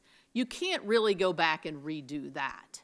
So I'm going to assume that what we've been talking with and the improvements that you're making now at Facebook are from this point forward. Is that a correct assumption? Senator, I actually do think we can go back in some cases. And that's why one of the things that I announced is that we're going to be investigating every single app that had access to a large amount of information before we locked down the platform in 2014. And if we find any pattern of suspicious activity, then we're going to go do a full audit of their systems. And if we find that anyone's improperly using data, then we'll take action to make sure that they delete the data, and we'll inform everyone who may have had their data misused. Okay, the other suggestion I would make, because we're kind of running out of time here, is you've heard more than a few complaints, and I joined the chorus of the lapse in the time of when you discovered and when you became transparent, and I understand you sent out 2 messages just today to users. So I would say you regret that decision, that you wish you'd been more transparent at the time. So I would imagine if in the course of your investigation you find more breaches, so to speak, that you will be re-informing your Facebook customers. Yes, that is correct. We have already committed that if we find any improper use, we will inform everyone affected. Okay, thank you. You've said also that you want to have an active view on controlling your ecosystem. Last week, the FDA Commissioner Scott Gottlieb addressed a drug summit in Atlanta and spoke on the national opioid epidemic. My state, I'm from West Virginia, and thank you for visiting. And next time you visit, if you would please bring some fiber, because we don't have connectivity in our rural areas like we really need, and Facebook could really help us with that. So Commissioner Gottlieb called upon social media and internet service providers, and he mentioned Facebook when he talked about it, to try to disrupt the sale of illegal drugs, and particularly powerful opioid fentanyl, which has been advertised and sold online. I know you have policies against this. The commissioner is announcing his intention to convene a meeting of chief executives and senior leaders, and I want to know, can I get a commitment from you today that Facebook will commit to having a representative with Commissioner Gottlieb to finalize with this meeting? Senator, that sounds like an important initiative, and we will send someone. Okay, and let me also say that on your point about connectivity, we do have a group at Facebook that is working on trying to spread internet connectivity in rural areas, and we would be happy to follow up with you on that as well. That's something that I'm very passionate about. That's good. That's good news. Last question I have, just on the advertising. If somebody advertises on Facebook and somebody purchases something, does Facebook get a percentage or any kind of a fee associated with a successful purchase from an advertiser? Senator, no. The way that the system works is advertisers bid how much it's worth it to them to show an ad or when an action happens. So it's not that we would get a % of the sale, but let's just use an example. So let's say you're an app developer, and your goal is you want to get more people to install your app. You could bid in the ad system and say, I will pay $3 anytime someone installs this app. And then we basically calculate on our side which ads are going to be relevant for people. And we have an incentive to show people ads that are going to be relevant, because we only get paid when it delivers a business result. And that's how the system works. So it could be you could be paid for the advertisement. I mean, for the sale. We get paid when the action that the advertiser wants to happen happens. All right, thank you. Senator Cortez Masto. Thank you. Mr. Zuckerberg, thank you. Been a long afternoon, and I appreciate you being here and taking the time with every single one of us. I'm going to echo a lot of what I've heard my colleagues say today as well. Appreciate you being here, appreciate the apology, but stop apologizing and let's make the change. I think it's time to really change the conduct. I appreciate the fact that you talked about your principles for Facebook. Notice to users on the use of the data, and that users have complete control of their data. But the skepticism that I have, and I'm hoping you can help me with this, is over the last, 7 years, 14 years, 7 years, haven't seen really much change in ensuring that the privacy is there and that individual users have control over their data. So let me ask you this. Back in 2009, you made 2 changes to your privacy policy. And in fact, prior to that, most users could either identify only friends or friends of friends as part of their privacy, correct? If they wanted to protect their data, they could identify only friends or friends of friends who could see their data. Isn't that correct? Senator, I believe that we've had the option for people to share with friends, friends of friends, a custom audience, or publicly for a long time. Okay. I don't remember exactly when we put that in place, but I believe it was before 2009. So either you can choose only friends or friends of friends to decide how you're going to share that, protect that data, correct? Those are 2 of the options, yes. Okay. And in 2011, when the FTC started taking a look at this, they were concerned that if somebody chose only friends, the individual user was under the impression they could continue to restrict sharing of data to limited audience, but that wasn't the case. And in fact, selecting friends only did not prevent users' information from being shared with third-party applications their friend used. Isn't that the case? And that's why the FTC was looking at you and making that change, because there was concern that if you had friends on your page, a third party could access that information. Isn't that correct? Senator, I don't remember the exact context that the... So let me help you here, because David Vladeck, who was spent nearly 4 years as director of the Federal Trade Commission's Bureau of Consumer Protection, where he worked, including on the FTC's enforcement case against Facebook, basically identifies in this article that that was the case, that not only did Facebook misrepresent, and that's why there were 8 counts of deceptive acts and practices, the actual FTC in November's 2011 decree basically required Facebook to give users clear and conspicuous notice and to obtain affirmative, let me jump back here, to do 3 things. The decree barred Facebook from making any further deceptive privacy claims, and it required Facebook get consumers' approval before changing the way it shares their data. And most importantly, the 3rd thing, it required Facebook to give users clear and conspicuous notice and to obtain affirmative express consent before sharing their data with third parties. That was part of the FTC consent decree, correct?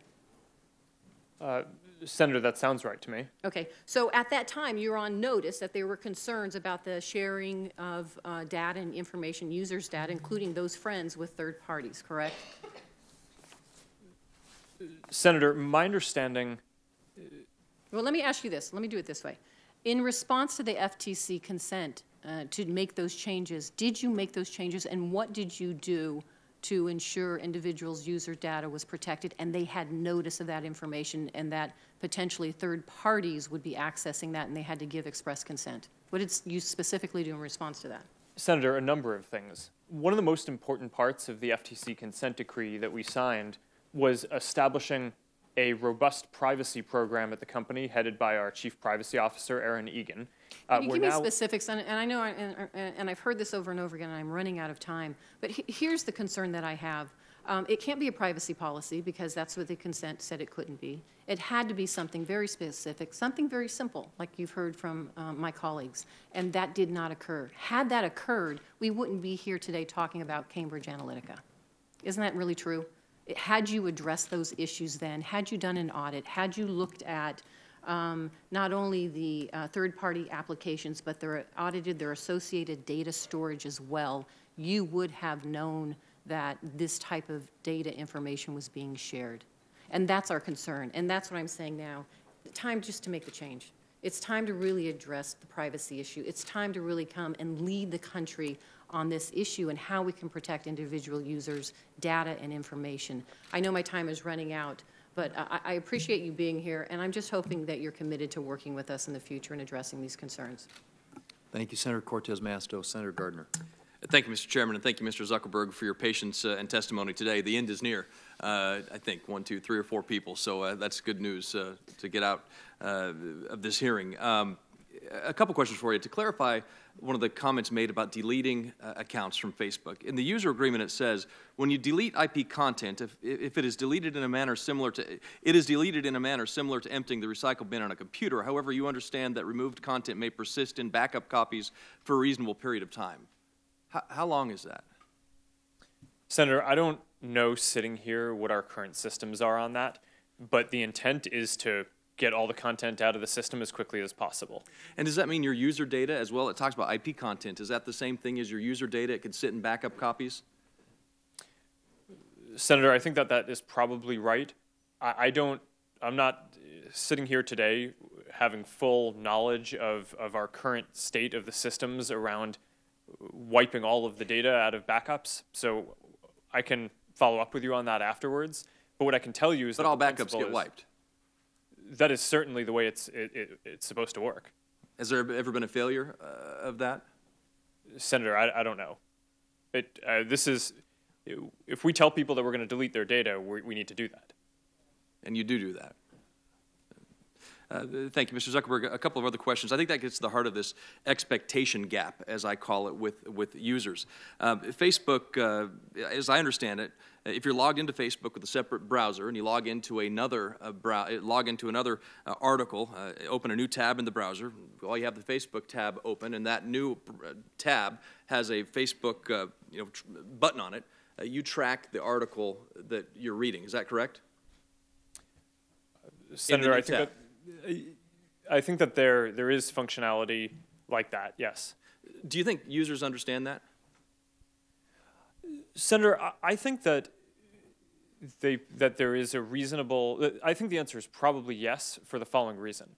Because when we show a like button on a website, we show social context there. So it says, here are your friends who liked that. So in order to do that, we would have to. But if you've got your Facebook browser open and you open up the article in the Denver Post and it has a Facebook button on it, you think they know, consumers, users know, that Facebook now knows what article you were reading in the Denver Post? Well, we would need to have that in order to serve up the like button and show you who your friends were who would also like that. So I think that goes to the heart of this expectation gap, because I don't think consumers, users necessarily understand that. I mean, and going through this user agreement, as others have, you do need a lawyer to understand it. And I hope that you can close that expectation gap by simplifying the user agreement, making sure that people understand their privacy. Has there ever been a violation outside of the talk about Cambridge Analytica about the privacy settings? Has a privacy setting violation ever occurred outside of Cambridge Analytica? I'm not aware that we have had systems that have. So the privacy setting a user uses have always been respected. There's never been an instance where those privacy settings have been violated. That's my understanding. I mean, this is the core thing that our company does. Is you come to Facebook, you say, "Hey, I want to share this photo, or I want to send this message to these people." Has there ever been Has there ever been a breach of Facebook data? A hack?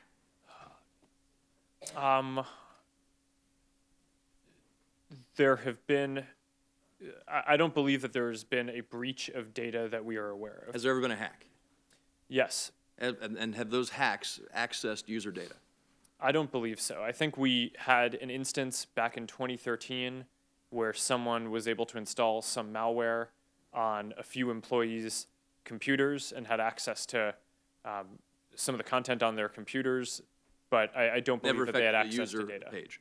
Never affected the user page. I do not believe so. Okay. Has the government ever asked to remove a page, have a page removed? Senator, I believe so. Okay, and has the government ever, can you get a warrant to join a page, to be on a page, pretending you're a separate user, to be liked by that, to track what that person's doing? Do you need a warrant for that, or can the government just do that, the FBI, anybody? Senator, I'm not sure I fully understand. You're saying to... We can follow up on that, because I do want to have one final question I want to ask you. A couple days ago, I think Facebook talked about that it would label traditional advocacy as political ads. And for instance, if the Sierra Club was to run a climate change ad, that would be labeled political ad. If the Chamber of Commerce wanted to run or place an ad as this would have an impact on the climate change regulations would have an impact, and to talk about that through an ad, that would be labeled as political, which is different than current standards of what is political, what is issue advocacy. Is it your intent to label things political that would be in contradiction to federal law?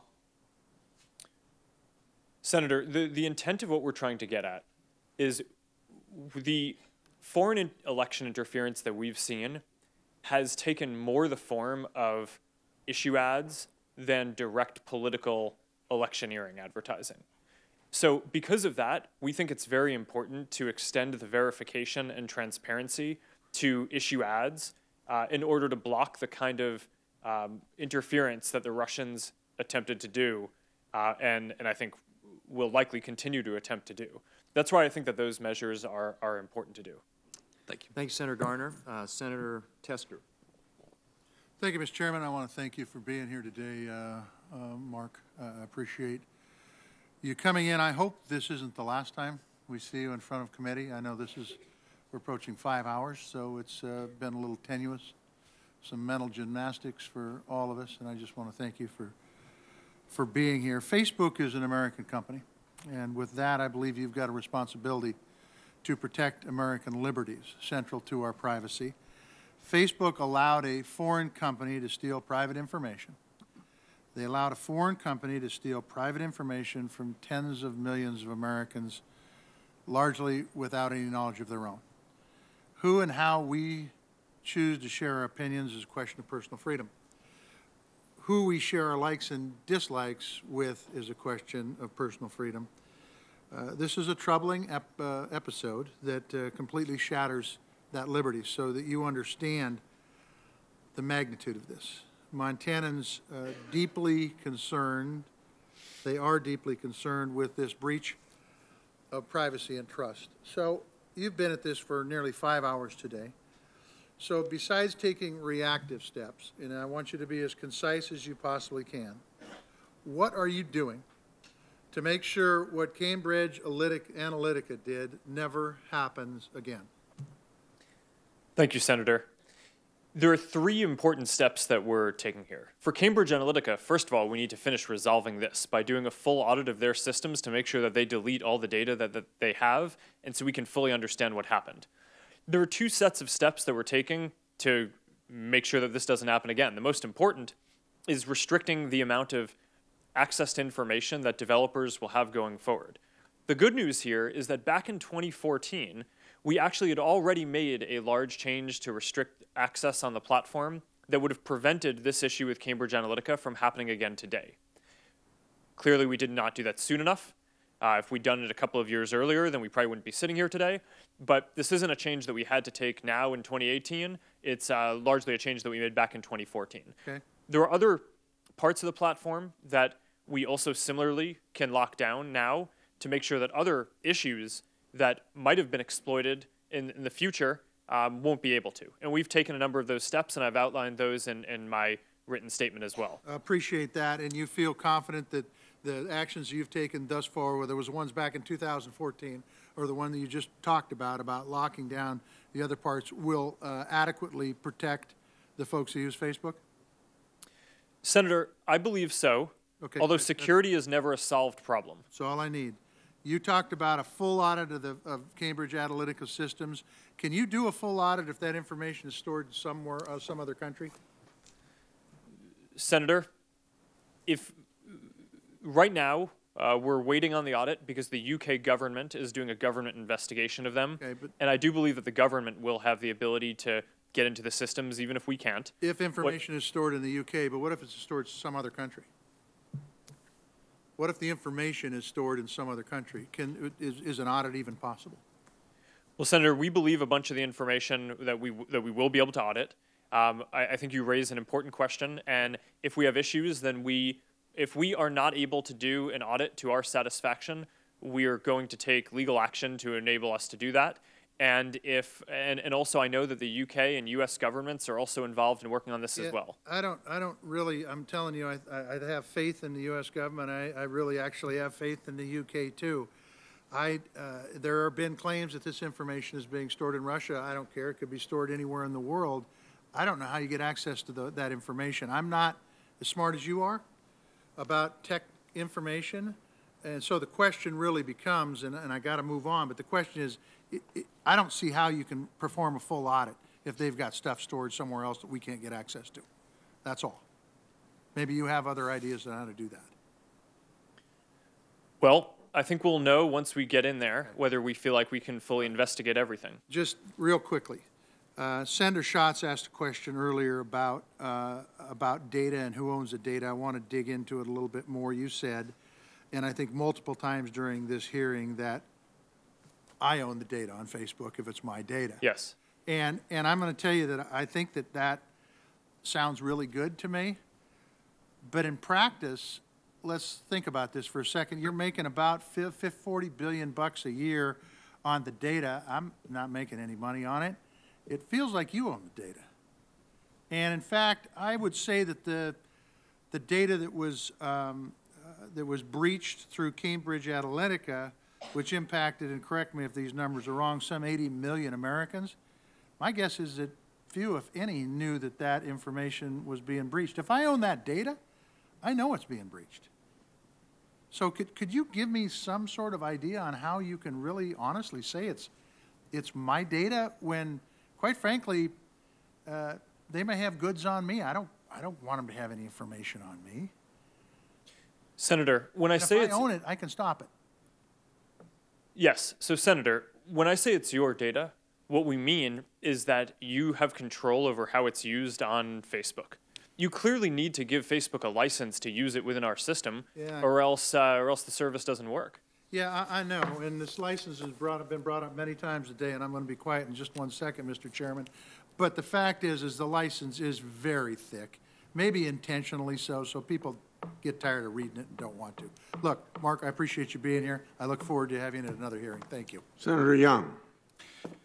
Mr. Zuckerberg, thanks so much for being here and enduring the many questions today. I think it's important you're here because your social media platform happens to be the ubiquitous social media platform, and there's not a senator that you heard from today that isn't on Facebook, that doesn't communicate with our constituents through Facebook. In a sense, we have to be on it. And so I think it's especially important that you're here, not just for Facebook, but really for our country and beyond. The threshold question that continues to emerge here today is what are the reasonable expectations of privacy that users ought to have? And I'll tell you, my neighbors are unsatisfied by an answer to that question that involves, take a look at the user agreement. And I think there's been a fair amount of discussion here about whether or not people actually read that user agreement. I would encourage you to, survey that, get all the information you can with respect to that, and make sure that user agreement is easy to understand and streamlined and so forth. Mr. Zuckerberg, earlier in today's hearing, you drew a distinction that I thought was interesting. It caught my attention. It was a distinction between consumer expectation of privacy depending upon whether they were on an ISP, or the pipes of the Internet as you characterized it, or on an edge platform like Facebook. I find this distinction somewhat unsatisfying because most folks who use the Internet just think of it as one place, if you will. They think of it as the Internet as opposed to various places requiring different degrees of privacy. Could you speak to this issue and indicate whether you'd support a comprehensive privacy policy that applies in the same manner to all entities across the entire internet ecosystem? Senator, sure. I think that people's expectations of how they use these different systems are different. Some apps are very lightweight, and and you can fully encrypt the data going across them in a way that the app developer or the pipes in the ISP case probably shouldn't be able to see any of the content, and I think you probably should have a full expectation that no one is going to be introspecting or looking at that content. Give me some quick examples, if you would, kindly, sir.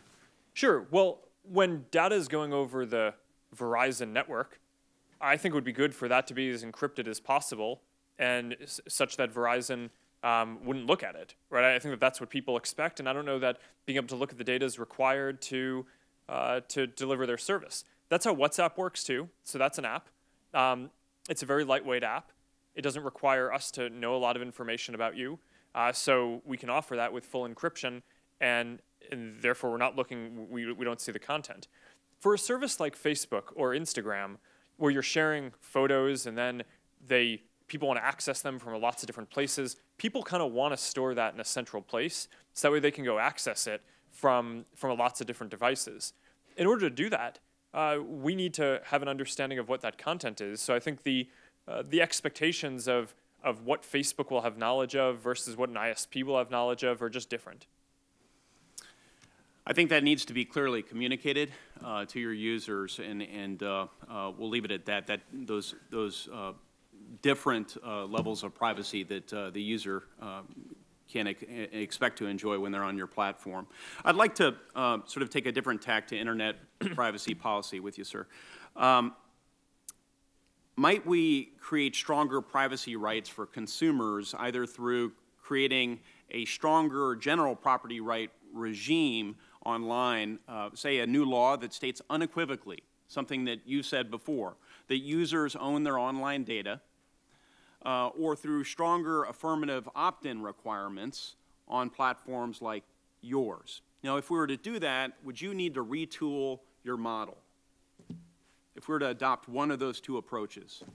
Senator, can you repeat what the approaches are again? Yeah, so one is to create a stronger property right for the individual online through a law that states unequivocally users own their data. The other one is a stronger affirmative opt-in requirement to be a user on Facebook. Would you have to fundamentally change the Facebook architecture to accommodate those policies? Senator, those policies and the principles that you articulated are generally how we view our service already. So depending on the details of what the proposal actually ends up being, and the details do just matter a huge amount here, it's not clear that it would be a fundamental shift. But the details really matter, and if this is something you're considering or working on, we would love to follow up with you on this, because this is very important to get right. I'd love to work with you. I'm out of time. Thank you. Senator Thune has a closing comment. And I have a process statement for everybody to listen to. Mr. Chairman, thank you, and thanks to all of our members for their patience. Been a long hearing, particularly long hearing for you, Mr. Zuckerberg. Thank you for sitting through this, but I think this is important. I do have a letter here from the Motion Picture Association of America that I want to get into the record without objection. Without objection, so ordered. And just a quick sort of wrap-up question, if you will, and maybe one quick comment. But you've answered several questions today about efforts to keep bad actors, whether that's a terrorist group to a malicious foreign agent, off of your platform. You've also heard concerns about bias at Facebook, particularly bias against conservatives. And I just, as a final question, can you assure us that when you are improving tools to stop bad actors, that you will err on the side of protecting speech, especially political speech, from all different corners? Senator, yes, that's our approach. If there is an imminent threat of harm, we're going to take a conservative position on that and make sure that we flag that and understand that more broadly.